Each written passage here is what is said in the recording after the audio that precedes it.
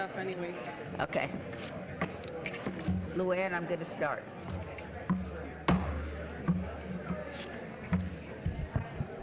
The December 18th, 2024 meeting of the City Council is called to order. This meeting has been properly noticed and posted in compliance with the open meeting law. These proceedings are being video recorded as well as presented live on KCLV Cable Channel 2. You could also watch this meeting live on Apple TV, Roku, Amazon Fire TV on the Go Vegas app.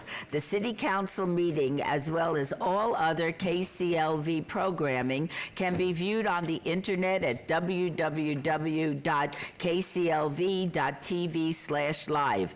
The proceedings will be rebroadcast on KCLV Channel 2 and the web the Wednesday of the meeting at 8 p.m. and also on Friday at 4 a.m., a good time, Saturday at 7 p.m., Sunday at 7 a.m., and the following Monday at 5 p.m.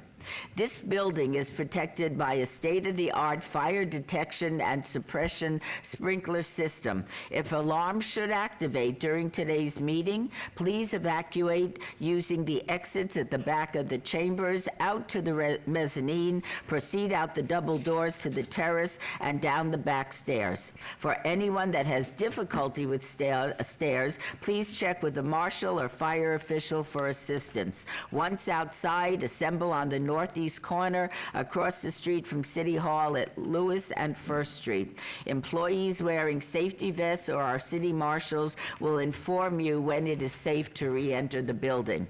For public comment related to the items on the agenda, citizen participation and public hearing items, we have available a speaker card, which you can complete and submit to the city clerk. Cards are available in the clerk's office or at the rear of the chambers. If you do not submit a card, it does not prevent you from speaking under public comment, citizens participation, or specified public hearing items. If there is anyone present today that has a need for a hearing impaired equipment, please see the city clerk staff. Please note, if you are parked in the parking garage across the street, a self-validation machine is located in the foyer between City Council chambers and the security desk you walk through to enter the chambers. You must have your ticket with you to use the machine. If you do not have your ticket, see security personnel when exiting for a validation coupon. Before we proceed with the agenda, would everyone please rise for the invocation given by Pastor Richard Box, Living Grace Foursquare Church, and please remain standing for the pledge. Thank you, Your Honor, and thank you, distinguished council folks. As a former running rebel, if I might, I'd like to take just a few moments and have some silence to honor Lois Tarkanian, a dear servant who has passed away. So if we could do that before I pray, I'd appreciate that.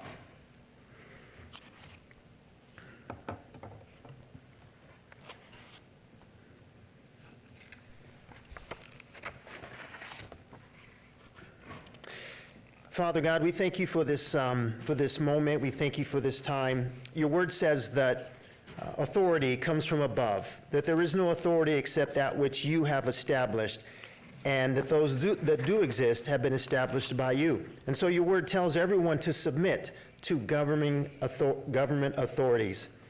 Your word says that's not from the east or the west or from the wilderness that exaltation comes, but it's from you. And so, Father, we thank you for the season that you have placed these folks into your service. We thank you, God, for the authority that you've given them. You've appointed them into this great city, Las Vegas. And we pray, Lord, that you would bless their efforts, that you would prosper the work of their hands. We pray, God, an individual blessing upon them. You would bless their families, their spouses, their children, their children's children. Lord, they are human beings just like us, and they go through all the trials and tribulations that we go through. We pray a blessing upon them, your protection over them, physically, spiritually, and emotionally. Lord, give them supernatural wisdom to do justly, to love mercy, and to act humbly with you. Father, we pray for peace over our city. We pray your grace upon the great city of Las Vegas. Lord, we pray that you would watch over this city and all of our elected officials and all of our city officials and county officials, Lord. It is an honor to serve you. Lord, you say that the greatest in your kingdom will be the servant of all. And so, Lord, let your love permeate even in this meeting. God, have your way. Lord, we pray a blessing, that great priestly blessing that says, the Lord bless you and keep you. The Lord make his face shine upon you and be gracious to you. The Lord lift up his countenance upon you. And Lord, may you give our city, this council, and even this place peace. In your name we pray. Amen. Amen. Thank you. Thank you, Pastor Box. May I ask you to stay up there and lead us in the pledge? I pledge allegiance to the flag of the United States of America and to the republic for which it stands, one nation, under God, indivisible, with liberty and justice for all. Thank you so much. Okay. And now we're going to the ceremonial portion of our meeting.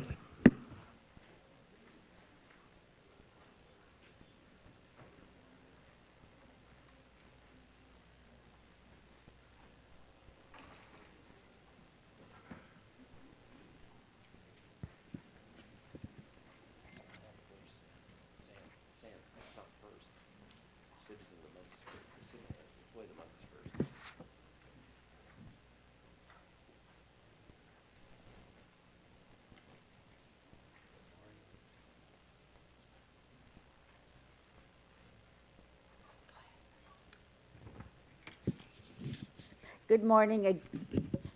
Good morning again, everybody. At this time, we will have recognition of our Employee of the Month. This is the ceremonial portion of our council agenda. And for the first item, I want to invite our Innovation and Technology Acting Director, Chris Craig, to join us at the podium.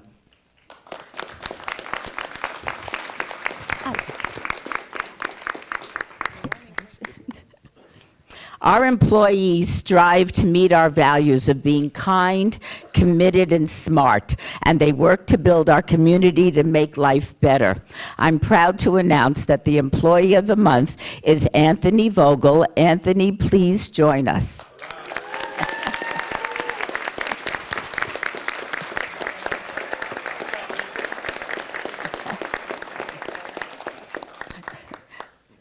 Nice way to meet. Anthony joined the city in 2015 and is currently a business applications analyst. Anthony is the project lead on the City Smart Parks project, which brings new technology to our parks to improve safety and the overall experience for our residents. As project head, Anthony has taken on many responsibilities, including meticulously walking city parks to ensure that each piece of technology was placed in the right place and was functioning properly. No task on the project was too big or too small for Anthony, as he also took inventory, delivered equipment, and worked side by side with the city's traffic engineering and field operations team to assist with installation and testing. His precise maps were instrumental in guiding the assembly of equipment and correctly placing hardware. Additionally, he drafted a comprehensive scope of work, including essential site drawings. All of Anthony's work led to the submission of this project for the 2024 Government Insight Smart City Award in the category of data-driven policy by a local municipality. In fact, the City of Las Vegas received top honors and won in this category. Anthony, thank you for all of your hard work at the city and your willingness to go the extra mile for our residents. Mayor Pro Tem is going to present you with the Employee of the Month Award. And before we hear from you, I want to give Chris a chance to say a few words. Chris? Chris? Thank you, Madam Mayor and Council. Appreciate your time today, and thank you all for being here.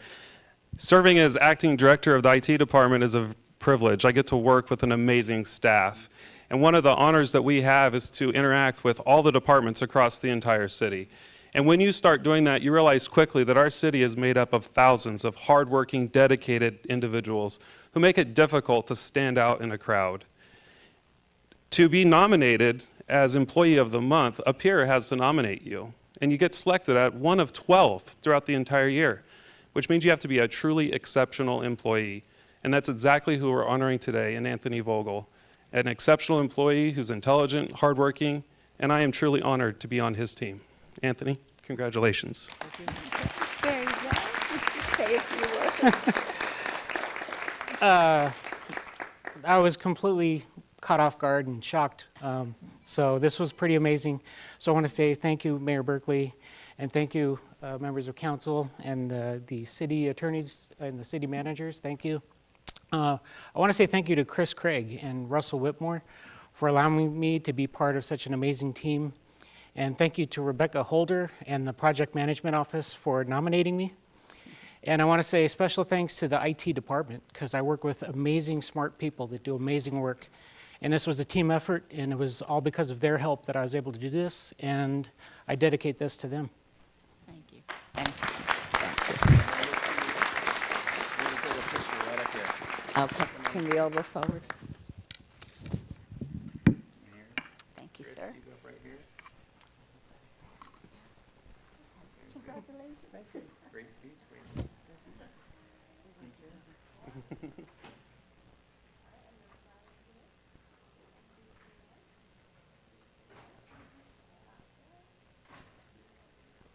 Nice job, sir. Thank you. Thank you. Thank you. Congratulations. Very cool. Thank you. Okay, Congratulations. Thank you. Thank you so much. and now we come to recognition of the charitable efforts of a very special local couple. For today's second ceremonial item, Councilwoman Alan Polensky will present a special recognition. Councilwoman? Thank you, Madam Mayor. This morning, we have an extra special ceremonial recognition where we'll be honoring two extraordinary individuals. To help me with this honor, I've invited the governor of the great state of Nevada to help with this occasion. Governor Lombardo, will you please come to the mic and introduce our guests of honor?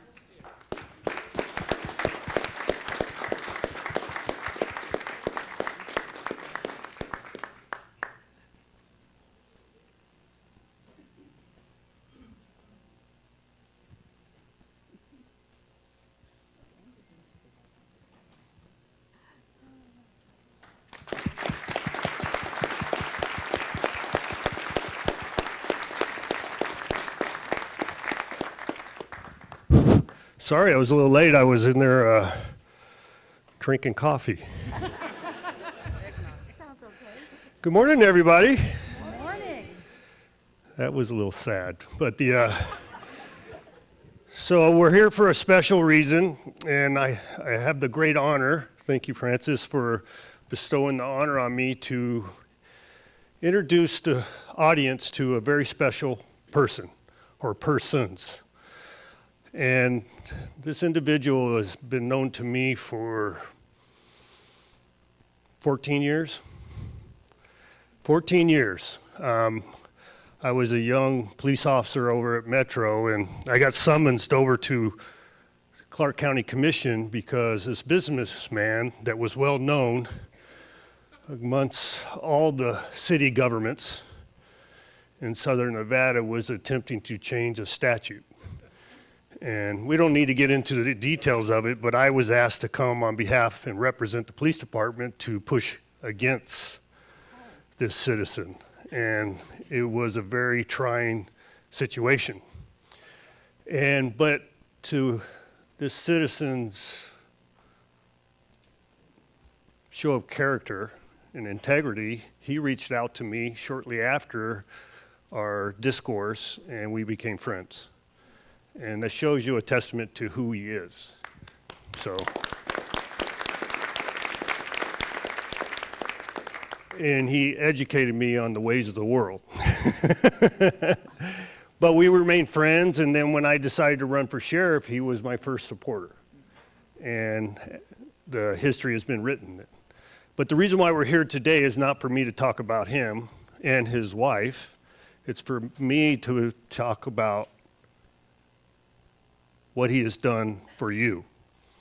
So this individual and his wife, Bob and Sandy Ellis, Bob and Sandy Ellis, have been philanthropists in our community, specifically Southern Nevada, for 20 years. And you say, well, what does that mean? What does that entail? What am I looking at? What are you looking at? The kids behind you. Oh, there you go. That's what I'm going to explain right there. So what you're looking at there is the holiday season. So, but inclusive of Christmas is Thanksgiving. So Bob and Sandy Ellis have taken it upon themselves to bestow gift packages during Thanksgiving that include canned goods and turkeys and additionally clothing. Clothing for the kids that are in need. They identify several Title I schools that need support for the success of the kids. So the kids actually do better in their school environment and their education, and they perform better when they feel better, right? And when they're proud of themselves and the ability to have shoes on their feet that aren't handed down from their siblings or holes in them, and clothing that goes along with that, and the nature of the ability to feed themselves. And so they said, you know, we are well situated financially, but we want to help. And so I can't even tell you how many millions of dollars have been transferred from their pocketbook to the school district and the adoption of elementary schools across the valley, inclusive of Henderson and North Las Vegas and Clark County and the city of Las Vegas, where we are today. And then that even morphs into Christmas, and the same ceremony takes place. So they adopt a certain number of schools each year, and they do what they do. And I mentioned Clark County, they even go all the way out to Sandy Valley, they go to Laughlin, and just recently they've decided to take on the state of Nevada. And they've moved out into the rural areas that are in need, just like everybody else. So it's my honor to thank them. It's my honor to introduce them to the city of Las Vegas and Francis Polinsky, and thank you for bringing this all together. But there's another individual that needs to be recognized as part of this ceremony. This little gnat. This young Asian lady who's a pain in everybody's you know what. So Wei Lim, can you stand up? No. Wei Lim, can you stand up? She's not getting it. But so Wei Lim called me a few weeks ago, actually a few months ago, and wanted to show due recognition to Bob and Sandy Ellis. And unfortunately, I don't see Sandy. Bobby, where's Sandy at? She's not able to make it today. She's sleeping. She's bored with your antics. But Wei Lim reached out to me and asked that I assist her, along with Francis, that we do a ceremony in recognition of Bob and Sandy Ellis. So without further ado, and with thank yous in order, thank you, Bob. Thank you for everything you do in support of our valley. You want me to have him come up? The mayor would like to say a few words. Okay. Oh, I'm sorry, Shelley. Hold on, Bob, not yet. Hold on, sit down. Our newly sworn in, fantastic mayor of the city of Las Vegas, Shelley. 14 days. Shelley Berkeley would like to say a few words. Thank you. Thank you, Governor, and thank you so much for being here. I'm delighted. I have to say a few words, and Francis is being kind enough to let me because usually we don't after the honoree is acknowledged. But I love this man. I absolutely love this man. When I was the CEO over at Touro University, the amount of support he gave our autism center was extraordinary. Absolutely extraordinary. He helped children that will never meet him and that he will never meet, but gave them a leg up so that we all know early intervention, if you have autism, is so very important. And I can't thank him enough for that. But the one thing that sticks in my mind about Bobby, aside for the personal relationship, is I had a security guard at Touro. And his water heater broke, and all the money that he had saved over the year in order to buy his children presents went to paying for the water heater repair. So when Christmas rolled around, he had no money to buy his children any gifts.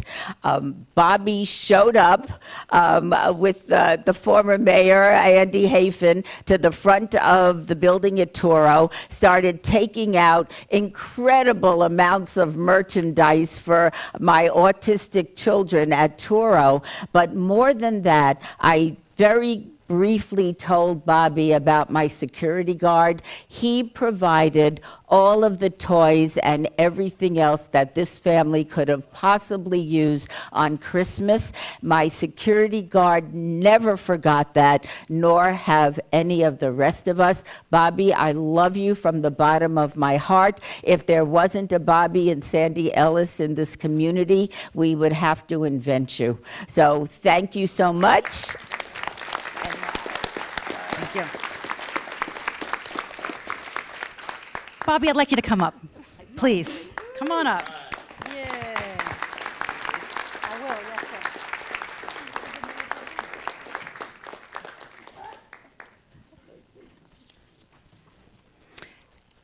As you know, Bob and Sandy have dedicated their lives to ensuring the children of Southern Nevada experience the joy and excitement that every child deserves during the holiday season. Throughout their incredible philanthropic efforts, they have given countless children not just gifts, but hope, comfort, and the warmth of knowing that they are cared for. For years, their tireless work has provided Christmas gifts, socks and shoes to children in need in Southern Nevada. It may sound simple, socks and shoes, but what they have done is so much more. They've reminded all of us that acts of kindness can grow into life-changing moments. They've shown us that generosity is more than just giving. It's a commitment to lifting those around us. Bob and Sandy's impact reaches far beyond the children they directly help. Their work inspires all of us to do more, to see the needs in our community and to step forward to meet them. They embody the spirit of Las Vegas, a city that shines brightest when we come together to care for one another. Bob and Sandy, your compassion and dedication remind us all of the power of giving and the difference it can make. Thank you for being a shining example what it means to serve others. And at this time, I would like to present to you with a proclamation, Mayor. I'll read it briefly. Whereas, from their humble family beginnings, Bob and Sandy vowed to give back to their community should they ever gain sizable wealth. And whereas this year marks the 19th year that Bob and Sandy Ellis have sponsored assemblies, which have provided gifts to thousands of underprivileged students and who would otherwise have no Christmas. Whereas over 30 schools in Southern Nevada receive socks, shoes, and toys every year through the generous contributions of Bob and Sandy Ellis. Whereas to date, millions of dollars have gone directly to bringing smiles to the faces of students across Southern Nevada. Whereas Bob and Sandy Ellis truly embody the spirit of giving, which is not often seen. This amazing couple, who has been married for 58 years.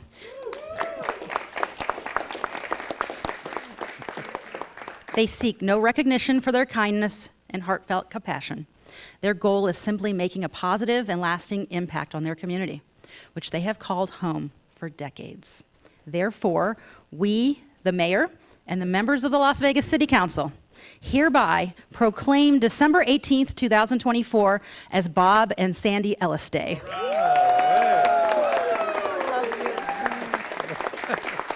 Congratulations. I personally call Bobby the real Santa Claus. Yeah. Thank you for inspiring us all. Woo. I know. Hey, I'm the mayor. Good morning, everybody. The governor asked why Sandy wasn't here. If I'd have bought her, you guys pulled off a deal that I didn't know nothing about. So Sandy said she couldn't go. We were going to Martinez Elementary School after this. But on that, Shelley talking about the guard, we all know you don't say no to Shelley Berkeley. That's why we bought a trailer full of toys. I want to thank the great governor of the state of Nevada, Joe Lombardo. And Joe has a memory. He's out there for those kids. Me and Sandy are proud to say that we're now up to 40 schools in 7 counties in Nevada. This year we'll be purchasing, well, we already purchased 8,000 pairs of Skechers tennis shoes, 16,000 pairs of socks, and 6,700 toys for these kids. We're honored to have a school named after us, Robert and Sandy Ellis Elementary School, just a great school. But, you know, we're not the heroes. Me and my wife are not the heroes. It's the teachers, the principals, the staff, the school teachers that see the needs of these kids every day. And for some of these kids, it's sad to say that this might be the only thing they get for Christmas. So we enjoy it. It's our Christmas. Our reward is the smiling faces. The governor, when he was sheriff, would go to these schools. He can't make it this year, but we thank you. Yeah. And your check hasn't got in yet, by the way. But I tell you what, there was no loose lips on this because I didn't know this was going to happen. I'm trying to put things together, and Elizabeth Ray called me and says, the governor would like you to sit at his table to honor Shelley. I made an excuse. My nephew says, man, you ought to go to that, Bob. I says, well, I don't want to go by myself. Next thing I know, Donnie, my son, said, Lombardo called me and he says, we got to go to that thing for Shelley. And that's how you got me here. But again, congratulations, Mayor, City Councilman. It's an honor to receive this, and we're very proud. Thank you. Thank you. Okay, we gotta go take a picture. Okay, walk over to the front. How did you remember that 14 years ago? Bobby, fix your hair.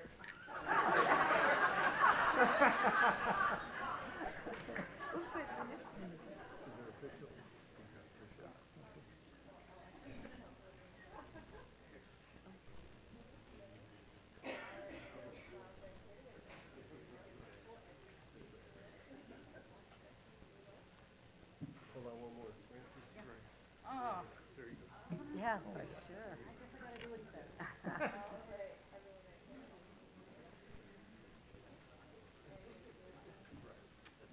Fabulous. Oh, more? More. Goodbye. Congratulations. Thank you. Thank you, thank you. All right.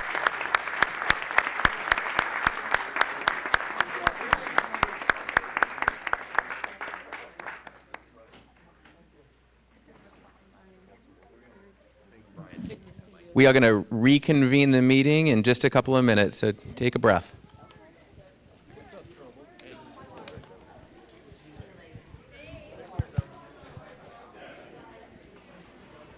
Great job, you two. Great job.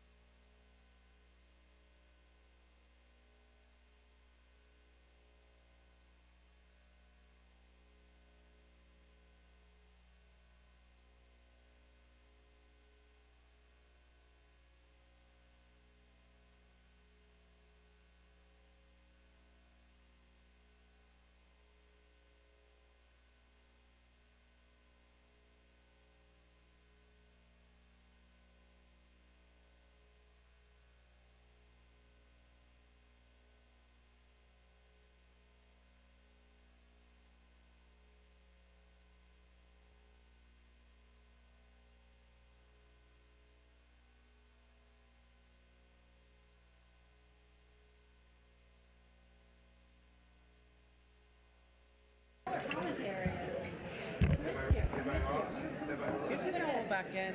We have 4. I would like to continue the meeting at this time. Public comment during this portion of the agenda must be limited to matters on the agenda for action. The amount of time any single speaker is allowed may be limited. It will be limited to 1 minute. All comments made will be cross-referenced to those specific items. If anyone submitted a speaker card or who wishes to speak under this portion of the agenda, please come to the podium, state your name for the record. This is your opportunity to address the council, but the council is not able to respond or engage in dialogue. As I mentioned, we will set the time at 1 minute. Good morning, Mayor and council members. I address you today as Councilwoman Victoria Seaman, not as a councilwoman, but as a concerned resident of Ward 2. Our community animals are in crisis. Sorry, I got to catch my breath. I didn't know you were going to do it so fast. I was running up the aisle. Sorry, take your time. Whew. Illegal breeding, lack of access to veterinary care, inadequate spay and neuter services, rampant animal abandonment and abuse are plaguing our city. The situation worsens daily, and our shelter and rescues are overwhelmed. It is not the time to delay the creation of an animal advisory committee. The committee has nothing to do with the operations of the Animal Foundation, which already has 3 committees overseeing it. It is about tapping into the expertise of the animal advocate community and other experts on animals to help address the critical problems we are facing. These issues are flooding our shelters with unwanted and abused animals, and we desperately need a coordinated approach to solving them. On today's agenda alone, the city is prepared to spend over $1 million to seek expert opinions in one form or another. Yet not only do we spend $0 on a consultant to come up with solutions for our animal issues, we delay a committee of individuals that will dedicate their time and resources to advise this board. We must not put politics over animals. Thank you. Thank you, Councilwoman. From now on, all speakers will be limited to 1 minute. Hi, Bryce Henderson, President of No Kill Las Vegas. For too long, this council has chosen to politicize the lives of animals, and we saw that again, Mayor, when you tried to put a slow death to the creation of an animal advisory committee. You said you needed more time to consult with the Animal Foundation. Why? Because your big donor friend, Jan Jones, sits on the Animal Foundation board. You said you needed more time, yet you're voting on a $200 million Badlands settlement that was just recently agreed to. But you can't approve a simple advisory committee. You need 2 months, you say, to investigate. You are being petty because your former opponent, Victoria Seaman, is proposing the committee. Just prior to the election, when Gina Greisen and I met with you and explained why we're supporting your opponent, you reassured us that regardless of the outcome, we would still work together for the benefit of the animals. Then after the election, you told Gina that you didn't want to meet with me because I supported your opponent. I hope the council approves Your this time committee is when it up. comes up to vote. Thank you very much.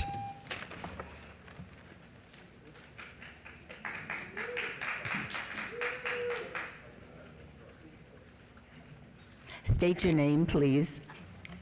Yesenia Gonzalez for the record. I want to implore you to please start this advisory committee because it is time to start giving all animals a voice. There is absolutely no reason to not have a voice for these animals. You have animals being abused on the streets. You need to start having BDRs in motion in legislation. You have legislation started in 2025. You have people abusing animals. You have people who want to give them a voice. You have rescues, people here that are begging. And you guys, what are you doing? You sit there smug, doing nothing. That's what you guys are doing. What are you guys gonna do with the money? Does it not matter? What matters more? Are you guys pet owners? How many of you guys are pet owners? So what would happen if someone hurt your animal? Would you want someone held accountable? Yes, I'm sure you would. Thank you. Thank you so much.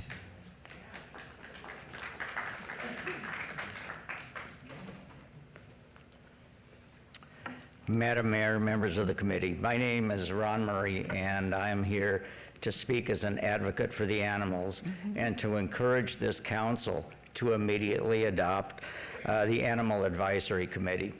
As all of you have heard, for the past months, for the past years, animal advocates have come before you and begged you to look into the operation of the Animal Foundation, an enterprise which has lost $4 million a year, each year for the past 2 years.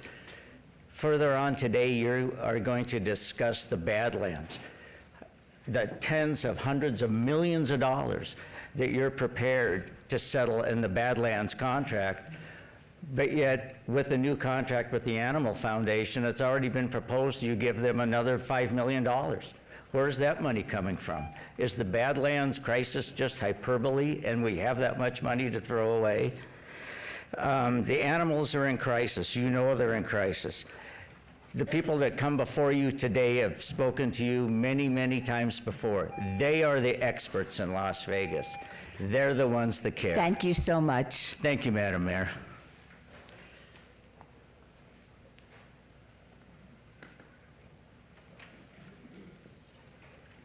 Good morning. My name is Elizabeth Becker, and I'm here to speak on item number 58.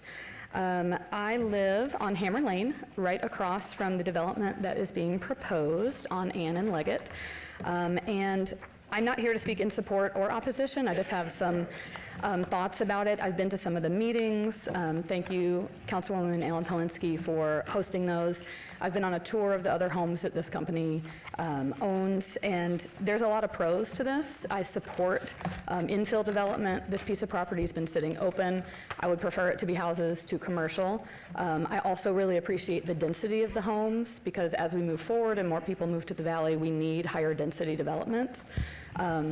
It's an interesting setup, being all the houses are for rent, and none of them are available to purchase, so I don't know how I feel about that. And the company is a national company that owns hundreds of homes, and I have some thoughts about that. But we really need to focus on affordability. These homes are actually not going to be affordable. They're going to be about $2,800 per month and more to rent. So I would really like to see this company offer some of these homes at an affordable price. Thank you so much. You're very welcome. Have a good day.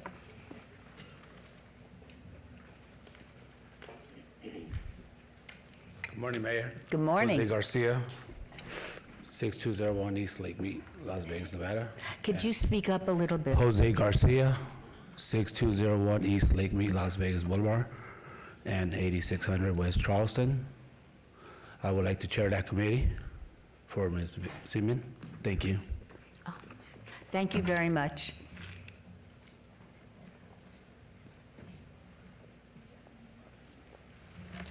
My name is R.V. Bromley. Thank you, Mayor and City Council. I've lived in Las Vegas for 27 years, and in that time have been involved in animal care and rescue. We have an animal crisis in the city. I think that we can all agree with that. And the reasons for that are varied and many. Some have already been mentioned, so I won't even go into that. I realize that we have one of the largest intake shelters in the country. It is a problem, but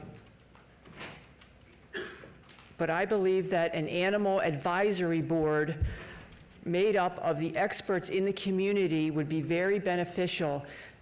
The rescues are hanging by a thread. They are using their own money to do the medical for these animals that they pull out of the shelter.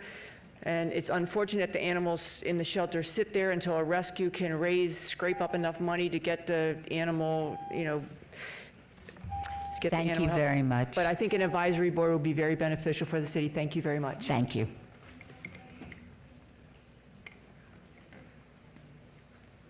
Good morning, Council. Good morning, Mayor. As a local rescuer here in town, this Animal Advisory Committee is imperative to the crisis that we have going on. Excuse me, we need we your are name. May we spending- have your name for the record? Yes, Carlos Herrera. Thank You know, as a local rescuer, like I said, here in town, we are spending countless hours of, and days and nights out there securing dogs that are dumped out in the street, dumped in the desert, dogs that are left out there, you know, stabbed in a crate to die, dogs that we don't have anywhere to take. Sorry if my voice is getting naughty. It's just very, you know, something that I adore, and we need your help. We need the help from the mayor. We need help from the politics. You know, we can't rely on the animal control because they have holiday hours. They're not open 24 hours. The Animal Foundation has office hours. I think the solution needs to come from the mayor, from the council, the politics. We need to leave politics outside of this and come up with a solution. We can't delay this Animal Advisory Board because the problem is just going to continue and continue. All of our rescues are full. Our rescue alone has taken over 1,000 dogs this year since we started from the streets, came up with our own money to get the vetting that they need, getting them into foster care. Thank you very much. Thank you, Mayor. Please help us. We need your help.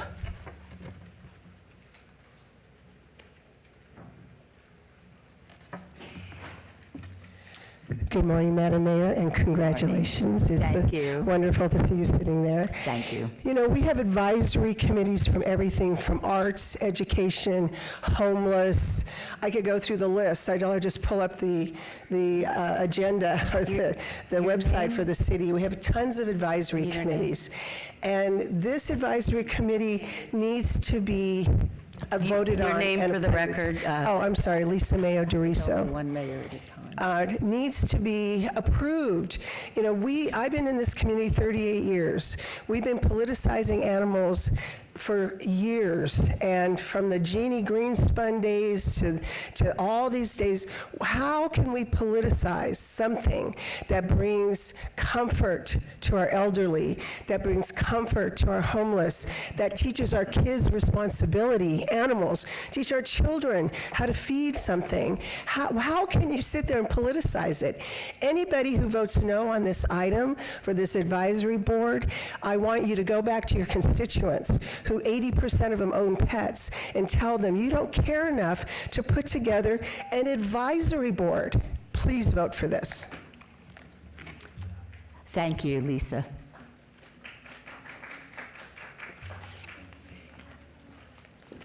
Good morning. My name is Cameron Grant, and I am an animal advocate and a cat rescuer here in town. I don't have anything prepared. I just found out about this yesterday. We are drowning out here. What these people are saying is true. It is a crisis situation. People are broke and losing their minds and their homes over these animals. I have friends that are doing garage sales trying to raise money for cat food. Anything we can do, we will do. Just tell us what you need, we will help. We have this incredible resource over here of the Animal Foundation. Let's use it, please. Where are your neighbors and your residents and your friends? Let's do this. Thank you. Thank you so much.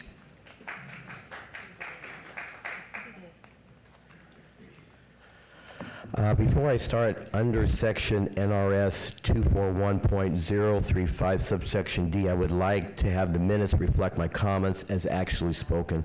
Good morning, my name is Christian Salmon. And I am. Excuse me, sir. Would you repeat your name again? Yes.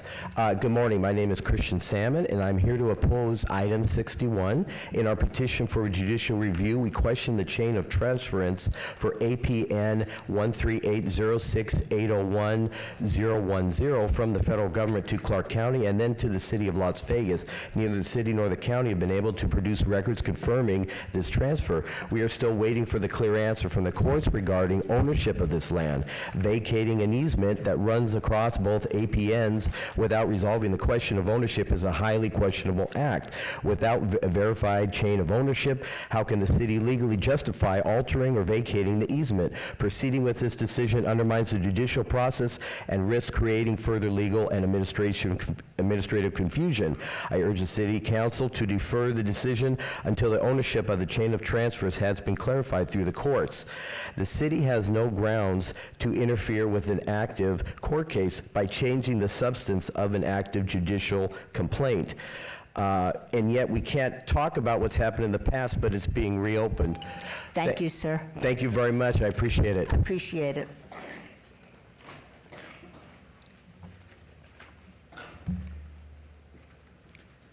Good morning. My name is Tracy Paz. I was going to say all the reasons why we need an advisory committee, but I keep coming back to the same reason. And that reason basically is just to save animals' lives, period. We're not asking for millions of dollars. We're not asking for mammoth parking structures, stadiums, anything materialistic to keep Vegas relevant. What we're asking for is someone to care about these animals. They get thrown aside every time we have new elected officials, and it's just not fair to the animals. Every time we make headway and we think that we're doing good for them, our dreams are taken away from us, and progress always halts. We're thrown back again to start all over again, to try to get everybody to listen to us and to plead our case and to accept what we're trying to say. I don't understand why it's going to take till February in order for this to come true. Please don't let friends, politics, greed, campaign contributions once again kill our dreams of creating positive changes. We as a society need to do better. We need to do better for them. We have to. Please move forward with the advisory committee. Thank you. Thank you.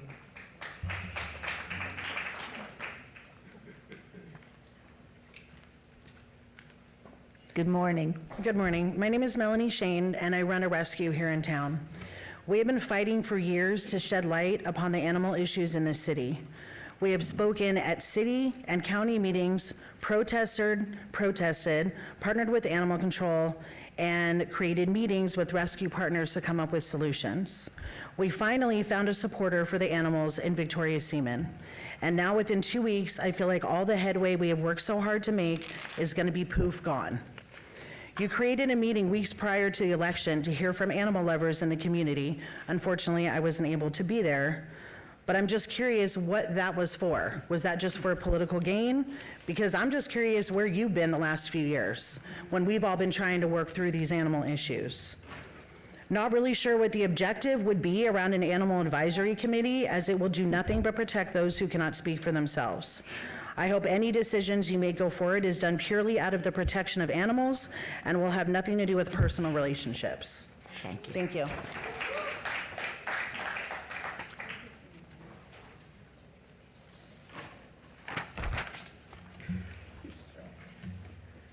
Good morning. Before I speak, Madam Mayor, I'd like to welcome you. Thank you. And you'll see me for kids and animals, which is why I'm here today. And I'd also like to welcome my new councilwoman, Summers Armstrong. I'm Patricia Reed. Information is on file. I'm sorry, Mayor, but you should recuse yourself from every vote that has anything to do with the Animal Foundation, because your campaign manager sits on that board. And Mr. Knutson, you need to recuse yourself from every agenda item involving the Animal Foundation because of the text messages that you sent to Hillary Gregg during a meeting when we were talking about issues regarding the foundation. There's no fairness here. And Madam, for you, whatever it is that you're trying to do here, you need to support these people. I support all of them. Today, I wear one of their shirts. But I'm counting on this council to follow through on the things that started long before you showed up, long before you arrived. They need to follow through. Thank you. Thank you.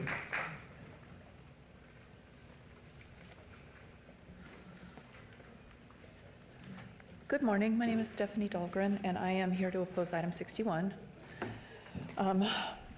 Let's discuss elevation, gravity, and liquid.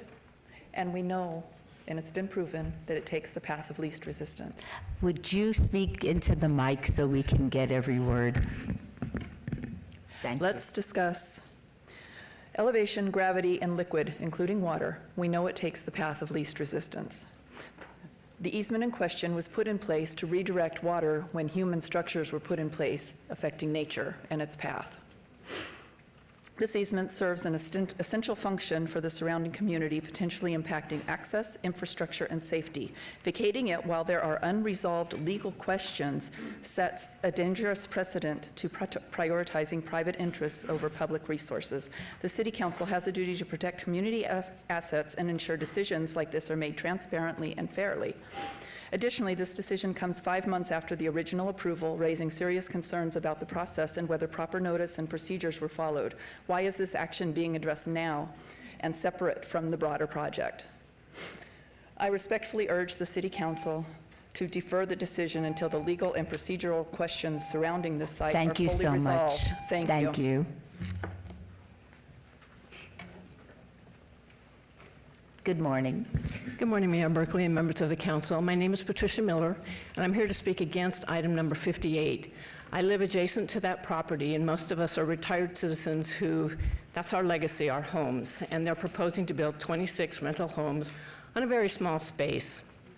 I went to their meetings, and when they talked about how well managed they were, I looked them up. For every one positive comment I found 8 to 10 very negative. Just to read a few, there were 848 complaints with the Better Business Bureau. They were called slumlords, deplorable conditions, rotting foundations, homes collapsing, unresponsive. One said basically a corporate slumlord in a nicer neighborhood. Major leaks, broken fences, water damage, on it goes. And our concern is, what does that do to our property values and the homes that we've worked all our lives to have? The most telling of all comments, though, at one of their meetings was when asked would they want this in their neighborhood, not one of them would answer yes. So I'm asking you to answer no. Thank you very much. Thank you.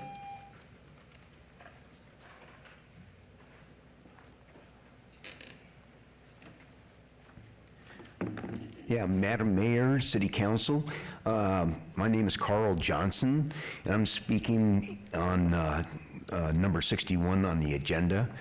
And I oppose the vacation of the easement, basically because I am a horse person, and then with all the development that's going to go around with this church and stuff like that, most of the streets in the area are set up for equestrian travel.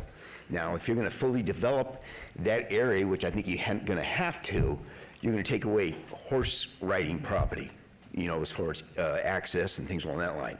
I didn't have a chance to talk last on the city council when it was coming up, and then I guess in the planning commission, because the place was packed. I came in and they turned me away. So that's my position on it. I live about a half a block away from the facility, and if they were able to get it down to 35 feet, the tower, that'd be great, instead of 215 feet or whatever it is, and being lit all the time. Thank you. Thank you very much.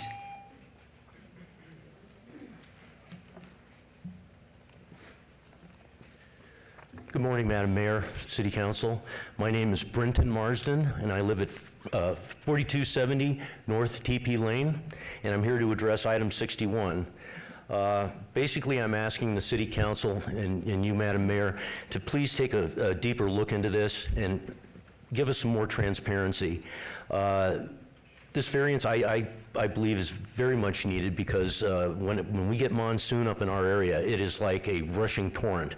My neighbor's garage gets flooded out all the time, and I would just like you guys to take a closer look at this.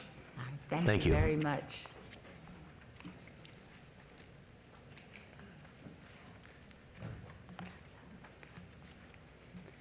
Good morning, Madam Mayor, members of the council. My name is David Swallow, for the record, Deputy CEO for the Regional Transportation Commission of Southern Nevada. I'm here to provide comment on item 32 on your consent agenda, as it will support the efforts of the RTC to work collaboratively with the city and other local jurisdictions, as well as the governor, the state legislature, and key stakeholders, to extend the fuel revenue indexing program beyond 2026. Since implemented in 2014, this program has provided much needed funding to keep pace with inflation by tying fuel tax rates to the increasing costs of roadway construction and maintenance. Over the last 10 plus years, fuel revenue indexing has generated nearly $1 billion in added revenue and much needed revenue to help implement over 690 roadway projects throughout Southern Nevada, of which over 200 being led by the city of Las Vegas. In addition, the RTC's 10-year capital improvement program currently comprises 278 projects, with 48 of these being led by the city of Las Vegas. While we have been, for the most part, successful as a region in building and maintaining our roadway infrastructure, there are 164 Thank projects you. that are currently unfunded. Appreciate it. This gentleman has been waiting, so he'll go first.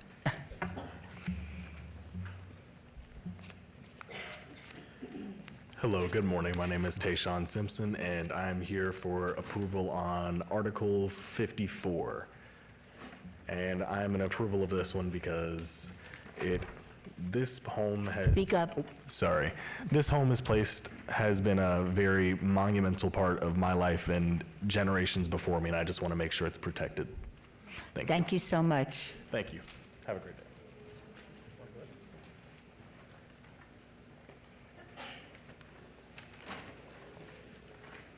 Good morning. Good morning. Welcome. Thank you. My name's Gerard Page, and I'm here to talk about Agenda Item 61 and ask you to defer or vote it down. And one of the reasons why I feel that way is I believe that the process has violated the interlocal agreement that the county and the city have, and in particular really has stepped all over public participation and transparency. And the NRS 278-210 I think requires, and I don't think that this has occurred, and that is that the stakeholders be given adequate opportunity to voice objections. And I don't think that's happened. And I would sincerely ask you to consider deferring or denying Agenda Item 61. Thank you. Thank you very much.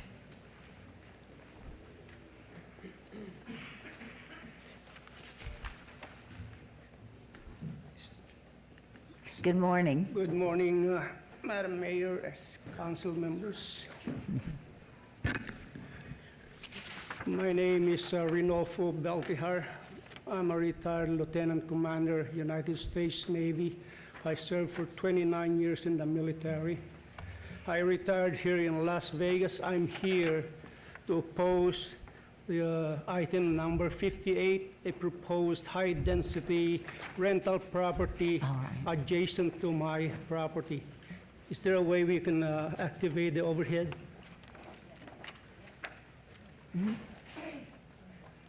You're fine. Thank you. There are only two properties, boundary of the construction.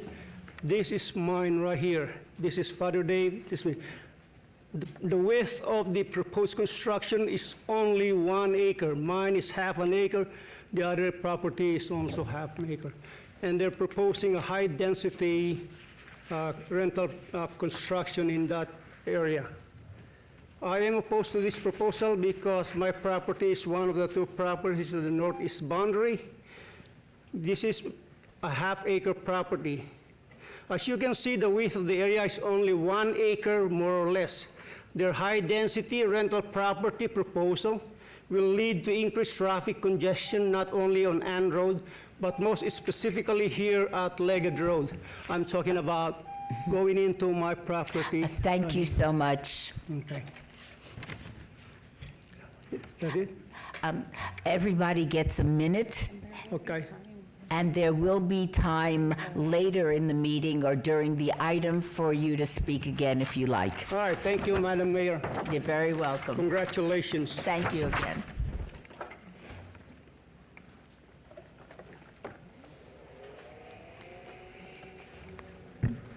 Good morning, Mayor. Good morning. Molly Taylor, congratulations, Mayor Berkeley, and congratulations, Councilwoman Summers Armstrong.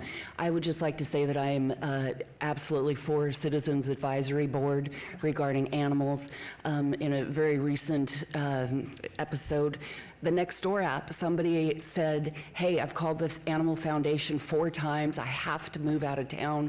Nobody ever called them back. Animal control didn't get to them.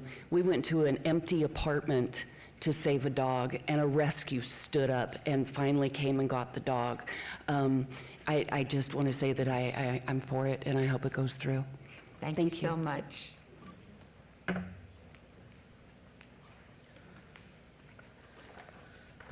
Good morning, Mayor and Council. For the record, Gina Greisen, President, Nevada Voters for Animals.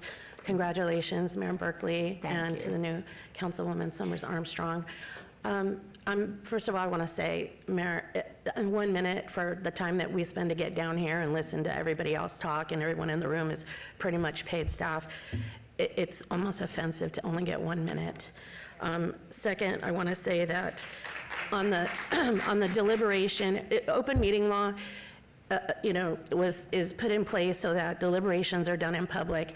If there was an issue with this proposed Animal Advisory Committee, then it should have just been done in public, and then Animal Foundation could come down here. Anyone who wants to speak on it could come down, and we could have open dialogue about it. Because there are some things that I'm not even, that I would like to see some tweaking done. But anyway, I want to just say, I watched the recommending committee. I was a little bit shocked when you said you wanted to hold the item in abeyance, and you wanted to speak to the Animal Foundation. You called me during the election, wanted to meet. We sat and discussed a lot of things. May I be recognized for a couple more seconds since I represent? I think then we have to reopen it up to give everyone else the same time. Well, I just want to say, you didn't ask to consult with us. You asked to consult with them, but you didn't ask to consult with the animal folks about the Animal Advisory Committee. Please, don't make it wait. We're in a crisis. Thank you very much. Thank you.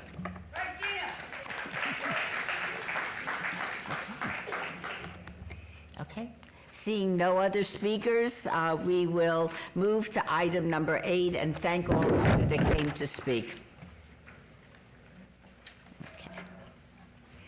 Agenda item number 8, for possible action. Any items from the 9:30 a.m. session that the council staff and/or the applicant wish to be stricken, tabled, withdrawn, or held in abeyance to a future meeting may be brought forward and acted upon at this time. Mayor Pro Tem Knudsen. Madam Mayor, I have 4 items. Item 31, R-74-2024. There's an action requested by staff to obey this item to the January 15th, 2025 meeting. 57A through 57E, 24-0190, GPA1, ZON1, VAR1, VAR2, and SDR1. Applicant is William Brown. Owner is H&H Investment Realty on 1.18 acres on the southwest corner of Owens Avenue and Gateway Road. There's an abeyance request by the applicant to the January 15th, 2025 City Council meeting. 59A through 59C, 24-0397, GPA1, ZON1, SDR1. Applicant owner is Jack Parapovich on 1.22 acres on the northeast corner of Duncan Drive and Leon Avenue. There's an abeyance request to the January 15th, 2025 meeting made by the Taylor Consulting Group. And 60A through 60B, 24-0407, ZON1, SDR1. Applicant is WDG Limited. Owner is Dan and Stephanie Martinez on 1.39 acres on the southwest corner of Fremont Street and 8th Street. There's an abeyance request by Justin Martinez to the January 15th, 2025 City Council meeting, and that'll be my motion. Thank you, Mayor. Okay. We will now vote on the motion. Post. Motion carries. Agenda item number 9, for possible action to approve the final minutes by reference of the November 15th, 2024 special city council meeting. Mayor Pro Tem, can I have a motion to approve the minutes? I will move to approve the minutes. We will vote on the motion. Post. Motion carries.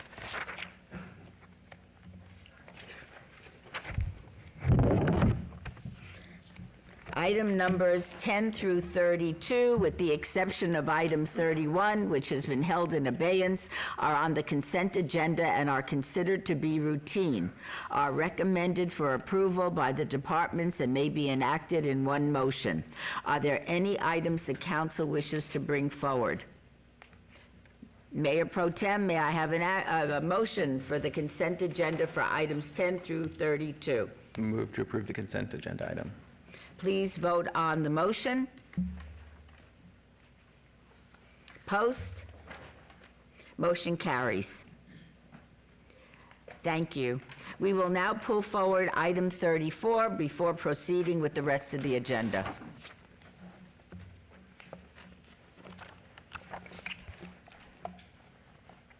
Where's our city attorney? Yes. Agenda item 34, discussion for possible action regarding One, the approval of a settlement, mutual release, and purchase and sale agreement, the plaintiff's agreement with 180 Land Company LLC, 4 Stars Limited, and 70 Acres LLC, collectively the plaintiffs, resolving the following litigation and in exchange for dismissal with prejudice thereof.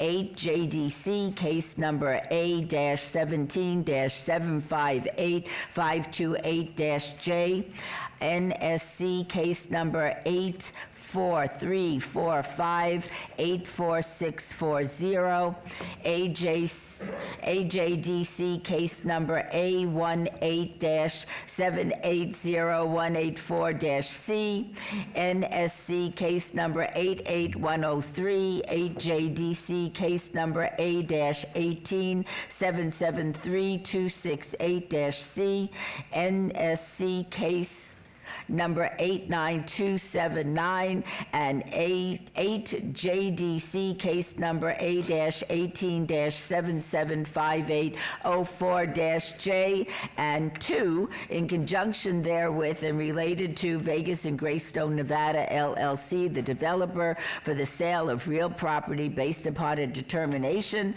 that the sale will be in the best interest of the public and will have a favorable effect upon the economic development of the city, because the real property will be developed primarily as residential housing needed to support the establishment of new commercial enterprises or facilities, or the expansion of existing commercial enterprises or facilities to create and retain opportunities for employment for the residents of the city of Las Vegas, and the proceeds of the sale will be utilized to settle the litigation outlined in the plaintiff's agreement. The subject real property includes the following APNs. All right, here we go. 138-31201-005, 138-31-601-008, 138-31-702-003, 138-31-702-004, 138-31-801-002, 138-31-801-003, 138-32-301-007, 138-32-202-001, 138-32-310-008, and 138-32-301-005, $286 million. Liability Insurance and Property Damage Fund, all wards, and $350 million from sale to the developer. Mr. Doricat. Thank you, Mayor Berkeley. Good morning. Good morning, council. And Mayor Berkeley, we weren't trying to haze you there at your second meeting with that agenda item. It had to be that long. We had to get everything in there, make sure we did it just right for you guys. This morning, we have 2 items on the council agenda pertaining to a proposed settlement of the ongoing Badlands litigation. In November, the City Council held item 33 in abeyance until today's meeting at the request of plaintiff EHB companies and their related entities in order to allow the city team and EHB's principals and attorneys to continue negotiations. The result of the additional 6 weeks of negotiations is item 34, which was pulled forward and read just now into the record by Mayor Berkeley. It provides a proposed, detailed, and comprehensive settlement and sale to resolve the Badlands litigation.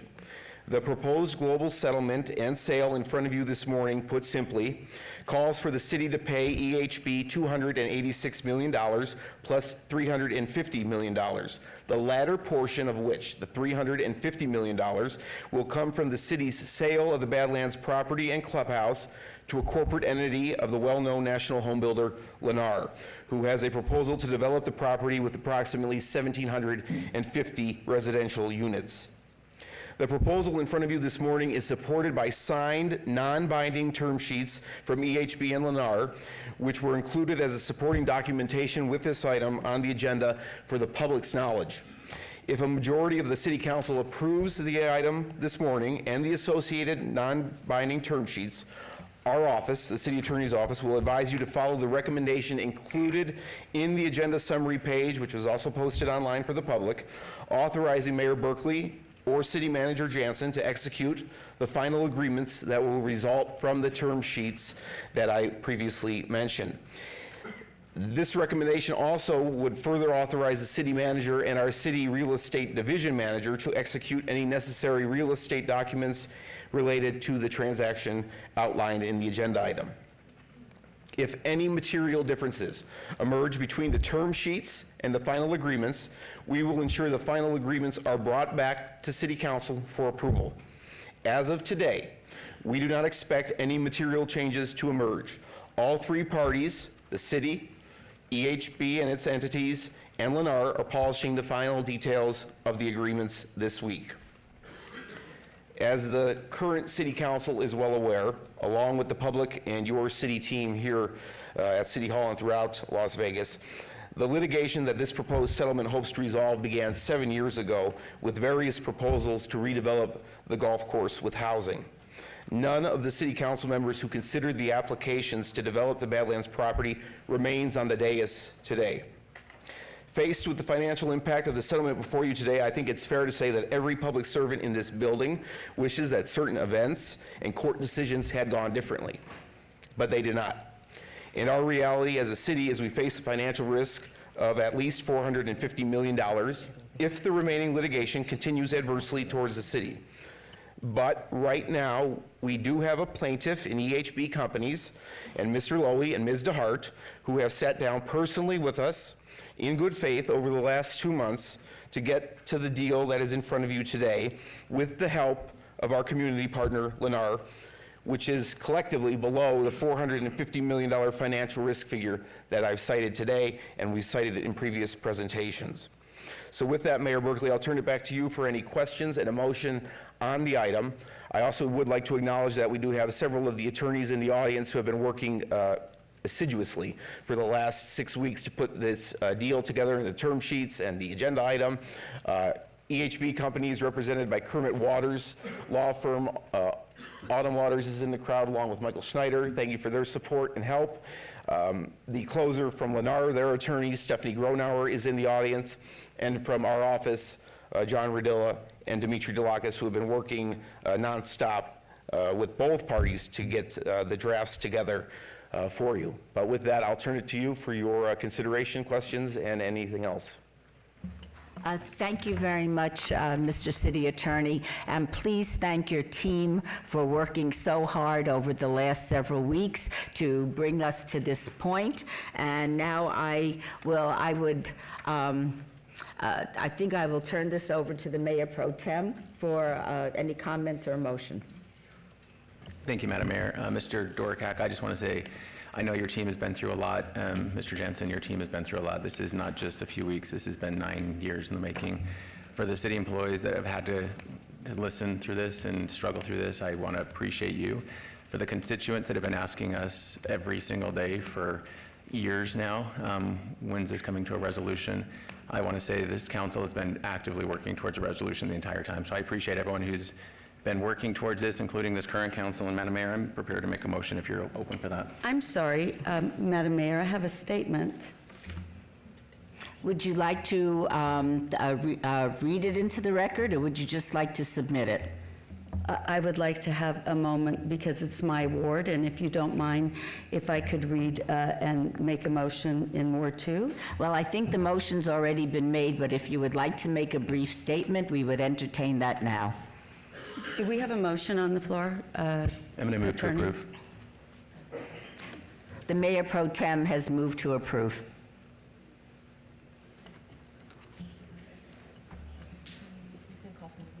I'd like to call for the vote on the motion.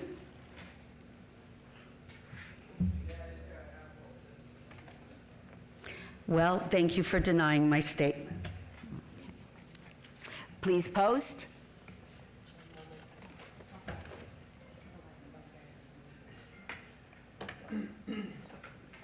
The motion is passed unanimously. And I would, Councilwoman, if you'd like to submit your statement for the record, we will allow that to happen.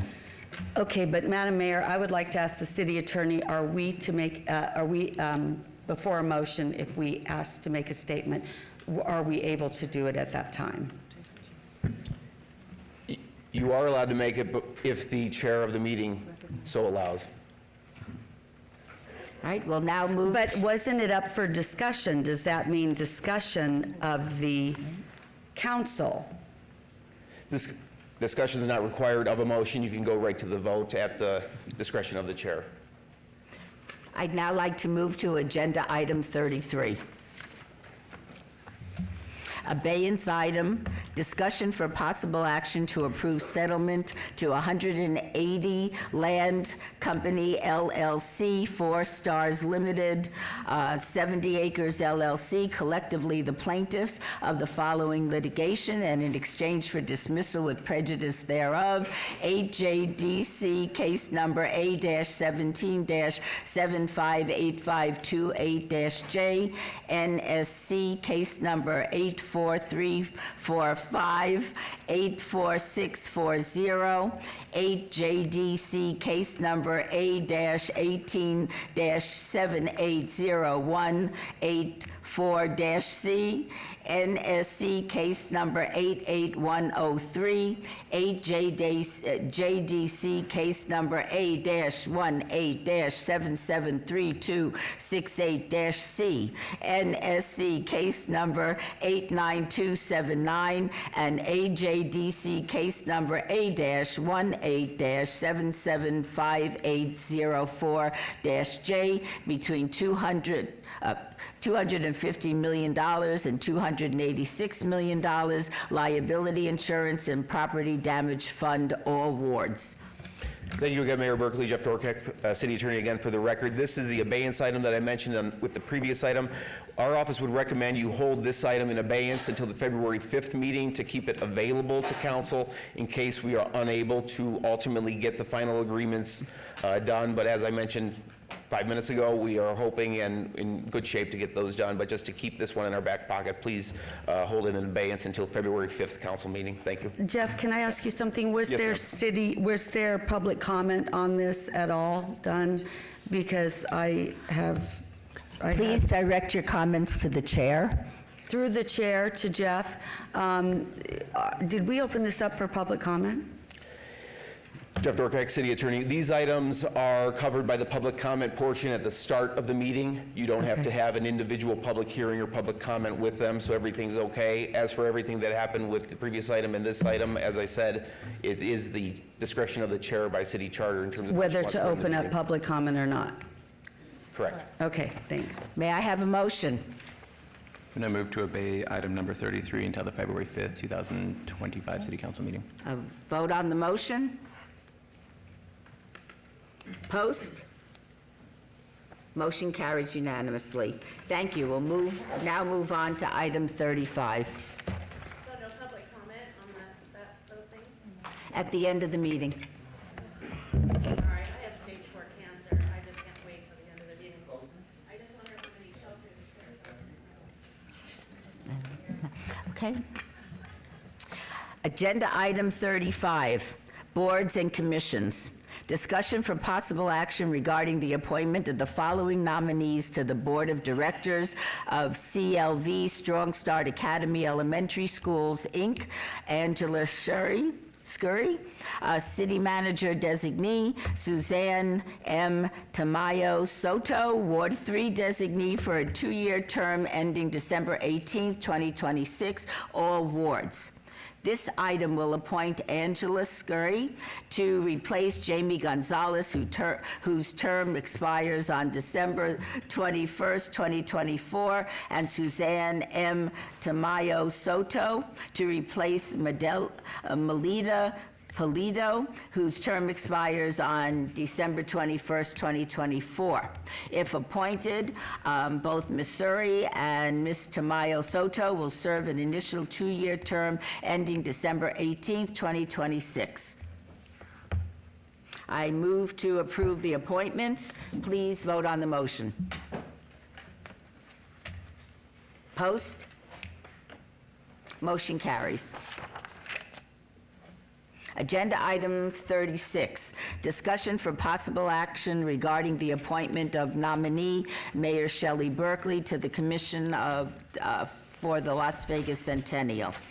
There is no city residency required for the Board of Directors, no term limits, and directors serve until replaced. A vacancy was created when former Mayor Carolyn Goodman resigned from the board, and I move to approve the appointment.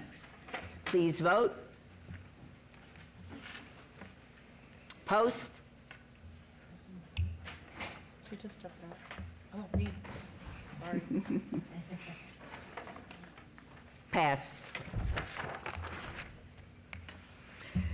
Discussion for possible action regarding the appointment of 1 or 2 council members to the Las Vegas Convention and Visitors Authority Board to serve at the January 14th, 2024 Las Vegas and Convention Visitors Authority meeting, or to serve a term that is coterminous with the appointee from the list of the following nominees: Mayor Shelley Berkeley, Councilman Brian Knutson, Victoria Seaman, Olivia Diaz, Francis Allen Polensky, Councilwoman Sandra Summers Armstrong, and Councilwoman Nancy Bruni. Mr. Doricat, I understand you will be providing clarification on this item. Thank you, Mayor Berkeley. Jeff Dorkek, City Attorney.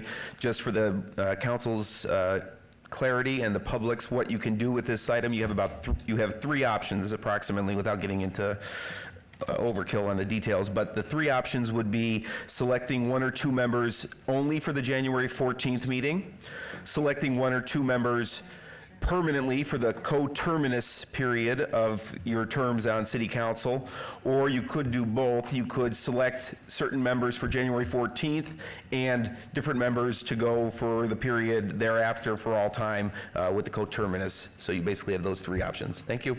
All right. Mayor Pro Tem, may I have a motion? I'm going to go with the simplest thing possible, if I can. I'm going to say the motion would be to approve Mayor Shelley Berkeley and Councilwoman Francis Allen Polinsky to serve coterminous with the appointee's term, if they are so willing. Okay. Could we have a vote on the motion? Post? Motion carries. Discussion for possible action regarding the appointment of nominee Lou DeSalvio to the Planning Commission as the mayor's appointment. The mayor and each member of the city council appoint 1 member to this commission, subject to the ratification by the council. The terms are concurrent with the term of office for the appointed city council member. Mr. DeSalvio is eligible and wishes to be appointed, and I move to approve the appointment. Please vote on the motion. Post. The motion carries. Discussion for possible action regarding the appointment of nominee Stephen Mumford to the Ward 5 seat of the Planning Commission. After winning her seat in the 2024 general election, Councilwoman Summers Armstrong has chosen to make her coterminous appointment to the Planning Commission, replacing Anthony Williams. Mr. Mumford is eligible and wishes to be appointed. Is there a motion, Councilwoman Summers Armstrong? So moved. Okay. In that case, let us vote on the motion. Post? Motion carries. And is Mr. Mumford in the audience? There he is. If I could use a moment of personal privilege, you know, I knew your father very, very well. He was both of my children's teacher at Bonanza High School, and my entire family loved him very much, and congratulations on your new appointment. Thank you, Mayor. Congratulations to you, and congratulations to Sandra. Thank you.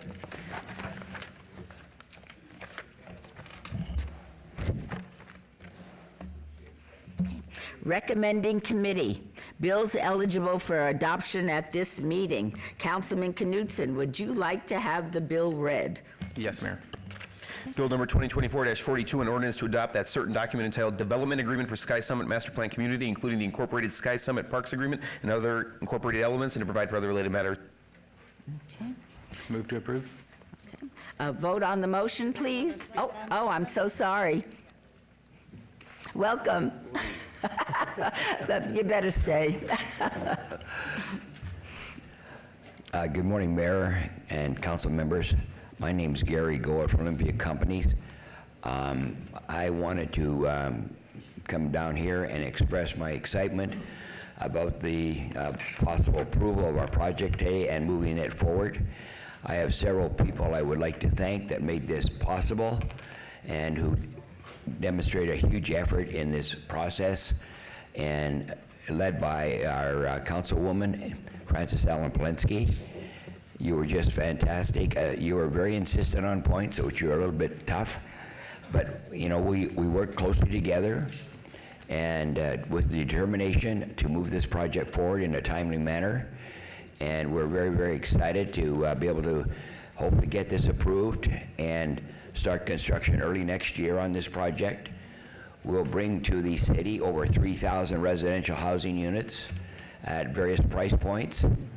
And in addition to that, I think significantly to the neighborhood, we'll bring beautiful parks. We'll bring some transportation corridors that are badly needed in that area and that will be expanded in the future. So overall, we're very excited about this master plan moving forward. And I want to also thank the city staff and the Olympia staff and Bob Gronauer for all their effort to working on this tirelessly to get this thing done in a timely manner. I think it's important that these projects move forward quickly and with meaningful discussion, but move them forward so that we can get more housing into the city as quickly as possible. Thank you, Mayor. Thank you for all your help, Francis. Thank you so much. Chris, you want to say I've got nothing else to add. Thank you very much. Okay. Thank you very much. That will teach me to not look up when I'm speaking, so I will move to approve again. With the comments on the record. Thank you, sirs. Can we have a vote on the motion? Please post. Motion carries. Recommending committee bills eligible for adoption at a later date.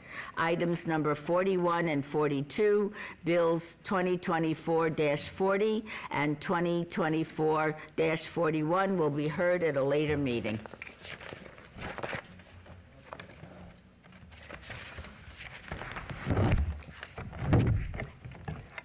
New bills. Items number 43 through 46, bills 2024-43 through 46 will be heard at the recommending committee meeting on Monday, January 13th, 2025. City Attorney, will you please read the new bills? Yes, ma'am. Bill number 2024-43, an ordinance to amend the Lone Mountain West Master Development Plan and Design Standards to update certain information regarding residential density and to provide for other related matters. Bill number 2024-44, an ordinance to amend LVMC 19 to establish lighting standards for CV properties within the Lone Mountain and La Madre foothills areas as designated in the Las Vegas 2050 Master Plan and providing for other related matters. Bill number 2024-45, an ordinance to amend various provisions of LVMC Title VII to limit the number of particular animals that can be sold by a pet shop or breeder to one person or household during a calendar year, establish corresponding documentation and compliance requirements, update penalty provisions pertaining to the keeping and sale of animals, and provide for other related matters. Bill number 2024-46, an ordinance to amend LVMC Section 7.44.40 to increase the penalty for animal abandonment to $1,000 and providing for other related matters.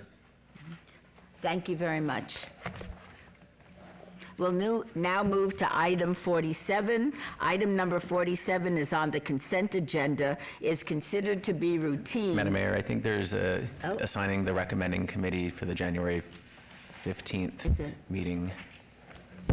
And at your discretion, it'll be myself, Councilwoman Allen Polensky, and Councilwoman Seaman. These items, 43 through 46, will be heard at the recommending committee meeting on Monday, January 13th. Oh, yes. Okay. Oh, we did that. Do we have to do anything? Just move on. Okay. We will now move to item 47. Item number 47 is on the consent agenda, is considered to be routine and is recommended for approval by the Department of Community Development. Mayor Pro Tem, can I have a motion to approve this consent agenda? I will move to approve the consent agenda. Vote on the motion, please. Please post.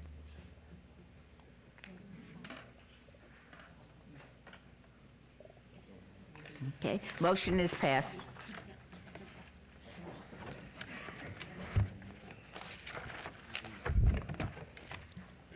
Items number 48 through 56 may be considered in one motion, one vote, as they are routine items with no condition changes.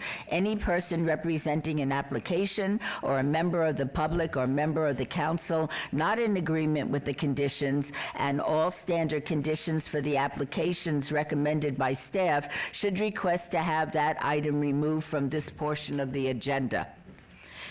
48, 24-0391, applicant owner, R&J Wholesale, Inc., on the following land use entitlement project request at 2550 Fremont Street, C2, General Commercial Zone, Ward 3, Ms. Diaz. Item 48A, 24-0391-SUP1 for a proposed motor vehicle sales use.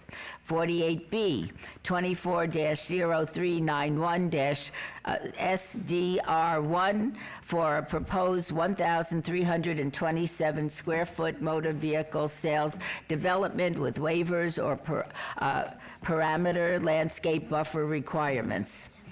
Item 49, 24-0395-VAC1, applicant owner TGP Desert Manor LP on a land use entitlement project request for a position to vacate a portion of the right-of-way alley generally located on the south side of Bonneville Avenue between Main Street and First Street, Ward 3, Ms. Diaz.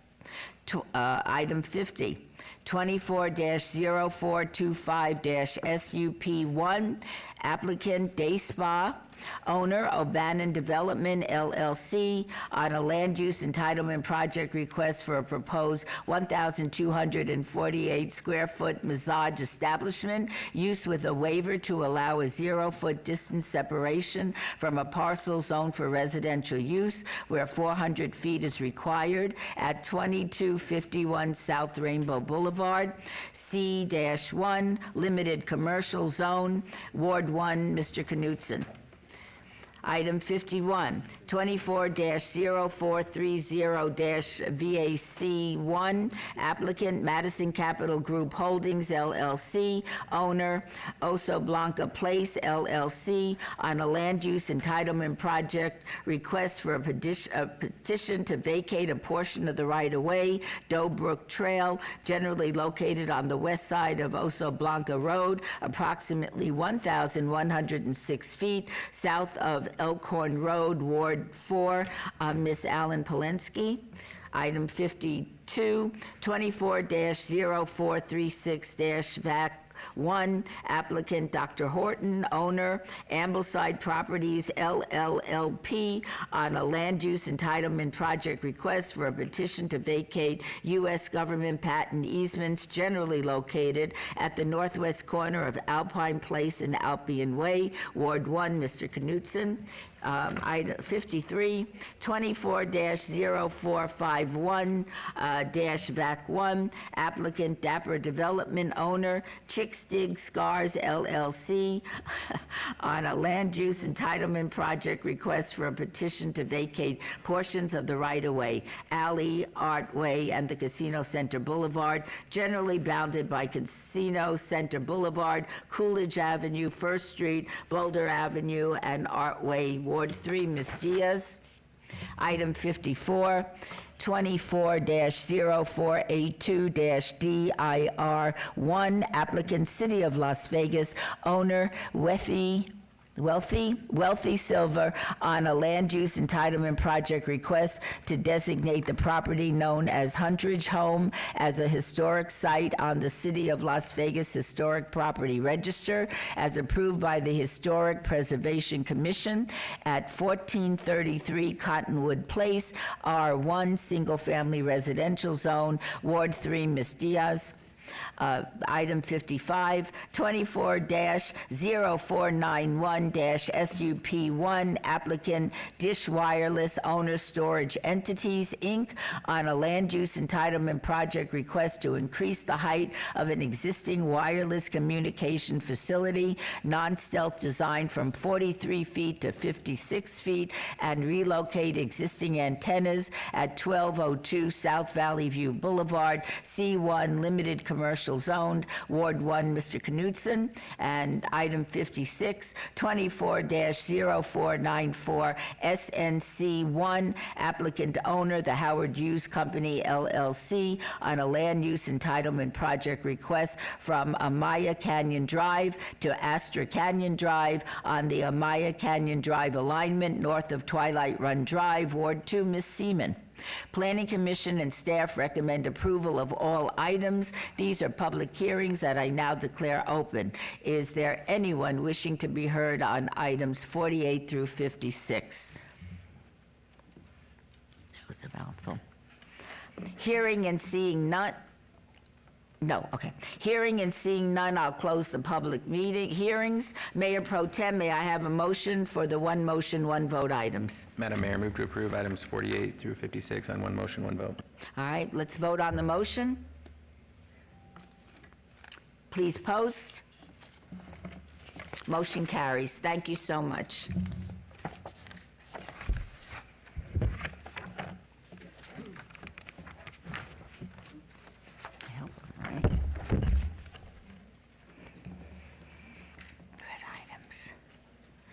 Okay. Okay, let's get started. Okay. Okay.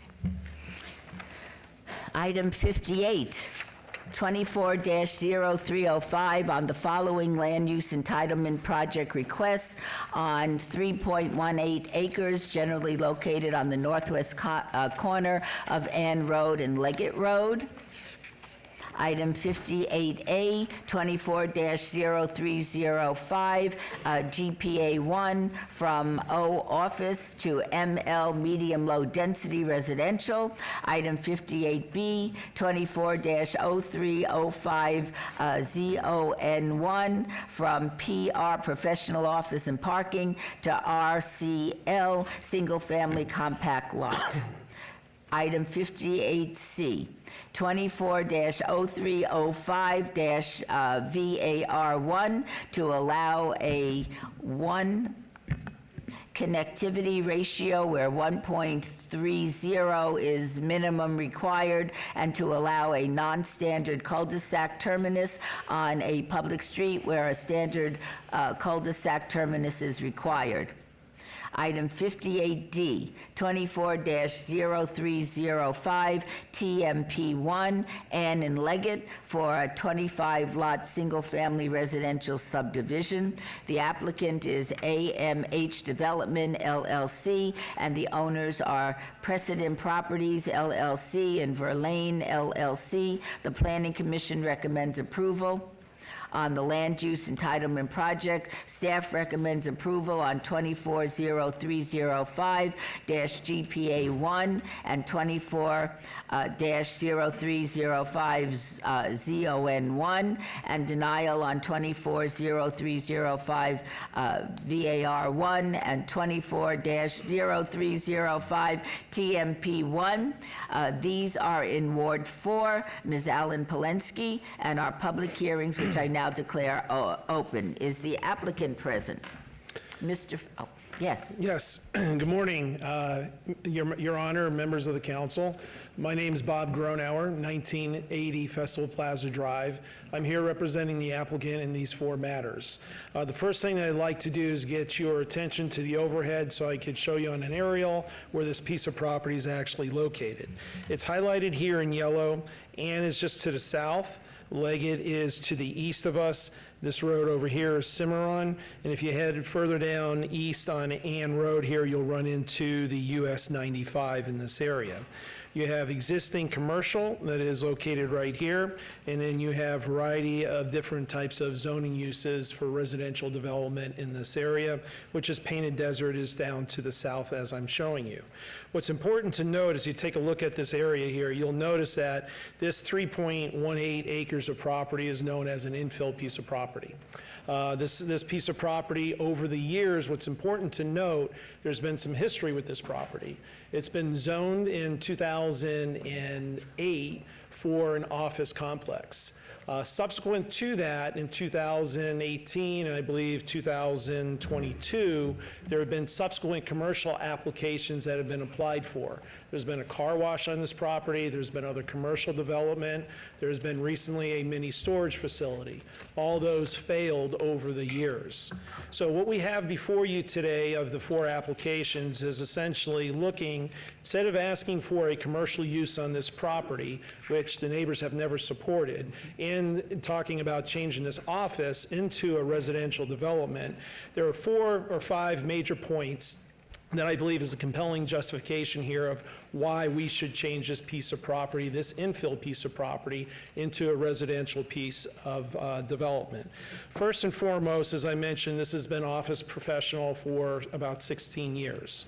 One of the things I want to show you is this is a CBRE Research third quarter 2024 report on office availability in the Las Vegas market. What is very important to note that this piece of property is located in the northwest, as you see highlighted in yellow. The vacancy rate is about 21%. It's actually 20.9% of vacancy of office. What that means, when you compare this to the other geographic areas here in southern Nevada, this is actually the second highest vacancy rate for office use. The overall average is 12.5. The reason why this is important because this helps sets up the story of now getting into the residential development. The second point that I want to make to you, as you know, in your Las Vegas master plan, the 2050 master plan, it's also in your staff report, and the reason, one of the key reasons why staff is recommending approval of this application is the fact of the matter is that we have a housing crisis. One of your priorities in that master plan states that in the next 25 years, 26 years, you're going to have an increase of population of about 300,000 people. When you have an increase of about 300,000 people, what that translates into, and these are statistics provided by the city in the master plan, is about 366,000 new residential units. So now when you take the first part of the office with respect to the vacancy rate, and then you look at an infill piece of property, and then now you look at what the priority is in the city of Las Vegas, now the picture becomes a little bit clearer. The third part that I want to point out here is with respect to the surrounding area. As I already mentioned to you, we do have residential in the area.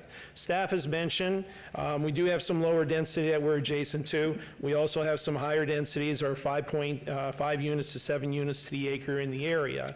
And if you look at your land use plan map, you have medium, low density categories that are around in this area. So this is not unusual, the type of housing mix that we're dealing with. And then I'll talk about the rental aspect here when I talk about the neighbors here in a second. And then the last thing is from a planning standpoint, what you're looking at here is transition. You need a buffer, right? Whenever we deal with buffering transitions, what you have here is a residential project that has not been able to be developed as office and has been fought for other commercial uses, can act as a definite buffer to everything else that's over here for the commercial development. The next thing that I want to point out to you is the site plan. We've made some changes to the site plan from our first neighborhood meeting to the second neighborhood meeting. We actually also had 2 open houses. because what we're proposing here is today, what's before you is a 25-unit residential development with the nuance that this is going to be for rentals, okay? I represent American Homes for Rent. We have 25 homes located here, and some of the neighbors' comments have been, if this was not a rental product, this would probably be more appropriate, and I'll get into those comments in a little bit. So what we wanted to do is, outside of dealing with the rental issue that we'll discuss, is the compatibility, okay? You want to look at the compatibility, as staff has already mentioned, the zoning, the land plan makes sense in this area. We have access that would be coming out, a single access out on the Leggett. I already showed you that on the overhead, and this is Ann Road. One of the things I want to point out is, and so one of the concerns was about traffic. Obviously, commercial creates more traffic than residential traffic in this area. As a matter of fact, Ann Road, in your staff report, they mentioned today is about 31% capacity, okay? So this development is going to be negligible as far as an impact on Ann Road. On Cimarron, which is a street over that I showed you to the west of this project, today the capacity is about 7%. With this project, it bumps up to about 9%. Again, you have more than enough capacity. Traffic in this area is not going to be impacted because of the 25 units that are being proposed. There's two things I want to mention here on the overhead on the site plan that you see here. Number one, that you see in blue, what we've done, we didn't start out this way. We had all two-story homes. We came in and listened to the neighbors, and they had, a list of concerns. One of the issues is what we wanted to do is adjacent to the existing residential to the north and to the west is to come in with single-story homes. That is something that we've done with other builders, with other home builders when we're dealing with neighbors. That's one thing that we wanted to at least adhere to, regardless that the neighbors are in support or in opposition to this project. Makes perfect sense as we design a project to have single-story homes adjacent to the existing homes that are here. The other thing that we wanted to do also, in the early discussions with the neighbor to our west, we'd be doing a 10-foot high wall, block wall adjacent there, even though our property is a couple feet lower, because as you know, in the northwest, the property from the west to the east, it slopes fairly well with the topography there. Even though we'll be lower, we'll still be doing a 10-foot high wall. We do have two variances that you've approved previously. These are pretty standard of the cul-de-sac being non-standard in connectivity ratio. As a matter of fact, I have some information that you've approved these at the City Council. These are fairly standard. Back in February and May on some other single-family developments. So those are variances that have been approved before, and the Planning Commission recommended unanimous approval. So the next to the last thing that I want to point out here is now the discussion that you're going to hear today from the neighbors. I'm going to go through, there's like 4 or 5 things I'm going to mention. I'm going to explain how we address those issues. Number one, unfortunately, there is somewhat of a bias to the rental community. I deal with it all day long when I deal with my multifamily guys, with True Apartments, or projects like this. Unfortunately, there is a sentiment out there that people who rent have to rent. These are people who commit crimes. These are people who bring down property values. That is nothing can be further from the truth than the people who rent. As a matter of fact, the people who rent are probably people who are in this room today are renters. Some of your neighbors in your own communities are probably renting a house within your subdivision. As a matter of fact, these are people, and we've explained to you, we can't give the true numbers out there as far as who these people are that rent from American Homes for Rent. These are police officers, these are firefighters, these are teachers. These are people in management. These are people that are serving you food in that general vicinity where you live. These are people that work in your stores. Some people, they transition to move. Think about this. How many people are coming into Las Vegas because this is a great community? They're coming in from different states. They don't know where they want to really live, so they get a place and they lease for a little bit, and they're looking for their permanent place. There's others that come in and they're building a home and they need a place to stay for a temporary basis there. There's also what's unique about this location, and I know this because I'm working with the city right now with the Olympia group, of Gary Goad, who is just here, up by the Paiutes. When we won that RFP a few years ago, the city required military housing because Creech said they need military housing, or they need housing outside the base because there isn't any. And if you're familiar with it, it's a true story. So not saying that everybody from Creech is going to come in this area and lease in this area, but this at Ann Road in 95 is a straight shot to get up to Creech. So this helps that inventory and that potential for that military family that wants to live as close to Creech as possible. This isn't that far away than from Sky Canyon, Ann Road, 95, where other military people live. So those are the people that actually lease. You have a system, a process that these individuals go through, okay? It's a mandatory one-year lease. They go through criminal background checks, they go through credit score checks, et cetera. So my point is, we should take away, and you shouldn't even be talking about whether or not this is a rental project or not. We're looking at the compatibility, and I'll get to that in my conclusion. But these are people that integrate in our community every day. They're your friends, they're your kids' friends, and so on.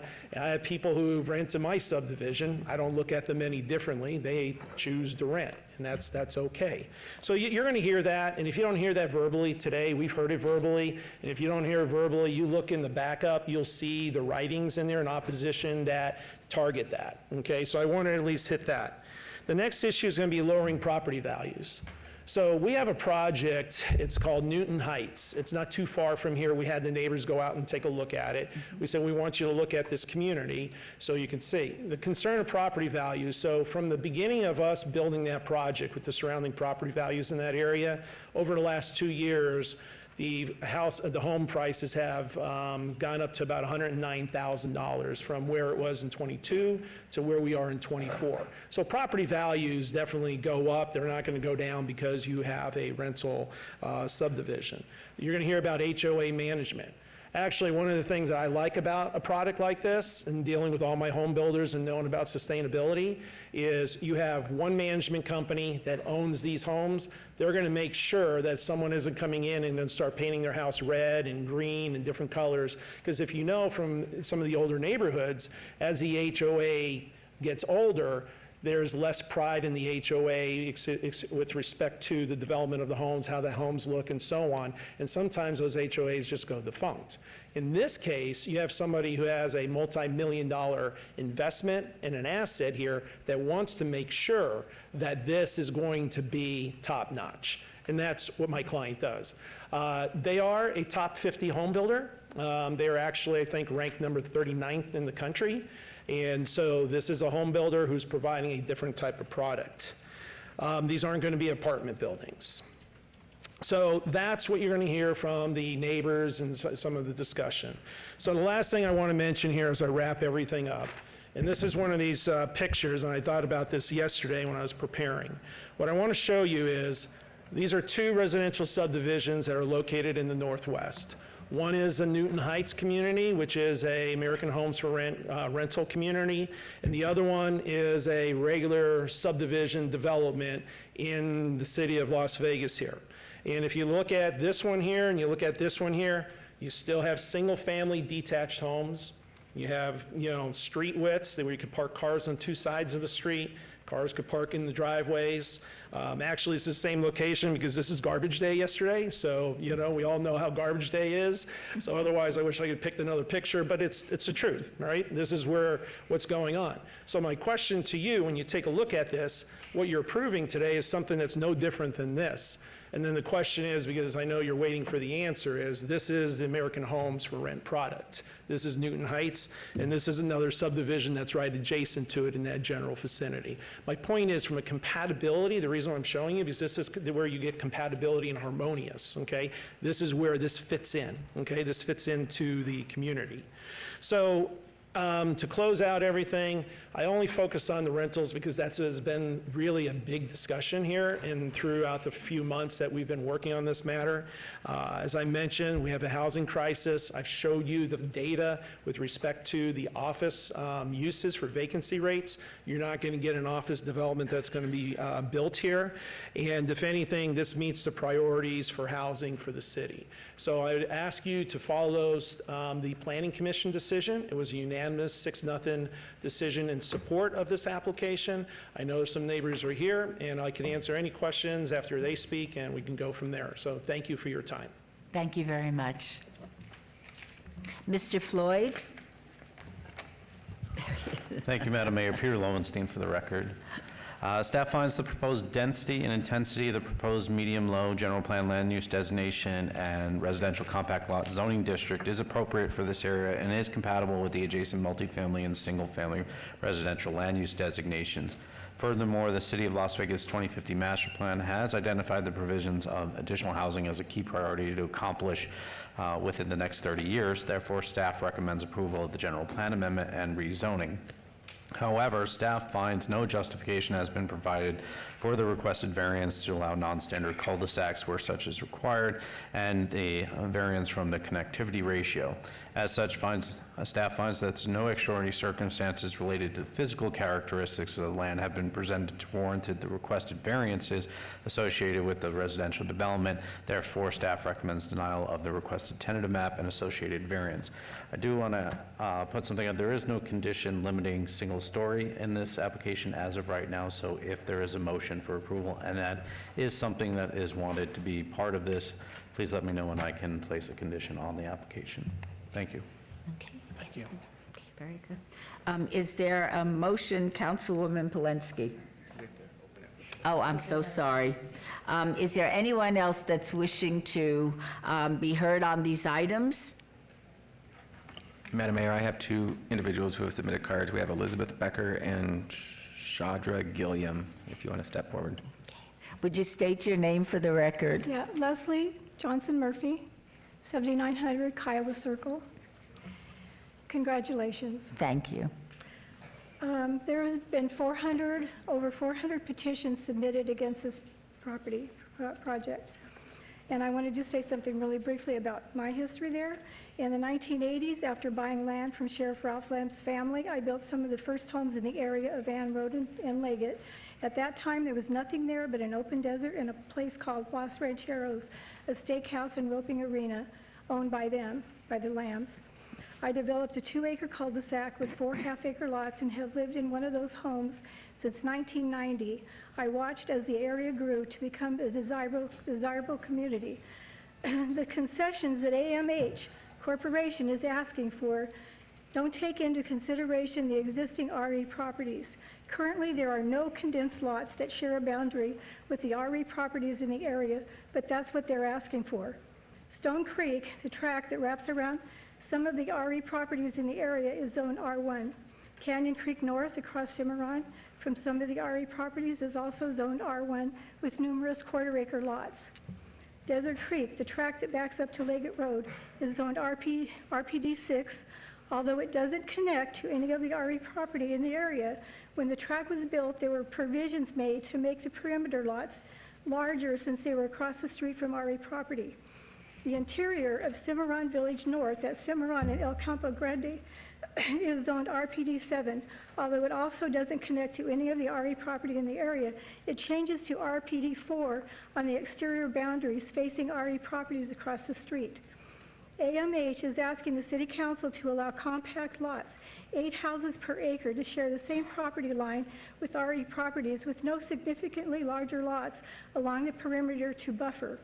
They're asking for a general plan amendment and zone change to allow 25 homes on 3,000 to 4,000 square foot lots. Some of these homes would have as little as 5 to 7 feet to a perimeter wall adjoining half-acre and 1-acre lots.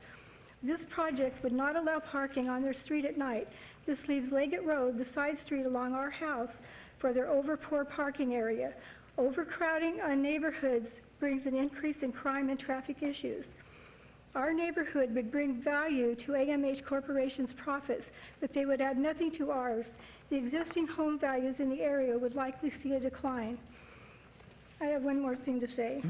At the planning meeting, one of the planners asked the attorney for AMH to promise not to bring that project to Ward 6, and then she voted to approve.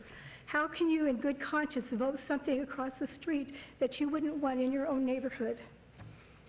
Thank you. Thank you.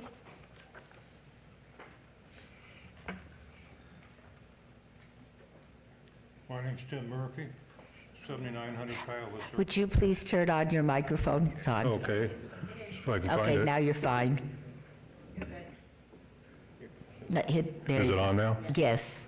Okay, my name's Tim Murphy, live at 7900 Kiowa Circle. I just wanted to give you a brief format of how this has taken place over the years. Like the the lawyer was saying, that in '08, we agreed with Councilman Ross. He brought forward a plan for that property to be office professional. He asked us to get with the people to figure out what we really want there, and we did, because he said it was going to be approved anyhow. So about 2 months after it was approved, it was put on the market for $1.3 million. It was never intended to be built there, office professional. Then it started stair-stepping. The next company that came in was, I believe, Paramount LLC. They wanted to do the Terrible Hurts, car wash, store, lube center, and other offices that they wouldn't designate what they were going to be. Then, the other monster was, a few years ago, was a 140,000 square foot, three-story storage unit. Was also disapproved. Actually, they withdrew it before it got to City Council. We're just asking the City Council to abide by our agreement in '08 that would be office professional to protect the RE properties that it surrounds it. And no place in that area has this type of structure backed up to RE anywhere. So we would recommend disapproval. Thank you. Thank you very much. Is there anyone else that wishes to be heard? Yeah. Would you state your name again for the record? Can I get the overhead?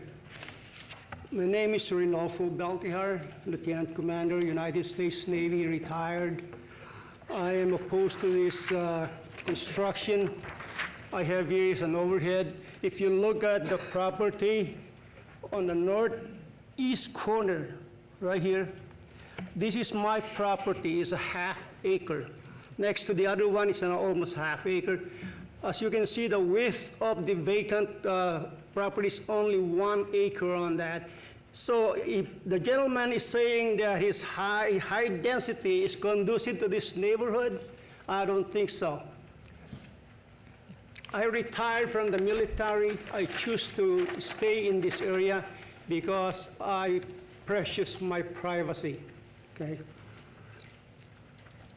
As you can see, the width of the area is only 1 acre, more or less. Their high-density rental property proposal will lead to increased traffic congestion, not only on the Ann Road, but most specifically here at the Leggett Road. The Leggett Road is the leading road to our private road, which is the Kiowa. I'm looking at over here. This is our Kiowa Circle. This is the Leggett Road. And that's what I'm talking about. The gentleman did not address the high density increase of traffic on that Leggett Road. He mentioned the Ann Road, he mentioned the Cimarron Road, but never the Leggett Road. I also value my privacy. There will be a high noise right in my backyard from their cars and increase in population. The proposed increased density will result in increased transients and turnover of residents in the neighborhood. Regardless of what the gentleman said, this is rental property, it's not a long-term occupancy. We, as long-term homeowners, are more protective of our property than rentals do. We value our property, and that's what the master plan is for. They protect us, long-term owners. If this company is trying to do its share in solving the shortage of home in Las Vegas, they can do it sensibly in some other places where they do not go against the existing master plan of the community. Due to the adverse effect on me and my property, I oppose this construction. Thank you, council members. Thank you, Madam Thank you very Mayor. much, and thank you for your service to our country. I will do it again, Madam. Of course. Anytime.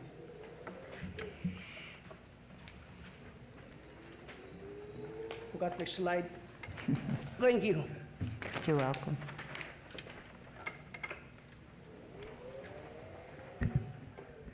Hello, Mayor, City Council. My name is Shadre Gilliam. I'm a 17-year resident of Painted Desert, the community directly across from this proposed development. I am the Vice President of the Villa Trinidad Tierra del Sol Sub-Association within Painted Desert. I'm also a Board of Directors member on the Painted Desert Community Board. So I'm here to represent the community in which I live and serve, and I was asked to speak on behalf of my community today.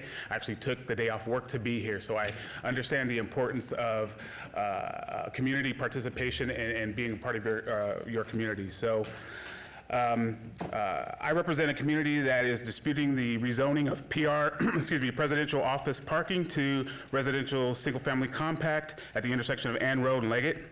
The infrastructure surrounding this area would suffer greatly from the dense population this development would create. The congested traffic from the development entering Ann Road would become a nuisance to the surrounding neighborhoods, feeding this neighborhood. I can imagine that the 3-bedroom compact homes that this development is marketing to would attract larger families owning multiple vehicles. It is unlikely to experience more vehicles than this area can manage, considering its size. The Centennial Pavilion, the shopping center that is directly east to Laggett Road, experiences excessive traffic and parking for residents and visitors in this community. It would be a hardship for these small businesses to have enough parking available for paying customers. This is even a challenge for the current population. As a resident, I see the traffic and things that happen here in that center. The congested infrastructure would discourage people from shopping at this small business due to the hassle of parking situations and road congestions that this would create, creating additional strains for those small businesses that would not benefit from this economic hardship. I would say the zoning changes would potentially bring apartment complexes and similar structures to the community, which is not desired here. It would actually add to the complexity if, say, another development would come in, because it is my understanding that AMH does not have the funding even currently available. So that even questions my understanding of their intent of this development. As they mentioned before, there was many opportunities to try to rezone or reclassify or even develop things in this area. So I'm questioning their intent here. I think there was mention of car wash going into that area. There's already a car wash in the Centennial Pavilion across the road. There was an intent to bring in storage facilities. There's already a U-Haul and storage in that pavilion already. So again, I asked AMH, what's their true intention? Are they going to try to resell this, or if it gets rezoned, will they sell the property to even more densely populated development? That is one of my concerns. This area of Centennial Hills, this rental community doesn't exist anywhere. If you look in the area, the established community of owners that we have, there is no precedent of a development like this. The precedent a rental development brings to this single-family resident is detrimental to the perceived value of the area.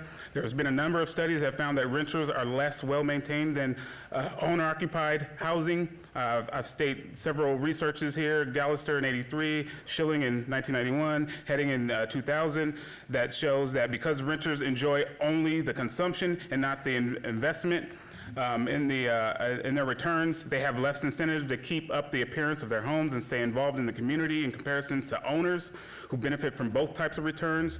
The corporations do not have the incentives to maintain the properties, but they do have an investment perspective. So the owners of the rental business they do not live within our community, so they do not invest in the community. They do not establish their resources in these communities. The temporary residents of these rental properties will not have the same long-term investments as the rest of the surrounding communities and its owners. These rental developments serve as a purpose in the communities, but not in every community. There are places throughout the valley where developments like this will be better represented. We pay premiums to live in these communities. We have HOA fees and rules, and rental developments would likely fail a lot of the rules that we've already established as HOAs. Most of us sought out established communities, such as the area that we live in, to find our forever homes.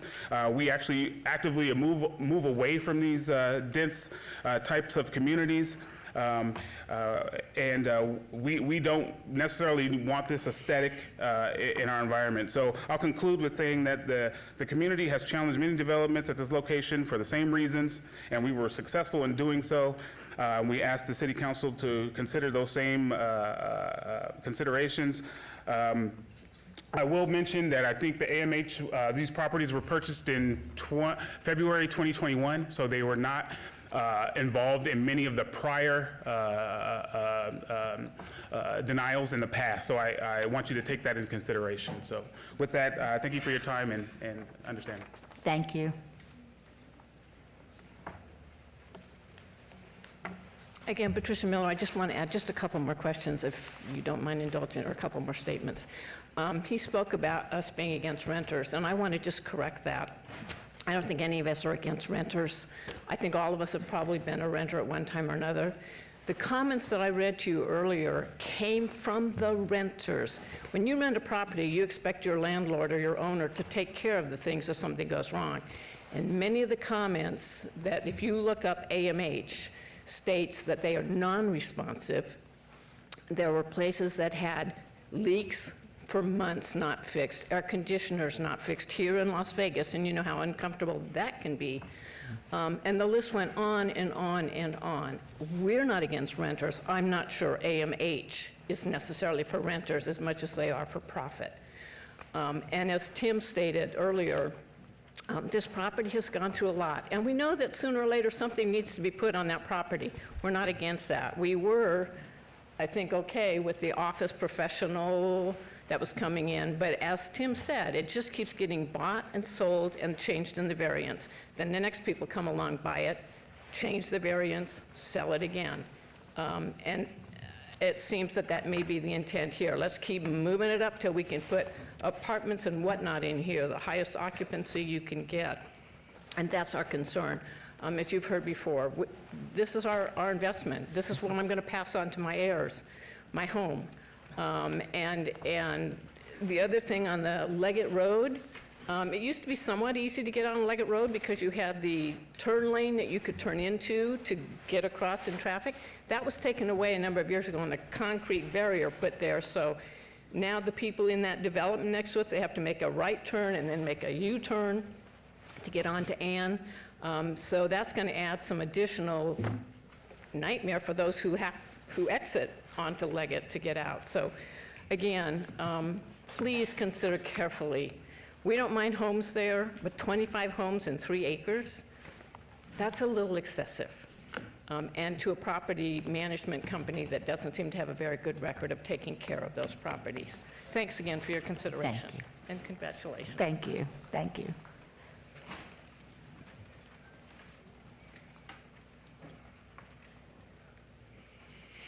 Hello, my name is Jeremy Garrett. I live within walking distance of this neighborhood that you guys are proposing. And I just agree with my neighbors. I just feel like there's going to be a lot more negatives to this property being developed than there are positives. And I just would like to say that I oppose this property. And to my councilwoman in that area, I would just knew it was one. I would just like to say I hope you voted no against this. And I'd just like to say once again I oppose this project. Thank you. Thank you very much.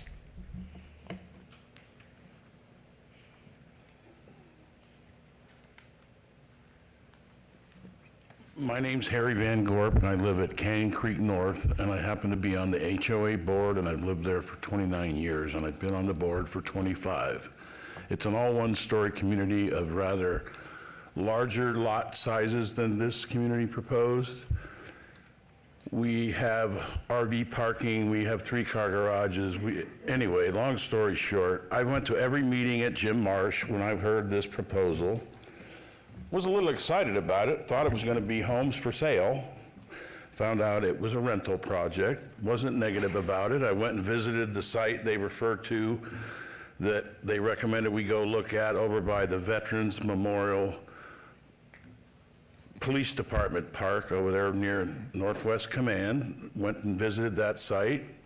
They seem to be very nicely built homes and have accents to the fronts and everything. But then I read deeply into the Better Business Bureau complaints, and it seems there's lots of people that once they're in one of those, they're trapped. And I don't know if you have time to look into that. Maybe you can avoid voting on this today and look into that. And the other problem I have is when we were asked at those meetings at Jim Marsh, you don't have funding for this project to build these homes. No, we don't. So if you don't ever get the funding, but you get the zone change in, could you technically sell the property? The answer was yes at Jim Marsh's meeting, that he conveniently let us use twice to get more information. And yes, they did propose and listen to knock down the exterior homes from 2 stories to 1 stories, but as you said, someone over here specifically stated, that is not really legally in the document you're about to vote on today, the 1 story along the back. So if you vote in favor of it, that 1 story part probably needs to get put in there as a condition. And I would think a condition to, if they don't ever get the funding to build this, they can't turn around and sell it under the pretense of some other company coming in and building apartments. And that's basically my last statement. Okay, thank you very much. Mr. Grunauer, did you care to comment? Oh, I'm so sorry. I'm getting older, it's harder to get up. We're getting old together, Father. God bless you, Shelley. My name is Father Dave Casaleggio, C-A-S-A-L-E-G-G-I-O, and I'm affected as much, if not more, than anyone else, because the back of my house is 8 feet from the property line. I have 2 horses, I have 3 dogs, 20 or so chickens, and 3 peacocks, which is a good amount of animals for the half acre. I am for this. And the reason I am for this is because, I wish it was half acre, quarter acre, 1/3 acre. I wish it was property for sale versus rental. But the bottom line of it is, they're not bad people that rent houses, so that part really doesn't scare me that much. What I don't like about it is that they're not as stable as people who buy houses. They tend to live in the house a lot longer. But we have to be realistic. 4 of us have a half acre. All around us is totally different. The back part, it's probably as many houses on the land as what's going to go here, if not more.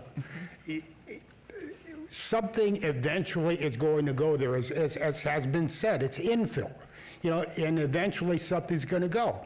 The Councilwoman, I trust you that you won't do something stupid if this is denied, but you're not going to be on the board forever. And eventually, someone can come up there and want a Terrible Herbs or want a storage place, and when that happens, 95% of the time, the whole council goes with the council person of that area. And that scares me. Something is going to go there eventually. And I really believe that what is set to go there is the best that we can hope for. As many have said, I've been 14 years, I've been through when Terrible Herbs tried to go, when that storage place tried to go, and we fought it. And thank God successfully.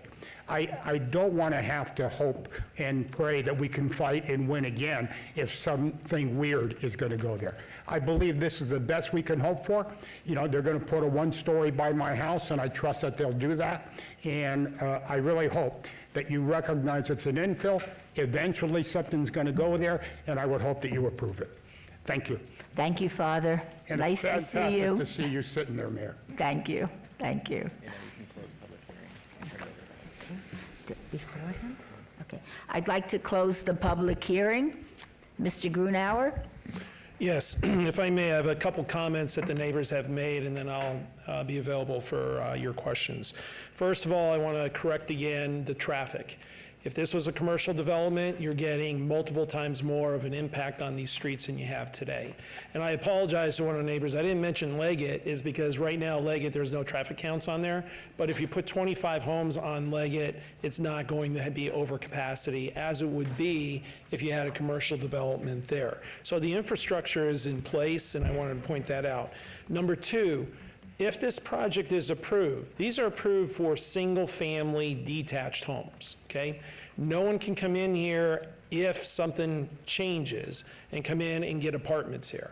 What you can only build is what the RCL requirement zoning would allow. So there is no apartments that are allowed in that zoning category, and you can confirm that with your staff. Funding. This is a public builder. This is a market cap of $16 billion.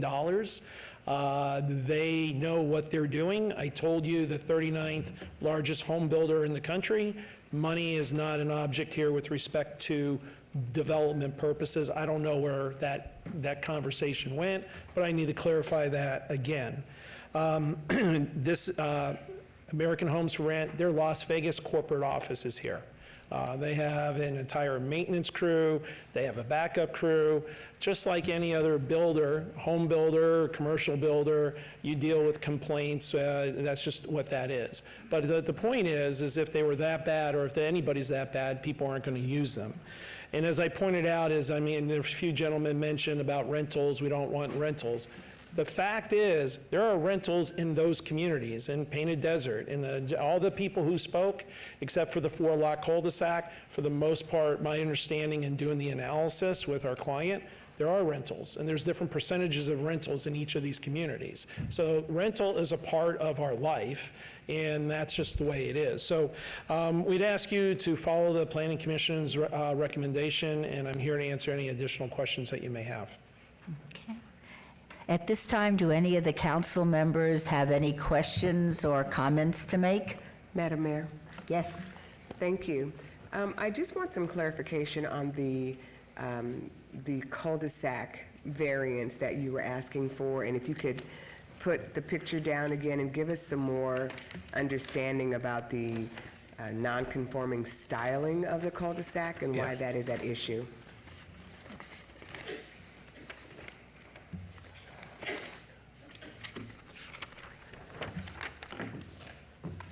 Sorry, I got a lot of papers here. Yeah, as I was mentioning earlier, in residential subdivisions, not all of them, but some of them that we represent with other home builders, and I have some stuff here that was approved recently in 2024. I have the approval that the council approved the Hammerhead on May 15th of a recent one, and then I also have back in February 21st, this was the connectivity ratio in the Hammerhead also. So these have been approved in the past, and it's subject to making sure there's no public safety issues. So this one here is this cul-de-sac is, I think the radius is about 22 feet. I think if that's, if I'm putting an engineer hat on, and I apologize if I got that wrong, but my understanding is this is 22 feet. I believe this is a standard cul-de-sac that's about 40 feet in this area here. And at times, this design has been approved, but that's the difference between the standard and non-standard. Madam Mayor, one more question. Yes, of course. Will all of the driveways be long enough to accommodate a full-sized pickup truck so that we don't have vehicles hanging out into the street?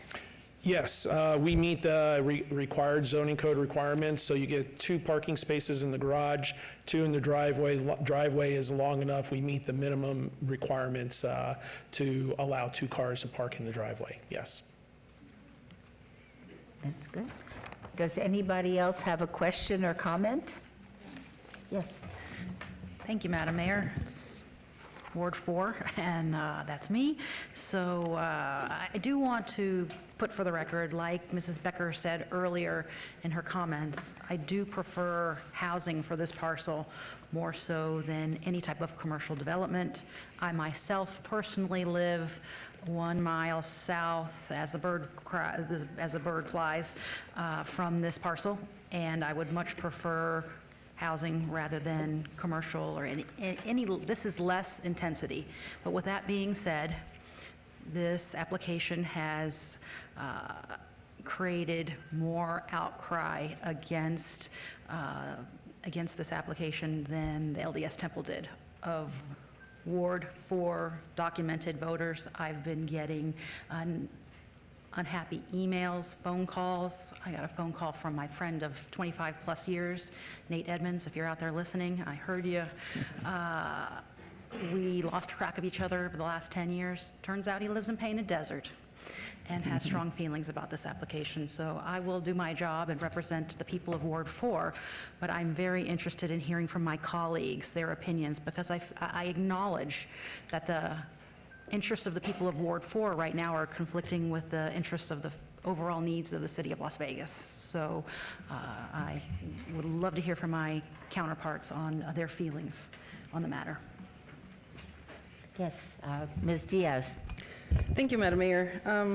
I am unfortunately someone who has a ward that has a lot of infill development, and I understand the angst that it brings to a community that has been established, and then we are transitioning as a city from what it was to what it needs to become. And so I'm just going to start with that preface to say that when I've had some infill development projects coming before me for consideration in my own ward, I've heard loud and clear from my community and my residents that they would much rather prefer it be residential in nature, because we know that housing needs across the valley are so great, and the more we can build housing units and put them out there, the more it's going to drive down the cost of rent, the more people will be able to find a home for their families and live a dignified life, because housing is health in these days. If you cannot find a place to house your family, to go to schools, to maybe be within a short ride or distance from where you have to work, that all plays into the equation of long-term health and stability for our communities. I feel that, again, when analyzing infill, commercial is dangerous. And then now that I saw that chart of office space, I myself had to make a painful decision on something zoned office in the past.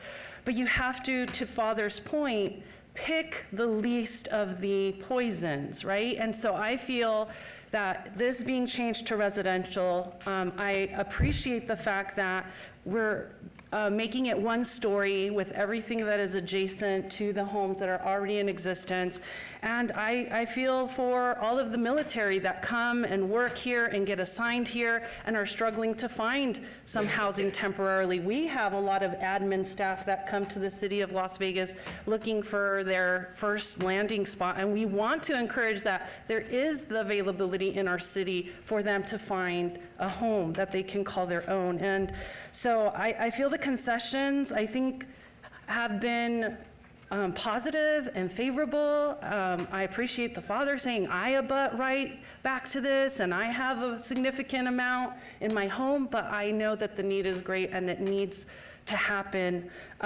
So I do want to make sure from planning staff, I'm going to put forth a motion, Mayor, and see if the council wants to support it, but are there any what is it called, conditions, like is it already registered, the one-story adjacency, the 10-block wall, is that already spoken for, or is that something that has to be part of the motion for this project?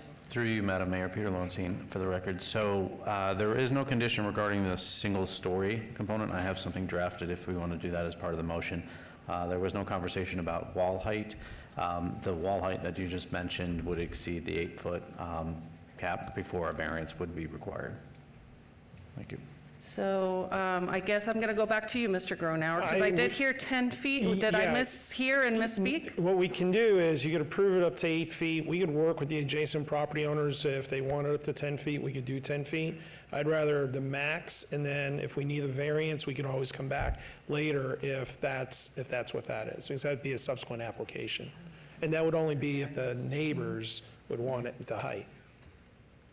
Because I think what Peter's saying, if I'm not mistaken, can you approve it up to 10 feet? Mr. Lowenstein, I'm looking for you to for Through you, direction. Madam Mayor, I'm sure that the taller the buffer, probably the better for the neighbors. Is that a possibility? Can that 10 feet wall height be accepted by us and blessed? That would be a subsequent application that would go through Planning Commission and potentially. Okay, so City 8 Council. feet right now? 8 feet is the maximum pursuant to the development standards of the code. Okay. So in the motion to approve agenda item 58, A, B, C, D, I would need to add the conditions to ensure that all of the homes to be developed along the adjacent properties need to be 1 story in height. And then the wall is also going to be 8 feet tall. Can you actually verbalize it for me? Because I know you do a better job, Mr. Lowenstein. Let's see, I had part of that written already, but I'll give it a shot. So this would be an added condition onto item 58D, which is the tentative map. Lot 9 and lots 12 through 17 shall be limited to single-story dwellings only, as well as the adjacent perimeter wall shall be 8 feet in height. Did I capture all the conditions, Mr. Gronauer, that are important to the neighborhood and the neighbors? Yes, yes, ma'am. All right, with that, I'll move to approve agenda item 58A, B, C, and D with the stated conditions from Mr. Lowenstein. And Councilwoman, could we see if there's anyone else that will, from the, does anybody else wish to speak on this issue? And Mr. Grunauer, can I ask a question?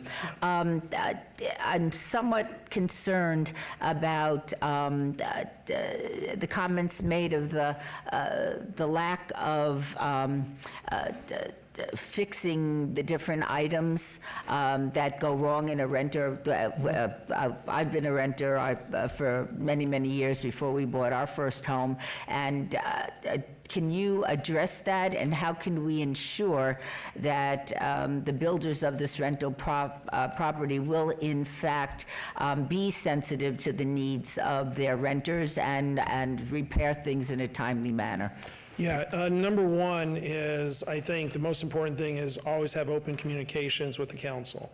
No matter where our projects are, to let you know where we are with respect to complaints and how we deal with our tenants, number one. Number two is with respect to, there's a lot of platforms out there that have the complaints, okay? We know we address our complaints. As a matter of fact, if you went on Google reviews, you'll look at all the top builders in the city here. We're on one of the top rated builders with respect. I think we're about 4.9, 4 point something high out of 5 comments of reviews. But we have our own maintenance group together, more than willing to work with the council if there's something that you see that we need to do better. But the goal is to, this isn't the asset of my client. They want to make sure they maintain it. All of the appliances and the stuff that they put in the house, along with now I think there's solar capabilities in the home and so on. The goal is to have the least amount of maintenance as possible. So you put in a higher quality of the materials into the house. So outside of that, of the communication and making sure that we address issues, but when you're a big company, you're going to get issues. You look at all the home builders, and after this hearing, if you start reading or seeing, you'll see where the rankings are, and you'll see all the home builders get complaints. All the builders get complaints, and we follow through and handle those. Okay. Because I would be very, very unhappy if I approved this and then found out that they were not responsive to the concerns and challenges that the renters were having. Nope, and I want to make sure, loud and clear from this council, I'm going to make a proactive effort is to communicate with all of you to let you know where we are with respect to that issue alone and how we're addressing it. Because I think it's important. I want to make sure we have clear transparency there. Okay, thank you very much. Is there a motion, Councilwoman Polensky? Oh, I'm sorry. I made it. Oh, okay. All right. In that case, can we get clear? Could you read what the motion is so we all Go know ahead, what Mr. we're voting Lowenstein. on? Can you re-articulate the motion on the floor? Sure, through you, Madam Mayor. So the motion was for approval of item 58A through D with the added condition on item 58D, in the TMP1, to read Lot 9 and lots 12 through 17 shall be limited to single-story dwellings only, as well as adjacent perimeter walls shall be 8 feet in height. Thank you. All right. Thank you very much. Shall we vote on the motion? Post?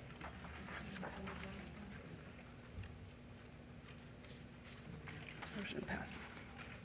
Okay. The motion passes.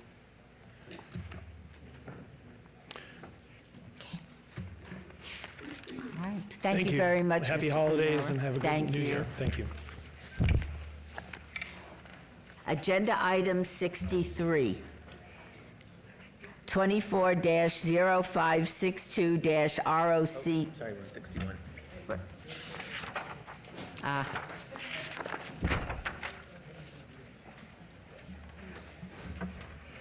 Agenda item 61, 24-0457-VAC1, applicant owner, The Church of Jesus Christ of Latter-day Saints, for possible action on an appeal of the approval by the Planning Commission on the following land use entitlement project request for a petition to vacate U.S. government patent easements generally located south of Hickam Avenue, east of Grand Canyon Drive, APN 138-06-801-010, Ward 4, Alan Polensky. The Planning Commission and staff recommends approval. This is a public hearing. I now declare it open. Is the applicant present? Yes, Mayor. Jennifer Lazovich, 1980 Festival Plaza Drive, here today representing the applicant. On the overhead, in yellow shows you where the site is, where the temple and meeting house has been approved. Immediately to the north of it is property that is owned by the school district. Immediately to the south of it is additional property that is owned by the school district. And as you go to the east, there's a piece of property that is owned by the BLM but is reserved by the school district for some type of future school site. It actually ends right there. It's not this piece. Today we are before you with a petition to vacate a patent easement that runs north-south between Florine to the south and Hickam to the north. As a reminder, this is where the school site is right here to the north, and then as a reminder, this is where the school site is to the south. This is, or was, one of the conditions of approval from the approval of the project. It was to vacate any patent easements, so we're back here for this. It was recommended for approval by staff, and it was also recommended for approval by the Planning Commission, and we would ask that you follow that recommendation. I'd be happy to answer any questions. All right, thank you very much. Does anybody have any questions? Mayor Berkeley, if I might, Jeff Dorkak, City Attorney for the record, just to give a little clarification for the public and the council, who I know is aware of this type of item.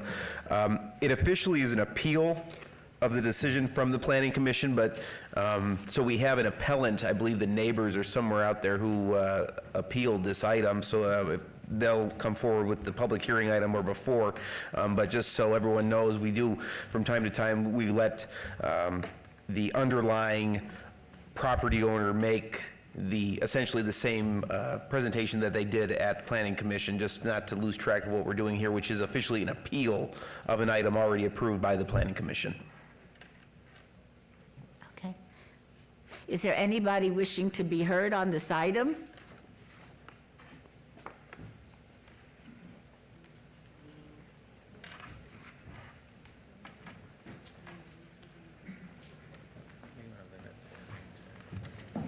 We're going to limit discussion or comments to 1 minute, if you don't mind.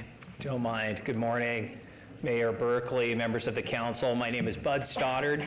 I live at 9112 Frosty Morning Avenue, which is in Ward 4 of the city of Las Vegas. I currently serve as the stake president of the Las Vegas, Nevada Lone Mountain Stake of the Church of Jesus Christ of Latter-day Saints, comprised of approximately 3,000 members of our church. We were thrilled by the approval of the temple site.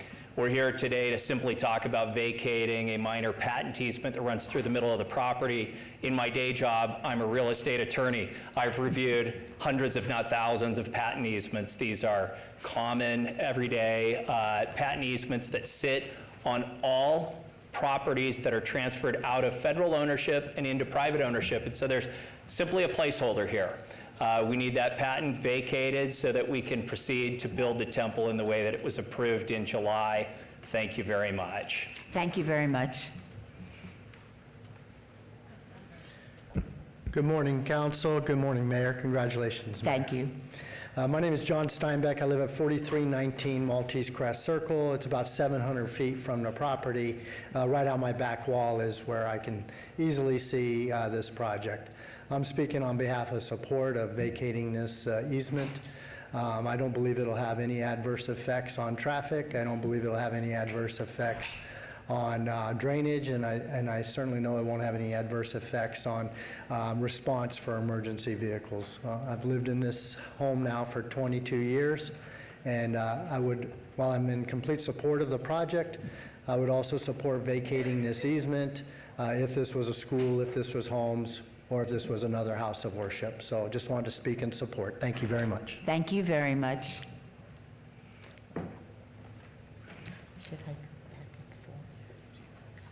Good morning, Madam Mayor, members morning. of the City Council. My name is Nate Boyack. I live at 4325 Jaredon Court, Las Vegas, Nevada 89129. Me and my family live within 1,000 feet of this project, and I am also in support of vacating the patent easement. There's basically 0.2 miles from TP on the east and Grand Canyon on the west, where there are thoroughfares from Craig all the way down to Alexander. And this project was unanimously approved by the Planning Commission and the City Council, and me and my family and all of our neighbors are in favor of continuing moving this project forward. So thank you very much for your time. Thank you very much.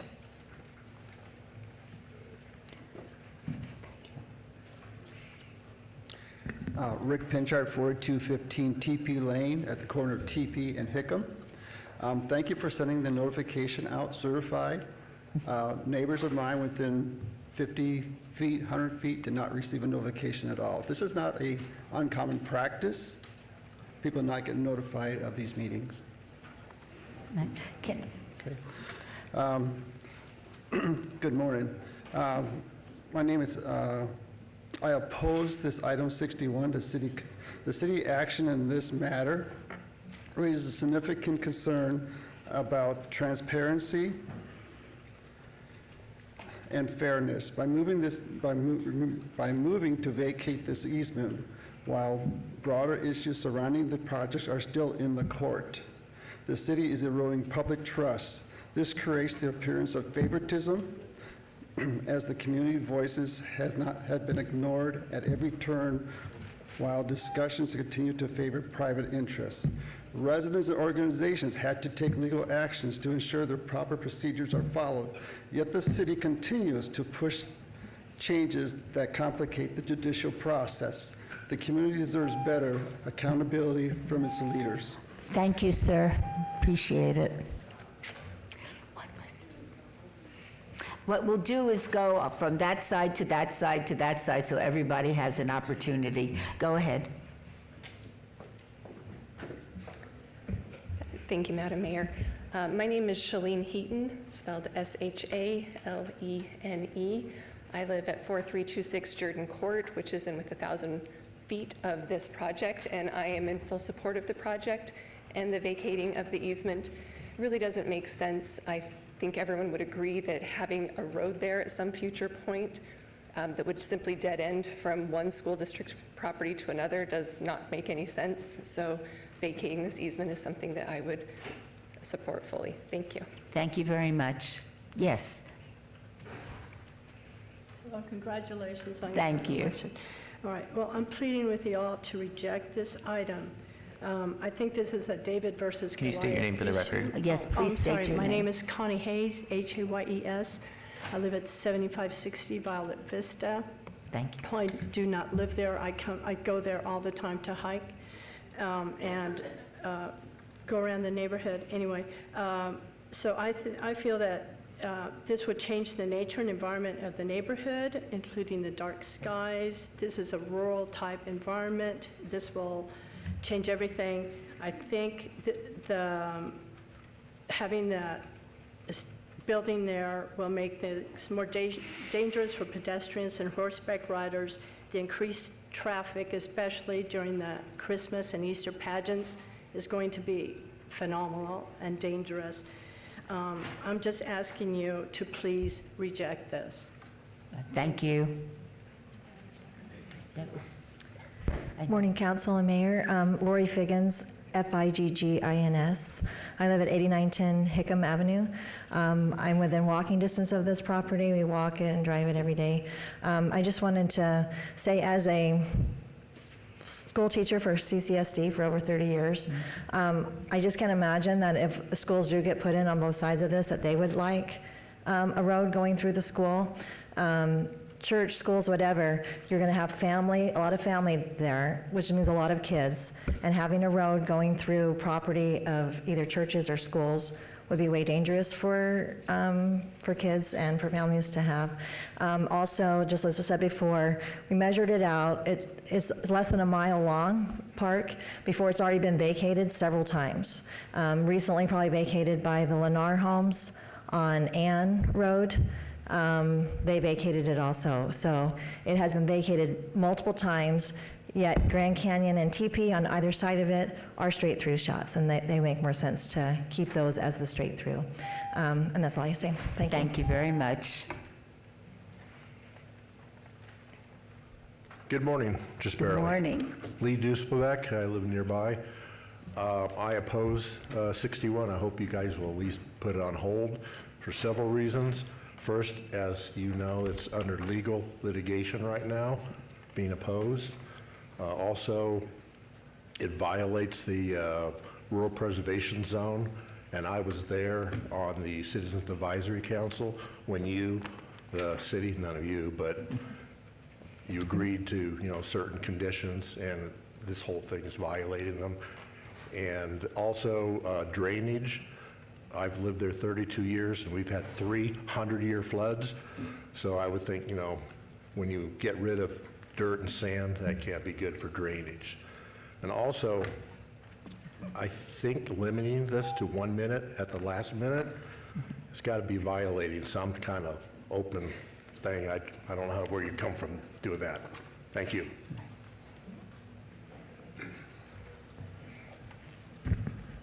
Good morning, Councilman.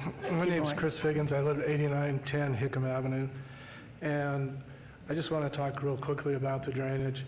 The flows in that area run from west to east. And when designing those projects, designers use the roads that go that way, and that would be Hickam and Florine, and the church is going to put in those offsites. And then a few years ago, I don't recall if it was the city or county, put in a local drainage facility at right there at Fort Apache and Craig. And to get that water down there, the best way to do that, you would use TP. TP is a straight shot through, whereas if you look at Park Avenue actually goes uphill to Craig Road. And once it can get into Craig Road, it can go down to the regional flood control facility that's located down close to, I can't remember the street. It's about 1.5 miles down, but it's down there as a regional facility. But thank you very much. Thank you very much. Good morning, Honorable Mayor and council persons. My name is Carol Cheney. I live at 4093 Peaceful Dune Street. I am the secretary of the Summit HOA, which is directly adjacent to the temple site or where the easement is. I'm also the secretary of Nevada Rural Preservation Alliance. We filed this appeal due to lack of notification. The city stated they notified 12 HOA. I can tell you the 2 HOAs next to the site were not notified. I would like to submit this into the record, but I am, as secretary of HOA, my concern is improper notification, also the pending legal proceedings. This item is being advanced while legal proceedings regarding the petition for judicial review remain unsolved. Our organization specifically requested that the city commission defer this matter until the court has ruled on this petition. Hence our need for appeal. I respectfully urge the city council to defer item Thank you 61. very much. Thank you. Could I enter this, please? Thank you. Welcome. Thank you, Mayor Berkeley and City Council representatives, for this opportunity to share a few words of mine. My name is Ashton Cave. I live at 9139 Granite Knoll Court, Las Vegas, Nevada, 89129. I live just over 2,000 feet from this approved temple site. I currently serve as the bishop of the Church of Jesus Christ of Latter-day Saints, the Low Mountain congregation, which boundaries covered this specific geographical area. As bishop of well over 400 members of children, youth, and adults in this geographical area, I represent the common consensus of members' voices of those who support the temple construction from the very beginning. I also have many friends and neighbors who are in support of moving forward with the building of the temple as has been previously approved. Our hope is that you will allow the standard vacating the patent easement to be approved, just as the approval of the temple was unanimously voted 7-0 in July of 2024. Thank you for your time. Thank you very much. Welcome. Morning. Morning. So my name is Christopher Harrison, speaking on behalf of Summit HOA and the Nevada Alliance Preservation. So the issue we have here, ma'am, is that the improper notice. So notice is a fundamental tenet of our system of governance, and both HOAs were denied notice to participate in these hearings, amply so. They were given about a week to come here, and so that's improper. There's pending legal proceedings. Attorney Evan Schwab has filed a petition for judicial review for Judge Ron Israel, and that's still pending. And so also it would undermine the legal process or the judicial process if we were to continue here with this. And there's also an interlocal agreement between the city and the county to prevent what's going on here today, and so that's in violation of that as well. Density protections. So the limits of residential density are 2 units per acre, the minimum lot sizes of 18,000 to 18,500 square feet, and there's also use restrictions there as well. Thank you very much. Thank you.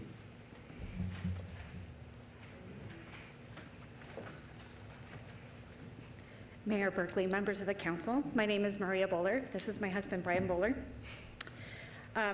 We are 20-year residents of Ward 4 at 4116 Frill Peak Court, about 3 blocks due east of this site. We recently attended a neighborhood meeting for a housing development that is proposed at Fort Apache and Hickam. People who are opposed to the temple and now opposing this vacation were at that neighborhood meeting and seemed fine with vacating the Hickam and Florine alignments, as it was seen as a way to reduce traffic to the temple. We are in favor of this vacation. Thank you for your time. Thank you very much.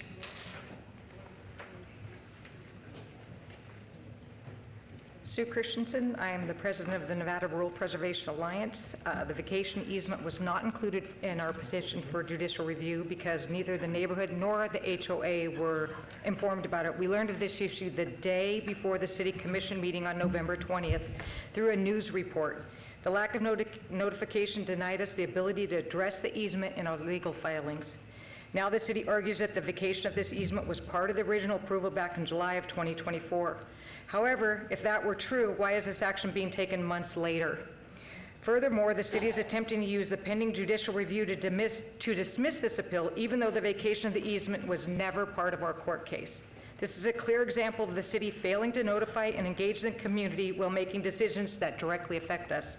I urge the City Council to hear this appeal and to defer action on the easement until transparency and proper notification have been ensured. Thank you very much. Good morning, Madam Mayor and City Council. My name is Matt Schriever, S-C-H-R-I-E-V-E-R.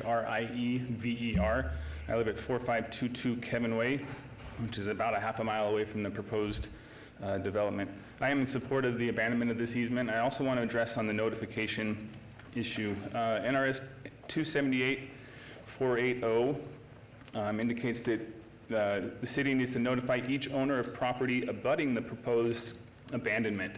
If you look at the abandonment, it runs north and south. The abutting properties are just the CCSD properties. So while I understand that the homeowners nearby and the homeowners associations might have concerns, it appears that the city has complied with the notification aspect, because it's only the school board that would be entitled to notice. That same statute says that the city shall abandon the easement if the public will not be materially injured. And there's case law in Nevada that says that the material injury is if a property owner would not have access to their property. This abandonment of this easement would not affect access to anybody's property. Thank you. Thank you. Good morning.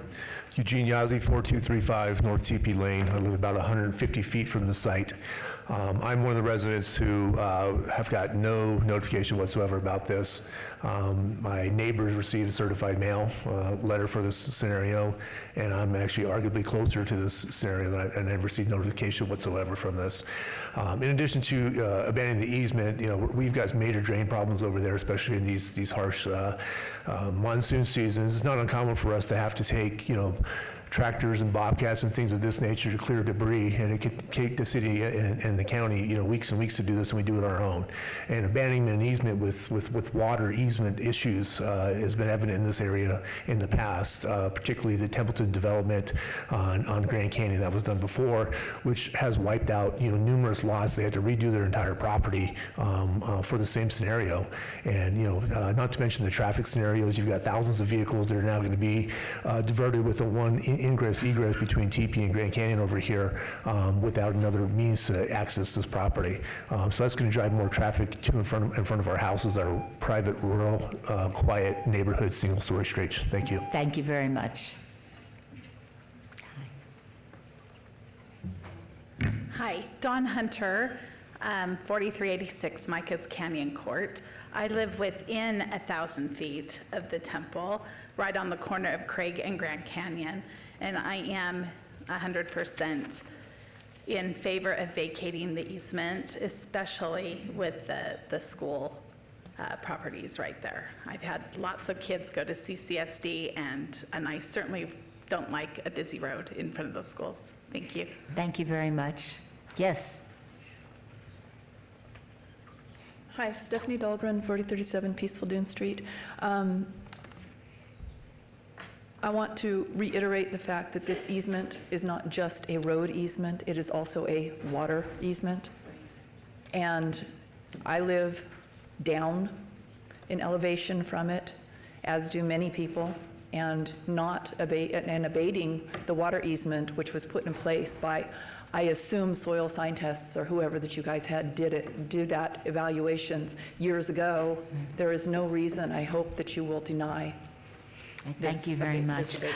Could I have the representative who filed the appeal come up for a last comment?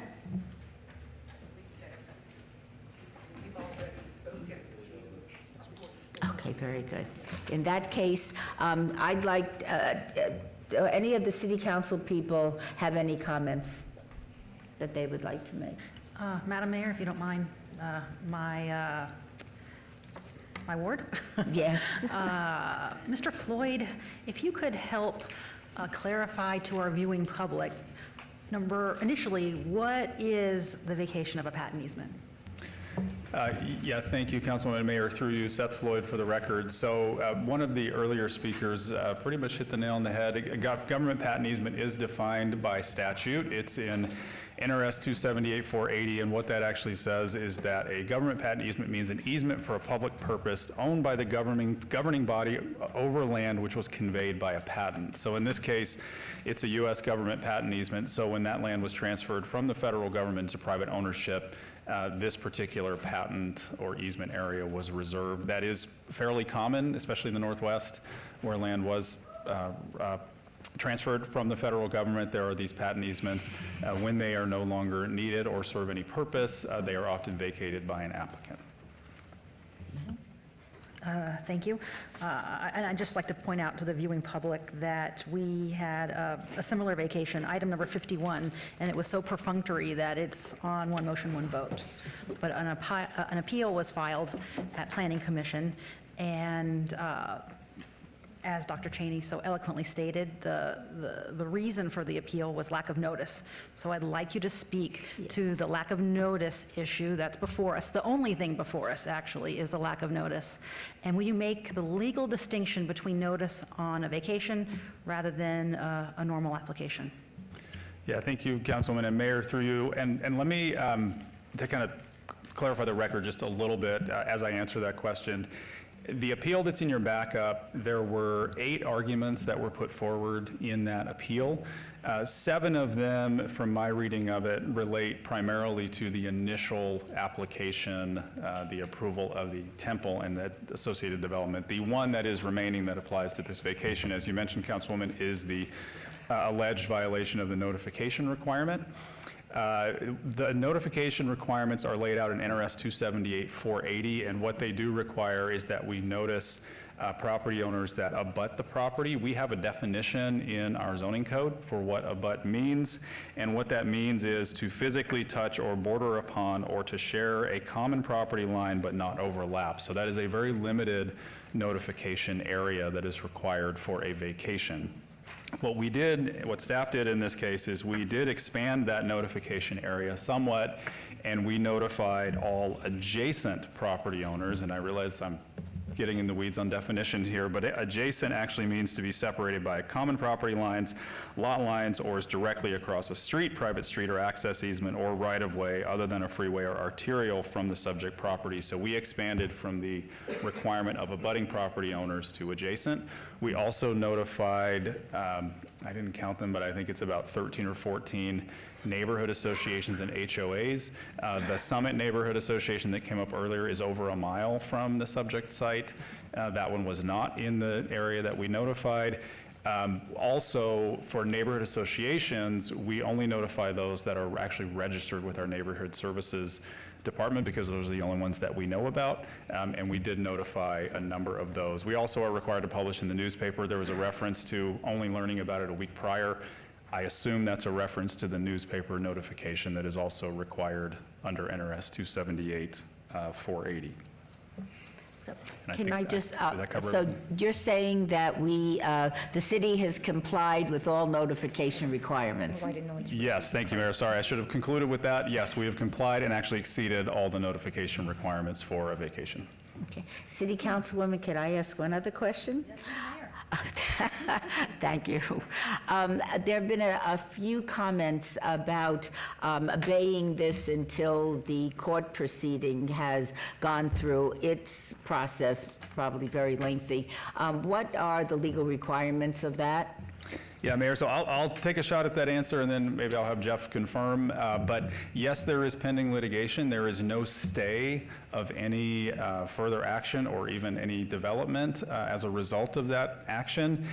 In my view, this is fairly separate from what's at issue in the litigation, and there should not be any issue with approving this application. It will not affect that litigation at all, but I'll let Jeff speak to that. Sorry about that. No, you're good, Mayor. Jeff Dorkak, City Attorney. I concur with what Director Floyd said. There's no order from the court with the PJR or anything that's telling us not to proceed with other items related to the property, so this one's good to go.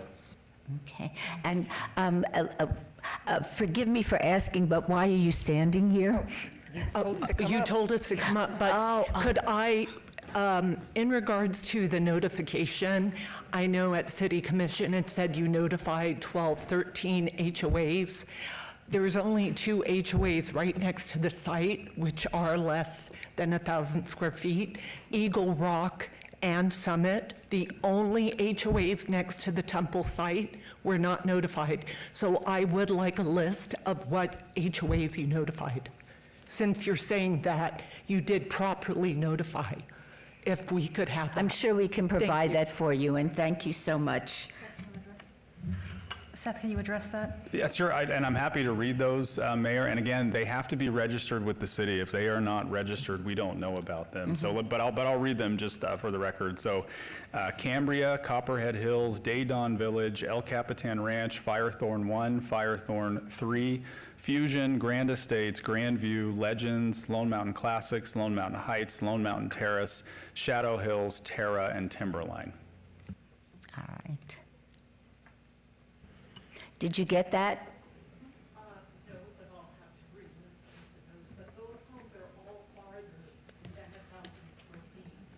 So I'll have to look at that. Okay, thank you very much. Is there anybody else that wishes to speak?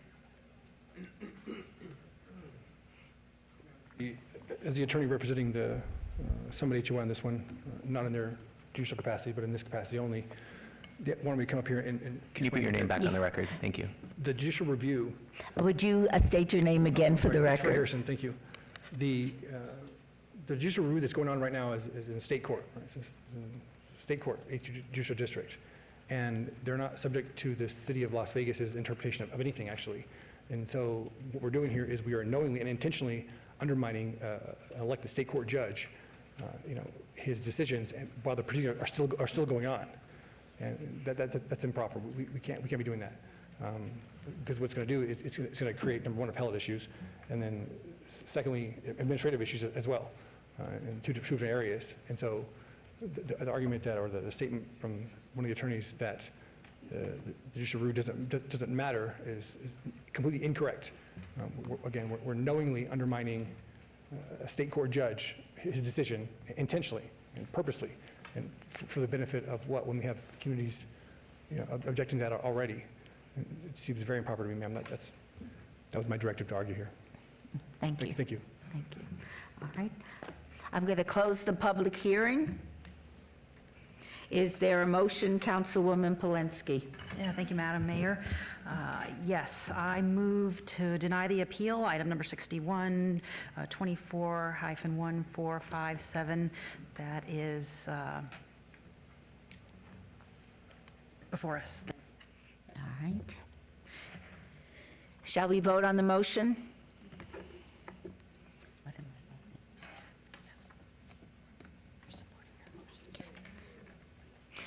Please post. Okay. Motion carries. Okay, good.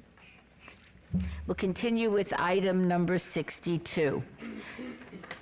24-0487-RQR1, applicant Clear Channel Outdoor owner Becky Binion for possible action on a land use entitlement project request for required review of an approved variance V-0072-88, which allowed an existing 50-foot tall, 12-foot by 24-foot off-premise sign at 601 North Main Street, T5M, T5 Maker Zone, Ward 5, Summers Armstrong. Staff recommends approval. This is a public hearing. I now declare it open. Is the applicant present? Yes, ma'am. All right. For the record, Nick Versailles, real estate representative for Clear Channel Outdoor here in Las Vegas. We respectfully request your approval of this required review. I'm here to answer any questions that the mayor and council may have. Is there anyone wishing to be heard on this item? Okay. Seeing none, I will close the public hearing. Is there a motion, Councilwoman Summers Armstrong? Thank you, Madam Mayor. I move for approval. All right. Please vote on the motion. Please post. Motion carries. Thank you very much. Thank you. Agenda item 63, 24-0562-ROC1, applicant P1, PADEL, Las Vegas owner RRA Holdings LLC, for possible action on a land use entitlement project request for review of condition number 5 of a previously approved special use permit, SUP-65450, which states no alcohol is allowed to be sold on the property on 2.03 acres at 1876 South Buffalo Drive, RE Residence Estate Zone, Ward 1. Mr. Knutson. This is a public hearing. I now declare it open. Is the applicant present? Hi. Hello. Good morning, Madam Mayor and City Council. My name is Scott Reddick. I'm the general manager at P1 Paddle, which is located at 1876 South Buffalo Drive at the corner of Buffalo and Oakey. Our intention would ideally be to have a year-round alcohol permit for our business. However, we were told that the process we needed to follow would be to submit the review of condition regarding 12 special event permits for the course of 1 year. So that is why we're here today, to explain why it would help our business while simultaneously not have a negative effect on the community or the surrounding residents. The nature of our business, which is a sporting club, is very similar to that of a golf or tennis country club, where the sale of alcohol is very typical. Although this permit would not ultimately be the reason for the success of our business, it will certainly help to increase our cafe sales as a result, as well as enhance the social atmosphere that people would expect from this type of establishment. Our members would enjoy following up their exercise on the court with a bite to eat and a simple drink. We want to clarify that we are not a typical restaurant or bar. We are a sporting club where residents of the community come to enjoy their favorite sport and spend time with family and friends. We host a variety of events throughout the year, including major tournaments as well as corporate events where the sale of alcohol would be very typical and help us enhance the experience of well-rounded events that people would expect. Finally, we want to add that we have over a 5-year record of being a respectful business within the community that promotes an active lifestyle. We have always respected our surrounding neighbors and would continue to do so as if nothing had changed with a simple permit to sell alcohol in our establishment. Thank you for your time and consideration, and I'm happy to answer any questions. Thank you very much. Mr. Floyd? Madam Mayor, Peter Lowenstein for the record. Staff supports the conditions placed on the approved special use permit by the City Council in this case, and therefore recommends denial of the review of condition. If approved, staff has revised the language of condition number 5 to restrict alcohol sales to beer and wine service only, a limited number of permit special events per year. Just to clarify, this is not for permanent alcohol sales. It's only in conjunction with special event permits, which is limited 12 times in a year. If they want to seek a different business model, they would actually come back before this body doing a zone change, potential a general plan amendment, a rezoning of the property, and then a use permit for alcohol. So this is only to eliminate that condition, which then would permit them to seek special event permits for 12 special events throughout a calendar year. Thank you. All right, thank you. Is there anyone wishing to be heard on this item? Seeing none, I'll close the public hearing. Is there a motion, Councilman Knutson? Thank you, Madam Mayor. Real quick, I just want to point out, Mr. Anderson, I believe this is your last council meeting after 29 years with the City of Las Vegas. Oh, heavens. Do you have a public works report to give to me? Traffic report. I'll expect it the day after you retire. Thank you, sir. Congratulations on 29 wonderful years. And back to business, Madam Mayor, I've visited the business in question right now. I think you guys do an awesome job. I think it's a great place. If you do so wish to go through the whole process that Peter over there talked about, I would be supportive of that as well. I do have some constituents, both in Ward 1 and Ward 2, that reached out with some concerns. I think those concerns would be alleviated based on how well you've run a business. So I'm very supportive of it. I think you have done an amazing job, and I will move to approve item number 63, and thank you for doing business in the city of Las Vegas. Thank you very much. Thank you. Shall we vote on the motion? Please post. Motion carries. Thank you so much. Thank you very much. Can I turn this over to you so I can go to that? Yep. We are on to item number 64, 24-0571, RLC1, review of condition, public hearing. Applicant is Cash America West Incorporated, doing business as Super Pond. Owner is Sea Eagle Spirit LLC, for possible action on land use entitlement project. Request for a review of condition of approval number 2 of an approved special use permit 22-0207-UP1 to allow the pawn shop to be open on Sunday on 8.74 acres at 2300 East Bonanza Road, APN 139-35-501-001. This is C1 Limited Commercial Zone, Ward 3, with Councilwoman Diaz. Staff recommends denial. I'll turn it over to the applicant now. Good afternoon now, Mr. Mayor Pro Tem and Council. My name is Joe Dagger, address 1980 Festival Plaza Drive, here representing the applicant, Super Pond. As many of you know, Super Pond has been in business in Southern Nevada and doing business in Southern Nevada for over 30 years. They have over 29 stores in Southern Nevada, 11 of which are in the city of Las Vegas. And by way of background, about 2.5 years ago now, we stood before you securing the entitlements for the Super Pond location here. If I could direct your attention to the overhead, on the southwest corner of Eastern and Bonanza. The applicant went through the entitlement process, the building permit process, made renovations, secured a business license, and is currently operating. One of the conditions of the 2022 approval, the special use permit approval, limited the days and hours of operations basically from Monday through Saturday. So the application before you today is a review of condition that will allow the applicant to also operate on Sundays. And with your approval, we would ask that the condition be amended to read that the hours of operations will be limited from 9 a.m. to 7 p.m. on Monday through Friday, and 9 a.m. to 5 p.m. on Saturday and Sunday. Thank you for your consideration, and I and the regional district manager of Super Pond, Roque Vidal, is here with me, and we're happy to answer any questions you may have.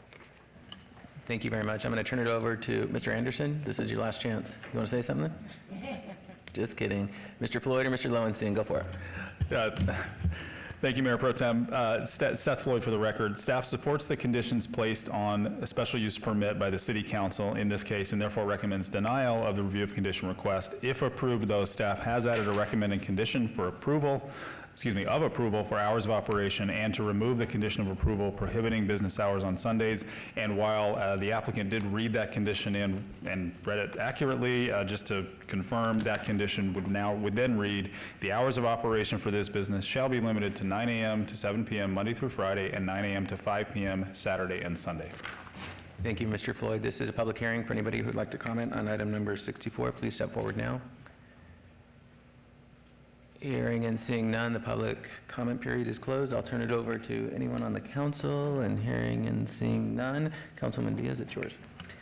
Thank you, Mayor Pro Tem. And so I've seen that they definitely, they delivered on what was promised in terms of the site improvements and the landscaping improvements. I have not seen anything. If anything, the activation of the building has helped the adjacency, so I am appreciative that breathing new life and utility into this site has brought some benefits to that commercial mall. So with that, I don't have a problem with them operating every day of the week, because that means employees are there, extra eyes are on hand, and we're keeping the area to the best of our ability. So with that, I'm going to move to approve and remove the previously imposed condition, but to approve the special use for it to be open on Sundays.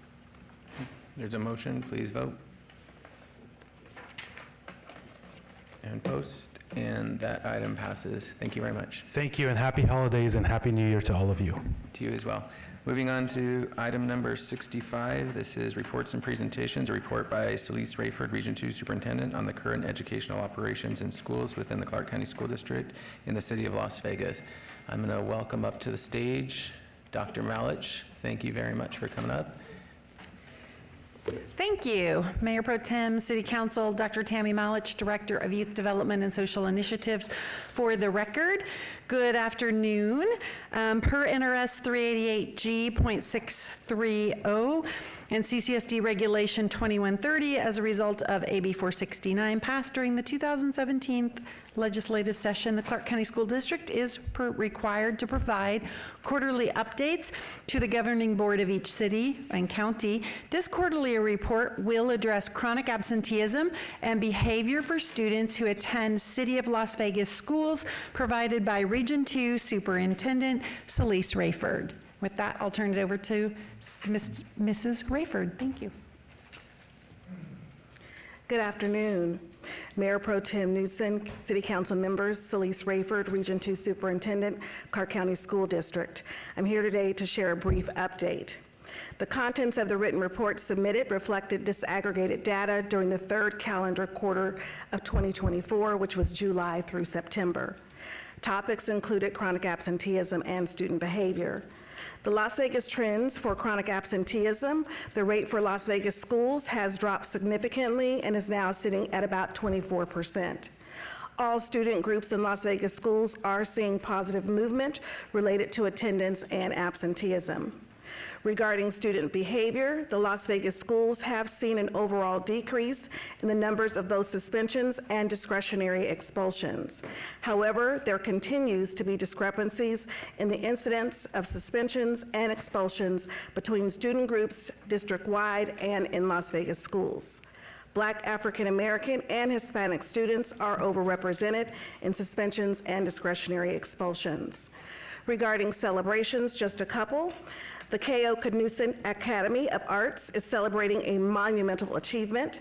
Mariachi Los Pumas, an award-winning mariachi group, has been crowned the middle school mariachi group national champion at the 30th annual Mariachi Extravaganza in San Antonio, Texas. I'm going to interrupt for 1 second. I'm sorry, I have to interrupt because I get asked 10,000 times a week if I'm related to K.O. Knudsen, and it's spelled differently, so no, I'm not related. But thank you. Please continue. Congratulations to that Knudsen. We're incredibly proud of the Mariachi Los Pumas de K.O. Knudsen for their hard work and dedication. Their achievement is a testament to the high standards of CCSD magnet schools and the enduring legacy of mariachi music in our community. Students at Advanced Technologies Academy earned the top prize in the Intuit Hour of Finance Challenge. The school was awarded a $100,000 prize for its efforts in the large school division. In terms of compliance status, on November 25th, 2024, the district received a notice of non-compliance related to the district's ability to provide accurate, complete, and timely information necessary for the development and implementation of school plans of operation. The district has been implementing a process improvement plan shared with the Board of School Trustees on October 10th, 2024, and will work with a compliance monitor appointed by the Nevada Department of Education to further that progress. This concludes the report. Thank you. Madam Mayor? Yes. Thank you. May I? Yes, please. Ms. Rayford, it's wonderful to see you. I just want to say that she was my youngest son's principal at Maple Holgard. I'm so proud. He's doing really great, by the way. He graduated from college, magna cum laude. So thank you for that beginning and the wonderful foundation that you set. When we received our briefing, I did have some real concerns about the behavior and the expulsion statistics. And I've talked to Ms. Malich, and she's going to ask you all for some historic data. Okay. I know that you're here just to make a presentation, but I think that it's really important that we pause for a moment and really talk about the critical impact that expulsions and the discipline policies have on our children locally. I have quite a few schools in my community that are not performing well. And if, you know, kids are also being put out in addition to them not going to school, this is a real problem. But I really appreciate the work that you're doing. I know that if you're doing it, you're going to do it to the best of your ability. You have a proven record, and I'm really happy to see you today. And I'll let Kieran know that I saw you. Thank you. Thank you so much. Does anybody else wish to comment? Yes, Ms. Rooney. Thank you, Mayor. Dr. Rayford, I have a question. I know I shared this data with, or question with Dr. Malich, but I know you said that the behavior issues are down, and I know that this year CCSD implemented the new cell phone policy where cell phones have to be put away, and I know there is sort of variation in implementation across schools, but are you seeing, or are teachers sharing that some of the reasons for the decline in behavior problems are being attributed to the new cell phone policy? Is that helping teachers in behavior problems, or has it had no impact? Great question. I think it's been positive in terms of students not having access to the phones. It increases student engagement, so we've got more instructional focus in terms of kids participating. I don't have that information in terms of what teachers are saying, but I do know that we are doing a great job in terms of trying to be proactive with incentives, trying to address issues prior to, if we know that they're coming. And then, of course, restorative practices, once things or incidents occur, that there's an opportunity for both students and sometimes families to come together to reach some kind of resolution and rectify the situation. Any others? In that case, thank you so much. This was a report only, so we will now move on to item 66. To set date on any appeals filed or required public hearings. I would instruct the city clerk to set the public hearing dates and appeals from the City Planning Commission meetings and dangerous buildings or nuisance litter abatements. Will do, thank you.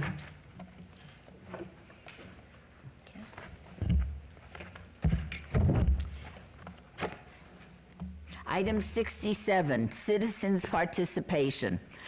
Public comment during this portion of the agenda must be limited to matters within the jurisdiction of the City Council. No subject may be acted upon by the City Council unless that subject is on the agenda and is scheduled for action. If you wish to be heard, come to the podium, give your name for the record. The amount of discussion on any single subject, as well as the amount of time any single speaker is allowed, may be limited. And let me get clarification from legal counsel. If everybody up until this moment with public comment has been told they could speak for 1 minute, for this item, this agenda item, can I expand it to 2? Yes, this is Jeff Dorkak, City Attorney. This is a standalone item, so you can set a new time limit within the citizens' participation here at the end. And do I understand that we usually allow 3 minutes? 3 was the practice by Mayor Carolyn Goodman, yes. Well, I don't see any reason to change that. In that case, you have 3 minutes to spek. Well, thank you, Madam Mayor, because I don't think I need 3 minutes. Patricia Reed. Madam Mayor, I have to bring this to your attention because I don't want it to develop to be anything worse than what I saw. But when you were getting ready to do the Badlands vote, and Councilwoman Seaman asked if she could speak, and you did not allow her to speak, but yet I have watched you before some of these other votes turn and ask everyone if they have anything to say, and you've allowed them to do that. So, Madam Mayor, I'm just pointing that out to you. I don't want to see anything develop here. I thought it was incredibly rude that you didn't ask her to speak, especially since that was her area, I believe. I appreciate that input.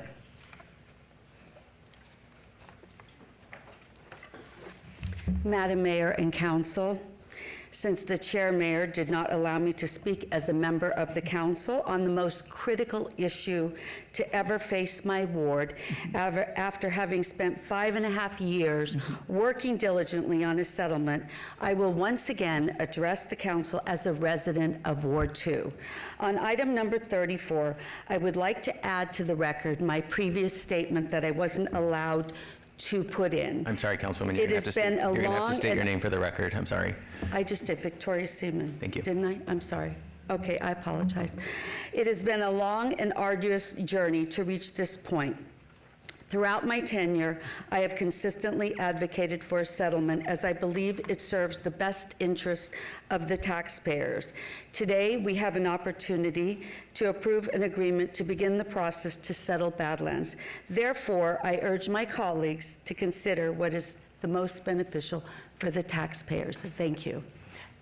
And if you have a longer statement, you're certainly welcome to put it into the record. Thank you, Madam Mayor. This was the statement I was going to give before I did the motion on my ward. Thank you very Thank much you. for clarifying that. Good afternoon. Good afternoon. David Figler, John S. Park, Historic Neighborhood. Mayor Berkeley and members of City Council, for almost a century, going back to the origins of our great city, the downtown residential neighborhoods have shared a special relationship with our city government. We have been repeatedly recognized for our important role in the past, the present, and the future of our community, and we've all worked very well together. As an older part of town, the city has consistently taken care and been thoughtful about encroachments, public works projects, and other activities that may have impacted our more vulnerable and unique historical area, and we do appreciate that so much through every administration. In return, we as the downtown neighbors have been very supportive of many city projects and are proud to represent the city in many ways and to be great partners with the city. It did, however, then come as a great surprise this past July to learn that a new project that was approved through a franchise agreement was causing damage and despair in our old downtown neighborhoods, not from the traditional mechanism that we would normally hear, which would be neighborhood meetings or even informative bulletins or flyers, but from our fellow neighborhoods who were reporting damaged sewer lines being completely broken down, backed up drainage systems in their home, broken water mains reported to LV Water Department, torn up sidewalks without repair, damaged trees, encroached upon small streets where children are having to walk into the streets to get to the various neighborhood schools, like the historic John S. Park School and Crestwood and Fremont. Cars being towed from people's homes, their own cars, and a bevy of other things that not only make peaceful living unnecessarily challenging, but also threaten to alter the quality and character of the neighborhoods. As time has gone on, the list of damage and, more importantly, unremediated damage has only grown and grown. The Gigapower micro-trenching fiber project is administered through the Tilson Company has snowballed into a nuisance for the city and the neighborhoods. I believe a lot of the documented incompetence and indifference of the Tilson Company could have been avoided if the city would have, as it has in the past, partnered with the neighbors to suss out some of the concerns and learn some of the ways to avoid the problems we are now seeing over and over with this project. Today, some neighbors are going to share their stories, and we appreciate the ability to share them. We also appreciate the great efforts of city staff so far to have heard our concerns, and to observe the pictures and the videos and the evidence that we have shared, and we are working with city staff to try to find a solve. Sadly, it's becoming more evident that the city may have been misled in entering into this franchise agreement, that the contractor was up to task to not only do this imperfect and relatively new method of micro-trenching, but utterly without the proper knowledge or know-how to how to remediate the damage to our unique older neighborhood. David? That's it. Thank you. Thank you. Hi, Mayor Berkeley and everybody of the council. My name is Michelle Lynn. I live on Jessica Ave in our lovely Hunt Ridge neighborhood. There are a lot of things I'm going to bring your attention to, two of the most significant so that other people have time to speak. the first week in December, 2 doors down from me, my neighbor was starting to have some pretty serious sewer repair done. Prior to that, I had noticed that he had not been in his home and that there had been a huge flooring contractor there. I've since found out why. The day that his sewer was being repaired, my entire house flooded with sewer smell. I work from home, I have clients from home, and this went on for 3 weeks. Now, it didn't matter whether I filled my P-traps, it didn't matter if I had all the doors and windows open. So I got in touch with everybody that I could down here at the city. They put me in touch with Brandon Vargas of Tilson. Brandon was rude. He did not like my tone, which was not happy, and he said, "We're done here," and hung up on me. Luckily, John Pope of Tilson, who was some kind of supervisor over there, listened to every complaint that I had, and he spent the last 3 weeks staying in close communication with me to make sure that things started to get done. The reason that happened is that I have the wherewithal, the time, and the mindset to be able to follow that stuff through. I live in a neighborhood that is a working class neighborhood. I myself work 2 jobs, and there are plenty of people that cannot do this. So I am counting on us here and all of you to follow this through all the way, because this is an absolutely devastating problem. Let me share what happened. My lateral sewer line was disconnected from the city line because of the jackhammer and all the stuff that happened with Tilson. So sewer itself was going into my front yard, and then the sewer smell was in my neighborhood. John Pope sent out a plumber. He did a very good job. He fixed the pipe, and then through that plumber and through conversations with John, I understood the reason I still had city smell, sewer smell in my house, was because 30 feet of main sewer line in front of my house from Alex, and you're gonna hear Alex's story in a minute, was completely compacted with no through line at all with slurry, which is cement, from the Tilson project. So our entire sewer line, they tried to get it out with water jets for 2 weeks.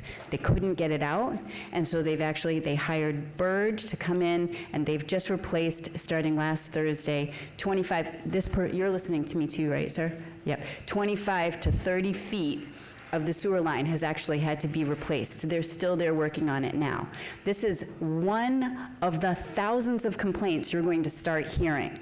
So we need to know that Tilson and their higher-ups, because there's some gig of somebody that they're actually subcontract to, starts to work hand in hand with people who actually know how to deal with older neighborhoods and our infrastructure.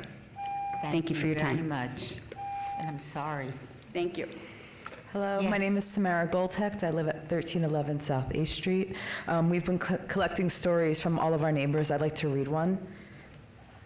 Well, Tilson's Insurance has agreed to finally pay me 3/4 of replacing and connecting my sewer line.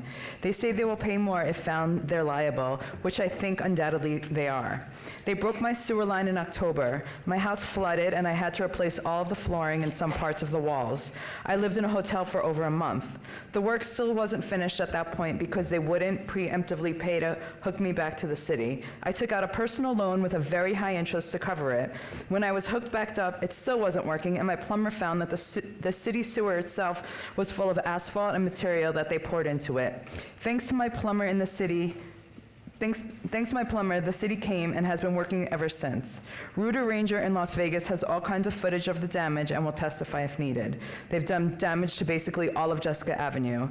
Once everything in my house is put back together, I think I'm selling it. This process has broken me. Thank you. Thank you. Yes. Hi, good afternoon. Patricia Haddad Bennett. I live at Ballard and Burnham in Ward 3.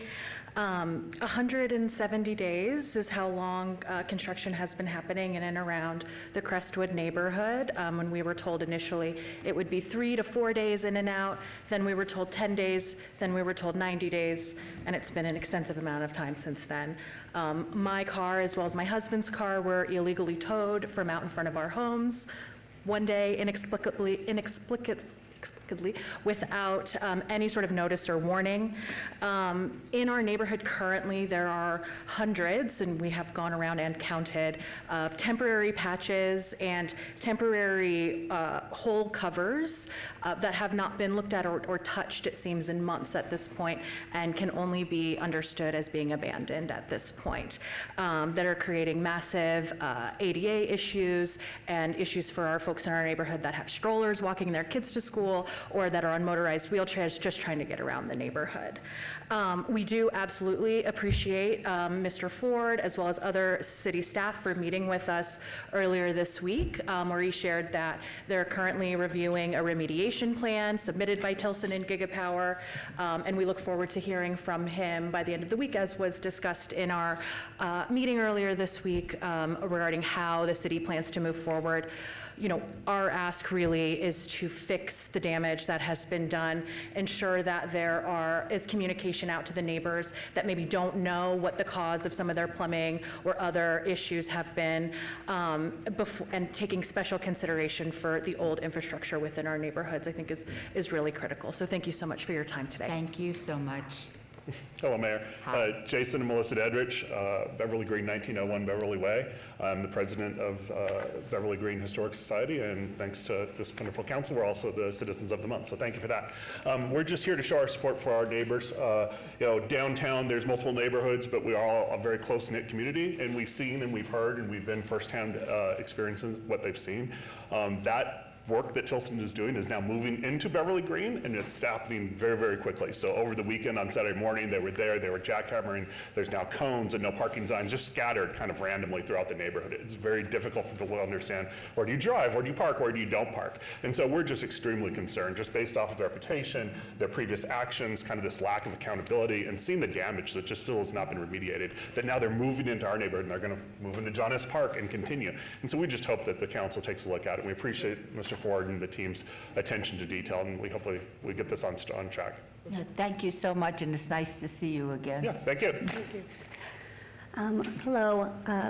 Nice to see you, Madam Mayor. I voted for you.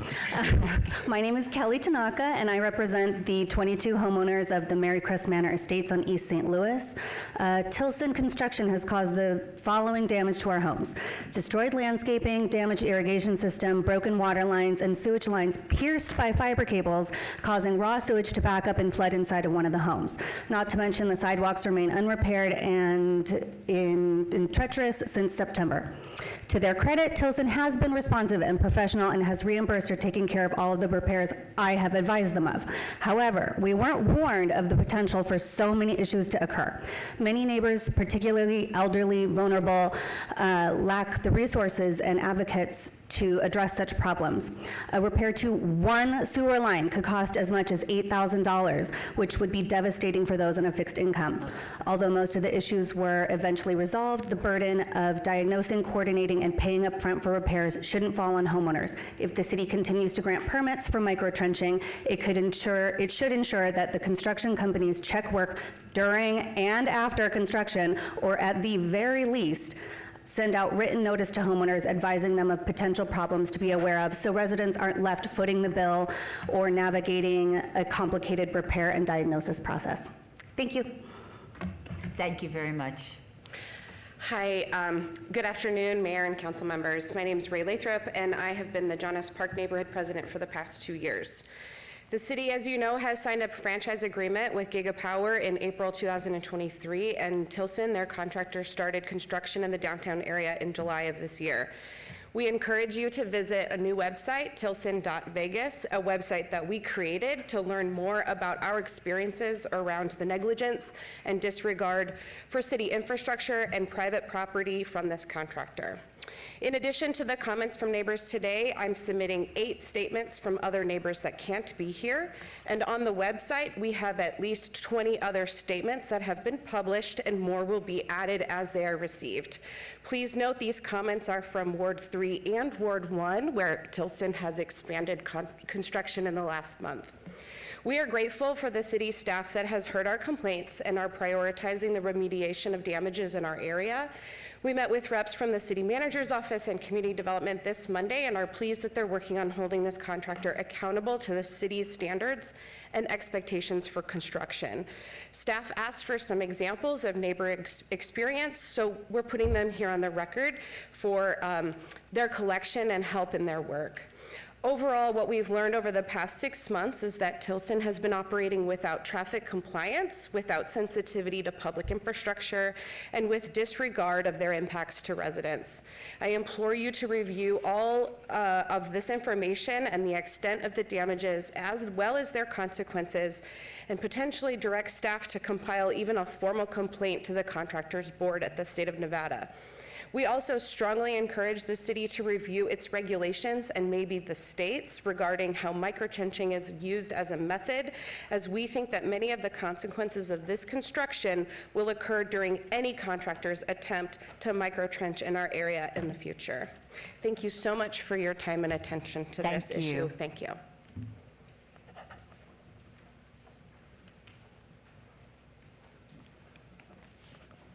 Good morning, Mayor Barkley. Good morning. And to the rest of the council members present, it's an honor to meet you guys. My name is Aaron Mayberry, a 23-year-old student at UNLV. I'm currently facing homelessness at the moment. I live at the Salvation Army on 35 West Owens. Me and Michael are right here, are the co-founders of the Fair Chance Group. But due to the following circumstances that will be stated, it seems almost impossible for anyone to succeed at the Salvation Army. It seems like it's almost set up like a prison. And I have a list of grievances, and we got a petition together. So got like over 35 signatures. I was wondering if I could give this to you, and so you could overlook it. May I approach someone to give it to you? Absolutely. Beautiful.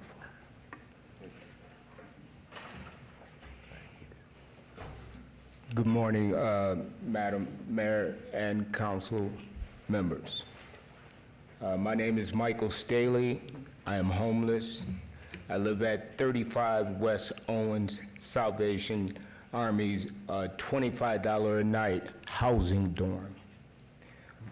We represent, as he said, the Fair Chance Group, which I'm a co-founder with Mr. Aaron Mayberry, a UNLV student.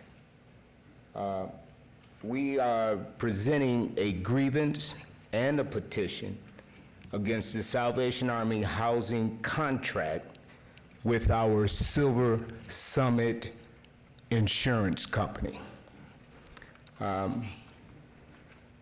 core of our issue is that most of the staff members are disrespectful, and the volunteers are disrespectful and belligerent and unprofessional. There has been a great deal of sexual harassment and belittlement, and we as individuals have no privacy whatsoever. Furthermore, coughing, colds, and sickness is a main issue that is never addressed. Drugs, alcohol, theft, and mental health deficiency among some men that enter the dorm to sleep leaves the atmosphere worrisome and scary, and places in a scary place to rest. And we, the following individuals, have signed this petition, which was handed to you. We want the state government, which funds these people, and Silver Summit Insurance Group to consider not funding a contract with the Salvation Army $25 a night bed, and consider funding better and suitable and humane opportunities for our housing funding, such as single suites, budget suites, etc. We also wish to be put on the city council agenda to represent or to have an opportunity to represent our insurance funding that is given to Silver State Insurance Company. We would like to have a say-so in that, as we don't have any representatives to speak for us. And thank you very much. Sabra, is there anybody that can help these gentlemen? All right. Could I ask you to please confer with Sabra and see if there's anything that we can't do to help? Okay, I appreciate you, Mayor. It's my pleasure. Appreciate you. And also, I wanted to state that Reverend Jesse Scott would be very much proud of you. That I loved him. Yes. I loved him. Thank you. He was my mentor. Let's see if we can't help. Thank you. Thank you. All right, okay. And Mr. Jansen,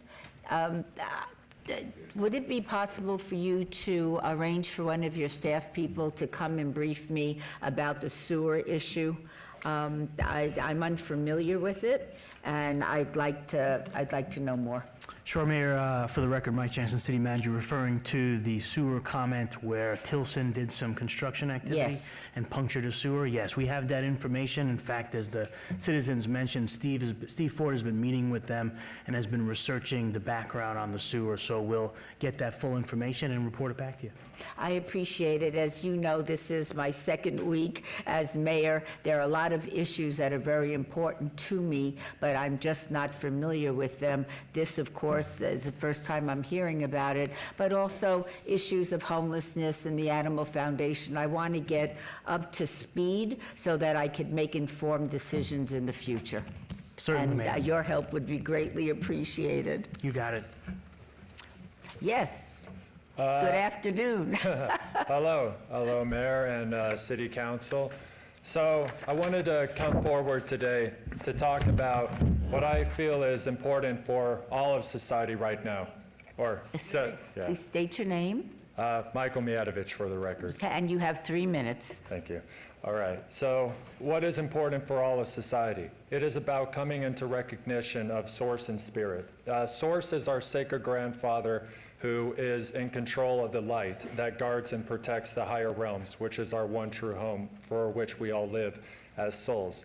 And Spirit is the consciousness, the guide really, of the higher realms, and is the one really looking after all of us as we're in the higher realms. So both Source and Spirit make our one true God, but yet they're Source and Spirit, but yet they are one forever. And the only thing that ever tried to prove any different for this is the ego, but that didn't happen. And so what we have to be in conscious awareness of in this life is really about the way of life we're supposed to be living and what we're supposed to be focusing on. We're not supposed to be focusing on all these mortal egoic lies and putting so much attention on it. We're not supposed to be caught up in all the ordeals and difficulties of society and the materialistic world and allow it to dominate and control us. We are supposed to be coming into oneness, awareness with Christ consciousness. Christ consciousness is, well, Christ is the true last name that we all hold in the higher realms. That's why Christ is so important to us. And it's important that we come into a better awareness of this in our life. Someone such as Siddhartha Buddha sought after enlightenment and became the enlightened master that has taught many others throughout many different ages. And Buddha understood that this is the path of life that we're all supposed to be focusing on, coming towards enlightenment and realizing our higher self, which is really connecting with our souls in the higher realms as people.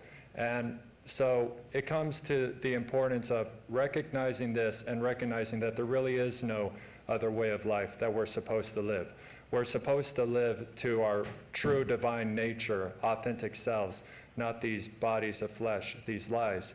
And the only way we're going to be able to do this is by signaling a new shift throughout all society, not based on the greed and selfishness of the mortal body or the flesh, because that's what the ego wants for us, and to be consumed by it and addicted to it. And what we need to do is break away from that addiction and focus on true understanding of what is important, which really comes to connecting to our soul selves. Because we don't want to put all this attention so much on the mortal human body as that's what's important. Our souls are what's important. And it's our souls that we need and what is necessary for our health and well-being forever. And our souls live forever. So it's important we focus on our souls and not these bodies of flesh. Coming into awareness of God, coming into awareness of the true way of life we're supposed to be living, and enlightenment is the answer, is the way that we can find the answer to everything that would lead us to peace. So, peace. Thank you so much. Thank you. Agenda item 68, council emerging issues. Discussion regarding potential items for future city council agendas, all wards. Any discussion must be limited to whether or not such proposed items shall be placed on a future agenda, and no discussion regarding the substance of any proposed topic shall occur. No action shall be taken. Do any members of the council have any topics that they would like to discuss under this item?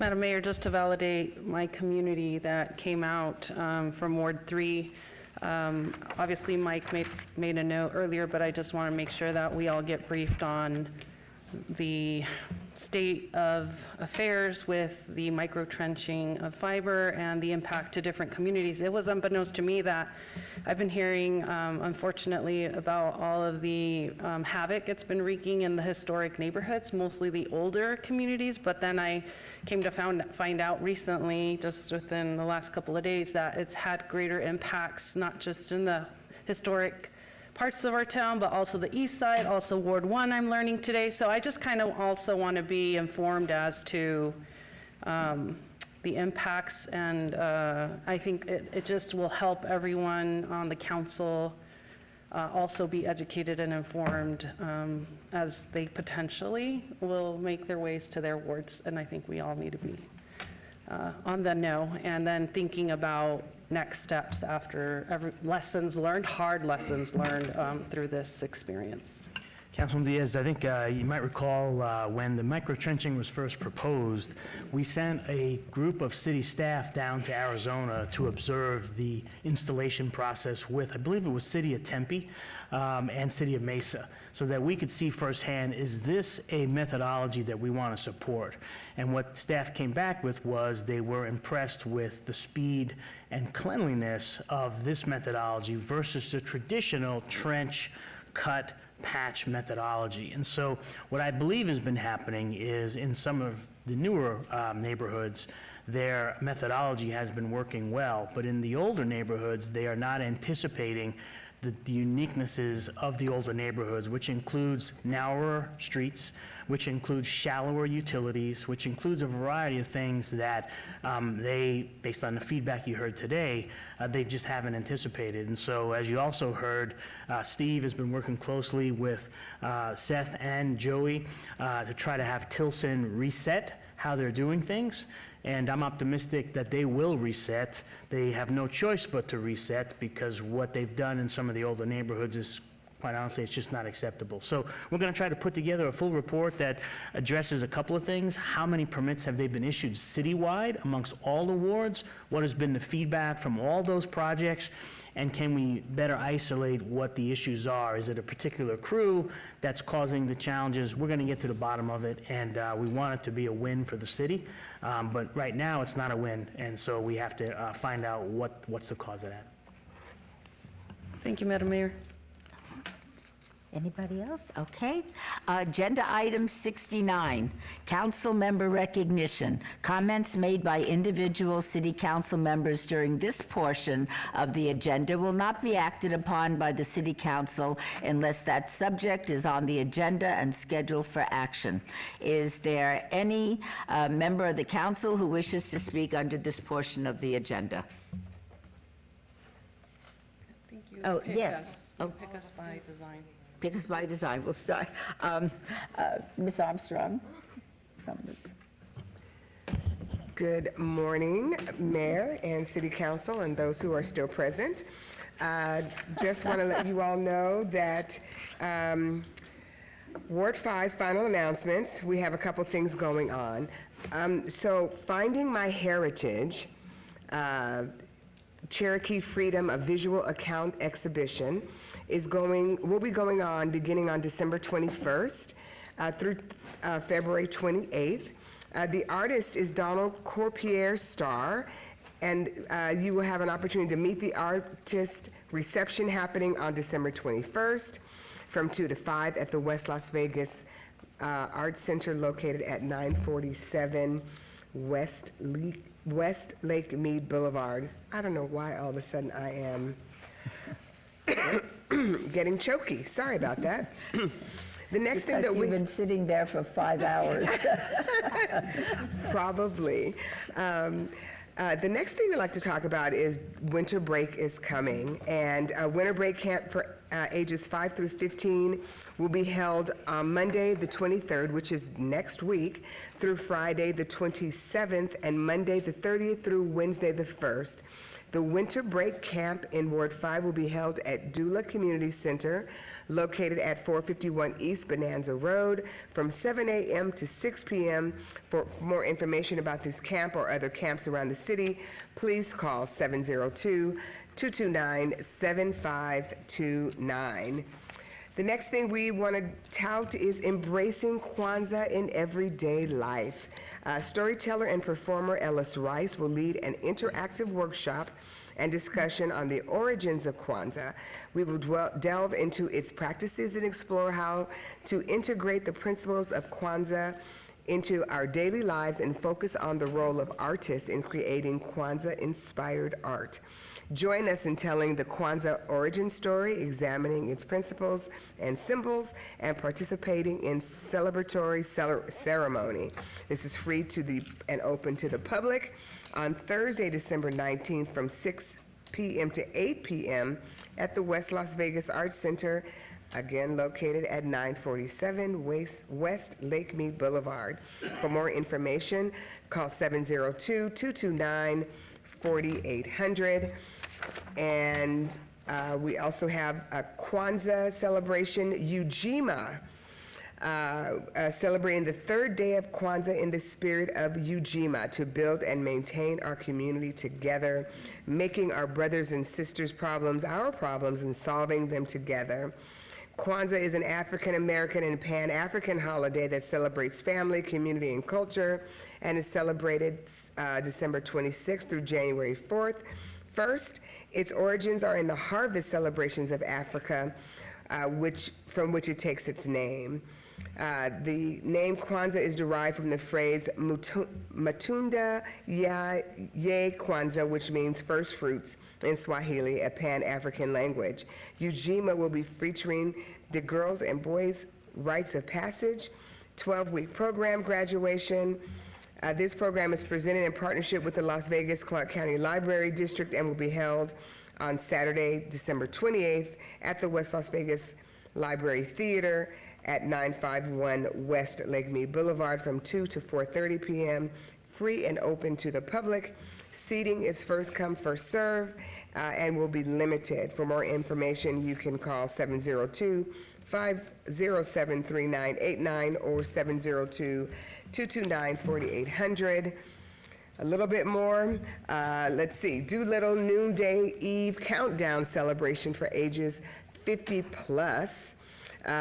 Please bring in the Noonday Eve with your Doolittle Active Adult Center family. Enjoy music, games, reflection, and fun as we count down the old year and prepare to bring in the new.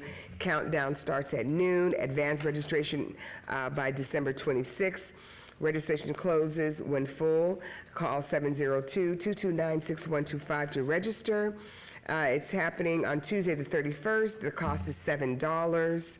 And this will be at the Doolittle Active Adult Center at 1930 North J. And finally, as your new city councilwoman, we would love to keep you informed about what we're going to be doing in the community. Sign up for our Ward 5 newsletter. You can learn more at 702-229-5443. I just want to say happy holidays to everyone. As you all know, in Ward 5, we are super active in our community activities and our Kwanzaa celebrations, both at the Arts Center, the theater, and at the Doolittle Community Center are at the core of our community engagement, and we would love you all to come out and join us and celebrate the holiday season with us. I'm really happy to be here.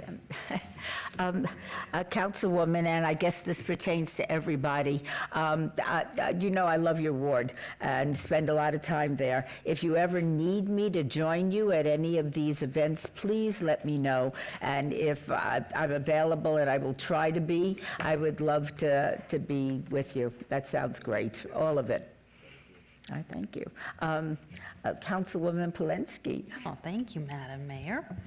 As many of you probably know, last week LVMPD officer Colton Pulsifer was tragically killed in an auto accident, and he's being laid to rest today. Actually, during our council meeting, the funeral services took place. Officer Pulsifer leaves a wife and 3 young children behind. Should you feel moved to contribute to the family during this difficult time, you can do so through the QR code on the slide, which is being facilitated through Behind the Blue. And just for clarity, Officer Pulsifer didn't die in the line of duty, which means his family is not afforded the financial safety net or he'll have a minimal pension. He was young, 29. He only had 7 years of service, so he barely vested. Anything you guys can do to help contribute to this beautiful family is really important at this juncture.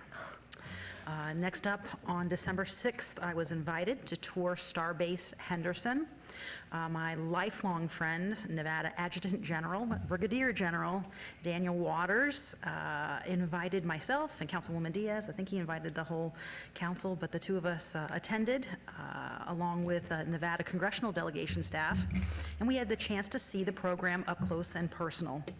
We interacted with many of the students as they participated in hands-on science projects. It was a great program facilitated by the Department of Defense, which is available to at-risk youth and underserved 5th grade students from across not just the Valley, but all over the United States. For more information about the Starbase program, please visit dodstarbase.org. I know the students that we were visiting at the time were from Ward 1, and they thoroughly enjoyed it. Every kid that I talked to said this is the best science class he's had all year long. So there is a waiting list, but get your schools on the waiting list. Next up, Councilwoman Diaz and I hosted a holiday party for code enforcement and neighborhood services. These departments really work hard every day to support our council offices and our constituents all over the city. And this is our way of showing our true appreciation for their hard work. Next up, last Thursday, I attended a ribbon cutting for Marathon Health. I'm excited to welcome them into Ward 4 and look forward to the care that they will provide the residents in our area. They specialize in primary care services, which of course are hard to come by in Las Vegas. On Saturday, I hosted a hazardous waste drop-off in Sun City, Summerlin. The event was wildly successful, collecting thousands of pounds of hazardous waste from over 200 cars in just about 2 hours. I'm happy to bring this valuable free service to my Ward 4 residents. And lastly on this slide, come out and join us at Cimarron Rose Community Center, located at 5591 North Cimarron Road, from December 18th through 20th for a great family fun at the Polar Express. For more information, call the Community Center at 702-229-1607. And next up, if you have any information regarding any of the 11 kids featured on this slide, please call Las Vegas Metropolitan Police Department Missing Person Detail at 702-282-3111. Let's get them back to their families for Christmas. At-risk youth or runaways, please call or visit the nationwide Runaway Safety Hotline or 1-800-runaway.org for resources. Next up, however you celebrate, I wish you a wonderful holiday season with your family. I'm looking forward to an incredible 2025 with all of you here at the city. And lastly, please stay connected with my staff and myself on social media platforms or contact us the old-fashioned way at 702-229-2524 We are always here to provide any assistance that we can. Thank you. Thank you so much. Mayor Pro Tem. Thank you, Madam Mayor. Our next Brews with Brian is Saturday, January 18th from 8 to 9 a.m. at Norm's Restaurant, which is brand new right there at 4605 West Charleston Boulevard in the Walmart parking lot area. I saw that, actually. And it was the biggest ribbon cutting I've been to. Like they had everything going there. So it's worth coming out and seeing what's going on at Norm's. When is that? It's on January 18th, 8 a.m. It's a wait, yeah. It's very busy. And they're trying to open up a second location too, so. And then over Thanksgiving and then the next couple days, we do a bunch of holiday meals for all the seniors in Ward 1. So we have multiple senior complexes there. And I'm always reminded that there's not a lot of people that visit them. So if you get a chance to visit some seniors, this is a great time of year to do that. And as always, you can reach out to me any way you like. That's how you can reach out to me. Thanks, Mayor. Okay, very good. All right.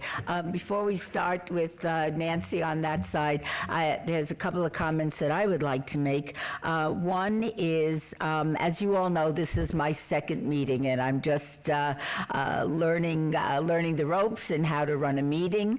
I do not believe it is appropriate for any city council member to have to go to the well in order to speak, and I apologize for that, and it will never happen again to any member of the city council. And I hope you'll accept my apology. And with that, I also want to wish everybody a very, very happy holiday season. I am looking forward to 2025. I think the next several years, but certainly next year in the city, are going to be remarkable, and I'm very excited to be working with everybody on the dais and all of our city staff, who I have learned are absolutely extraordinary at their jobs, as we all work together on behalf of the people that we represent, and hope that everybody's 2025 is a good, happy, productive, and successful year for everyone that calls Las Vegas home. And with that, Councilwoman Bruni. Thank you, Mayor, and I want to start by saying, you've only been in office 14 days, but I really appreciate the way that you've had an open door policy and made yourself available, so thank you for that. My pleasure. So Ward 6 kicked off the holidays in style by hosting our annual Cowboy Christmas and Classic Car Show. This year we had over 50 classic cars, new arts and crafts vendors, live music from Route 66, a ranch house decorating contest, and of course a visit from Santa. The next day, I was pleased to co-host the third annual Navidad con Colibres with Escaramuza Charra Colibres de Nevada in our beautiful Bradley Bridal Park. Please note that Ward 6 does have our Bradley Bridal Park, which has 2 corrals that are available for public use, so ride your horse on over. Last week, I chaired the last meeting of 2024 of the Civilian Military Council and honored some of our airmen and airwomen at Nellis Air Force Base who've gone above and beyond in terms of helping their peers and raising money for community causes. Last Wednesday, we hosted our quarterly breakfast for small businesses. Thank you to Owen Sherwood of Fidelity National Commercial Services in NAIOP, who joined us to provide an overview of the commercial outlook for our region and the Ward 6 Northwest area. We also hosted our last Bocaditos with Bruni of the year, where we listened to our neighbors' concerns and connected people with resources. We've heard a lot today about our 2050 master plan and the need for housing. As such, I was pleased to attend the ribbon cutting of the newest Elysian multifamily property by the Kalita Group in Sky Canyon. This project will provide much-needed housing options for residents who want to live in our beautiful Northwest area, including our Creech Air Force Base families. I very much appreciate the ways the Kalita Group is so intentional about building community and incorporating design features that leverage the proximity to our beautiful Northwest landscapes. Welcome to our neighborhood. This past weekend, Team Bruni continued its efforts to beautify our community in partnership with Get Outdoors Nevada. Our team and several volunteers planted 14 trees at Gilcrease Brothers Park and picked up 16 pounds of trash. Have a great holiday, stay safe, and we'll see you on January 16th for our January Bocaditos with Bruni. As always, we want to hear from you. Please call us or email us at ward6@lasvegasnevada.gov. Thank you. Thank you so much, Councilwoman Seaman. Thank you, Madam Mayor, and thank you for your kind words and your apology. And I look forward to working with you and helping you to grow in the process of this. It wasn't easy for me, and I know it's not easy for new members, so thank you. And I want to say what a joy it was to host and celebrate this holiday season with our Summerlin Command Center and their families. We're deeply grateful for their incredible work keeping our community safe. So I want to wish everyone a happy and wonderful holiday season. This year, Christmas falls on the same day of Hanukkah, so Merry Christmas and Happy Hanukkah. I was also excited to be invited to the 2024 Mayor Summit Against Anti-Semitism in Beverly Hills with the participation of over 200 municipalities, council members, and mayors collectively representing a population of more than 42 million. This summit was an inspiring and impactful event. I was happy to see the presentation of the CAM Unity and Actions Awards to the Mayor of Miami, Francis Suarez, and Honorable Roy K. Altman, U.S. District Judge of the Southern District of Florida, as they did so much amazing work in combating anti-Semitism. And I was very lucky because I got to see my daughter in Beverly Hills before she went back to Paris. So it was a great trip. And we have some animals up for adoption for a forever home. Is that what's next? Yeah. We have, oh, I missed my breakfast buzz, sorry. Can we go back a slide? Our next breakfast buzz in Ward 2 Biz is January 25th from 9 to 10 at Veterans Memorial. And breakfast will be served. It's a free event, but please RSVP so we have enough food for everyone. Missing that, we didn't do it in December. And we have some pets up for adoption, looking for a forever home. We have Pharaoh, a mixed American bulldog, 62 pounds, 10 months old. We also have Marilla, a domestic long-hair female cat, 2 years and 2 weeks. If you are interested, you can go to the Nevada SPCA, you can go to the Animal Foundation, you can go to any of the rescues we have right here in Southern Nevada and give these animals a forever home. If you would like to get the word out on your business and be a part of our Small Business Saturdays and be featured on our social media channels, you can contact my office at 702-229-2420. If you have any issues, specifically in Ward 2, you can contact us at that same number or Ward 2 at lasvegasnevada.gov. Thank you, Madam Mayor. You're welcome. And last but certainly not least, Councilwoman Diaz. And no pressure to wrap up the meeting, right, Mayor? I could sit here forever. So first and foremost, I just want to say how grateful I am for the amazing community that we do have here in Las Vegas. And so I think one of my Christmas gifts is the just the neighborly love that exists here, and it was evidenced by the people who came to speak up about the issues and the woes that are happening, and they're not easy to handle, and there's never a pleasant moment to go through everything that was talked to us under public comment. So I just want to say I'm really grateful to have you guys just being an outreach and of service to our residents that wouldn't know otherwise how to navigate. So I wish you all very happy holidays. I hope you guys, we are working on information and that will come to you shortly. I do also want to celebrate Los Pumas at K.O. Knutson for being national champions at middle school. That's very impressive coming from K.O. Knutson's magnet program. And I just want to kind of put some things that we've been visiting and hitting these last couple of weeks in the ward. So makers and finders, it's hard to believe that they're 10 years already established. And so, geez, way to make us feel younger. But I was very thrilled to go and celebrate with Josh Molina Medina, his family, his friends. Super proud of his contributions to the Arts District and for paving the way for other coffee shops in the area. So congratulations for 10, hoping that there's many more to come. On December 7th, we were able to celebrate Santa in the Circle again, and so many of the downtown neighborhoods have made this a tradition in our communities. I just want to thank everyone who had an opportunity. Obviously, Mr. and Mrs. Claus is always amazing to see. Due to the Maryland BRT construction, we did have to pivot and move the event to Baker for a second time, but so many delicious cookies and hot cocoa and train rides were bringing smiles to the kids in the park. So that was an awesome time had by all who attended. On December 10th, the mayor and Councilwoman Summers Armstrong and myself were able to go to the Christmas tree lighting at Fremont Street Experience, and we even saw Mr. and Mrs. Claus zip line through Fremont Street. So that was a very unique twist to this year's tree lighting. I really enjoyed that. So I hope it's something they do over and over every year.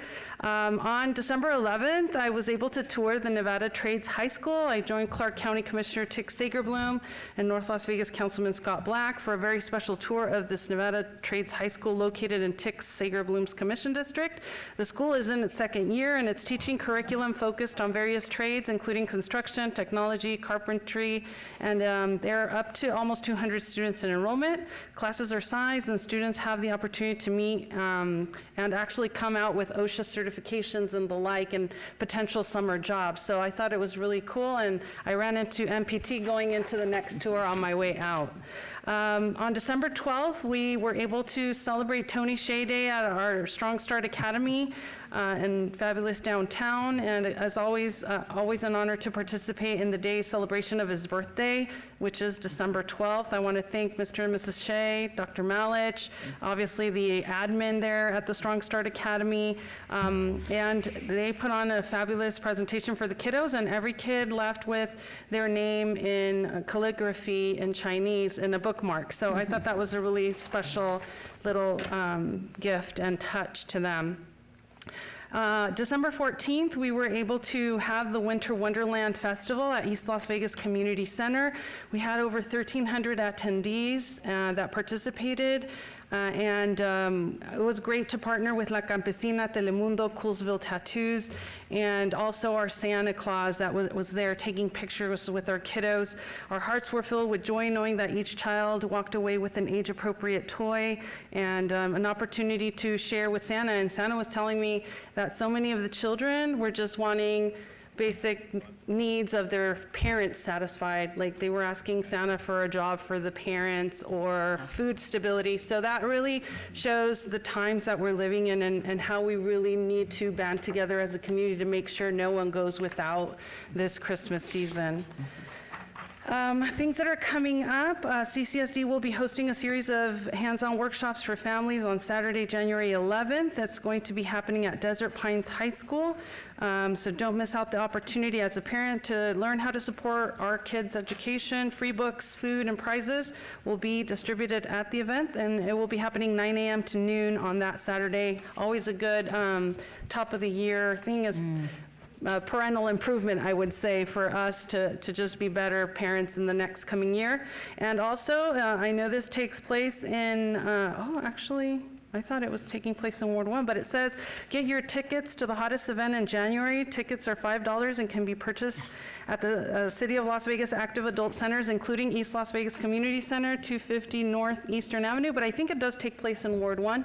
Senior Idol does, so that's okay. We can always jet right to Ward 1 and support our seniors that are gonna put on cool performances. So save the date. It's at 3 p.m. Thursday, January 16th. And with that, I just wanna wish everyone a safe, healthy, and just hopefully peaceful, whether it's Christmas for you, Kwanzaa, Hanukkah, whatever you want to celebrate and you believe in. I hope many blessings come to you and yours. Thank you so much.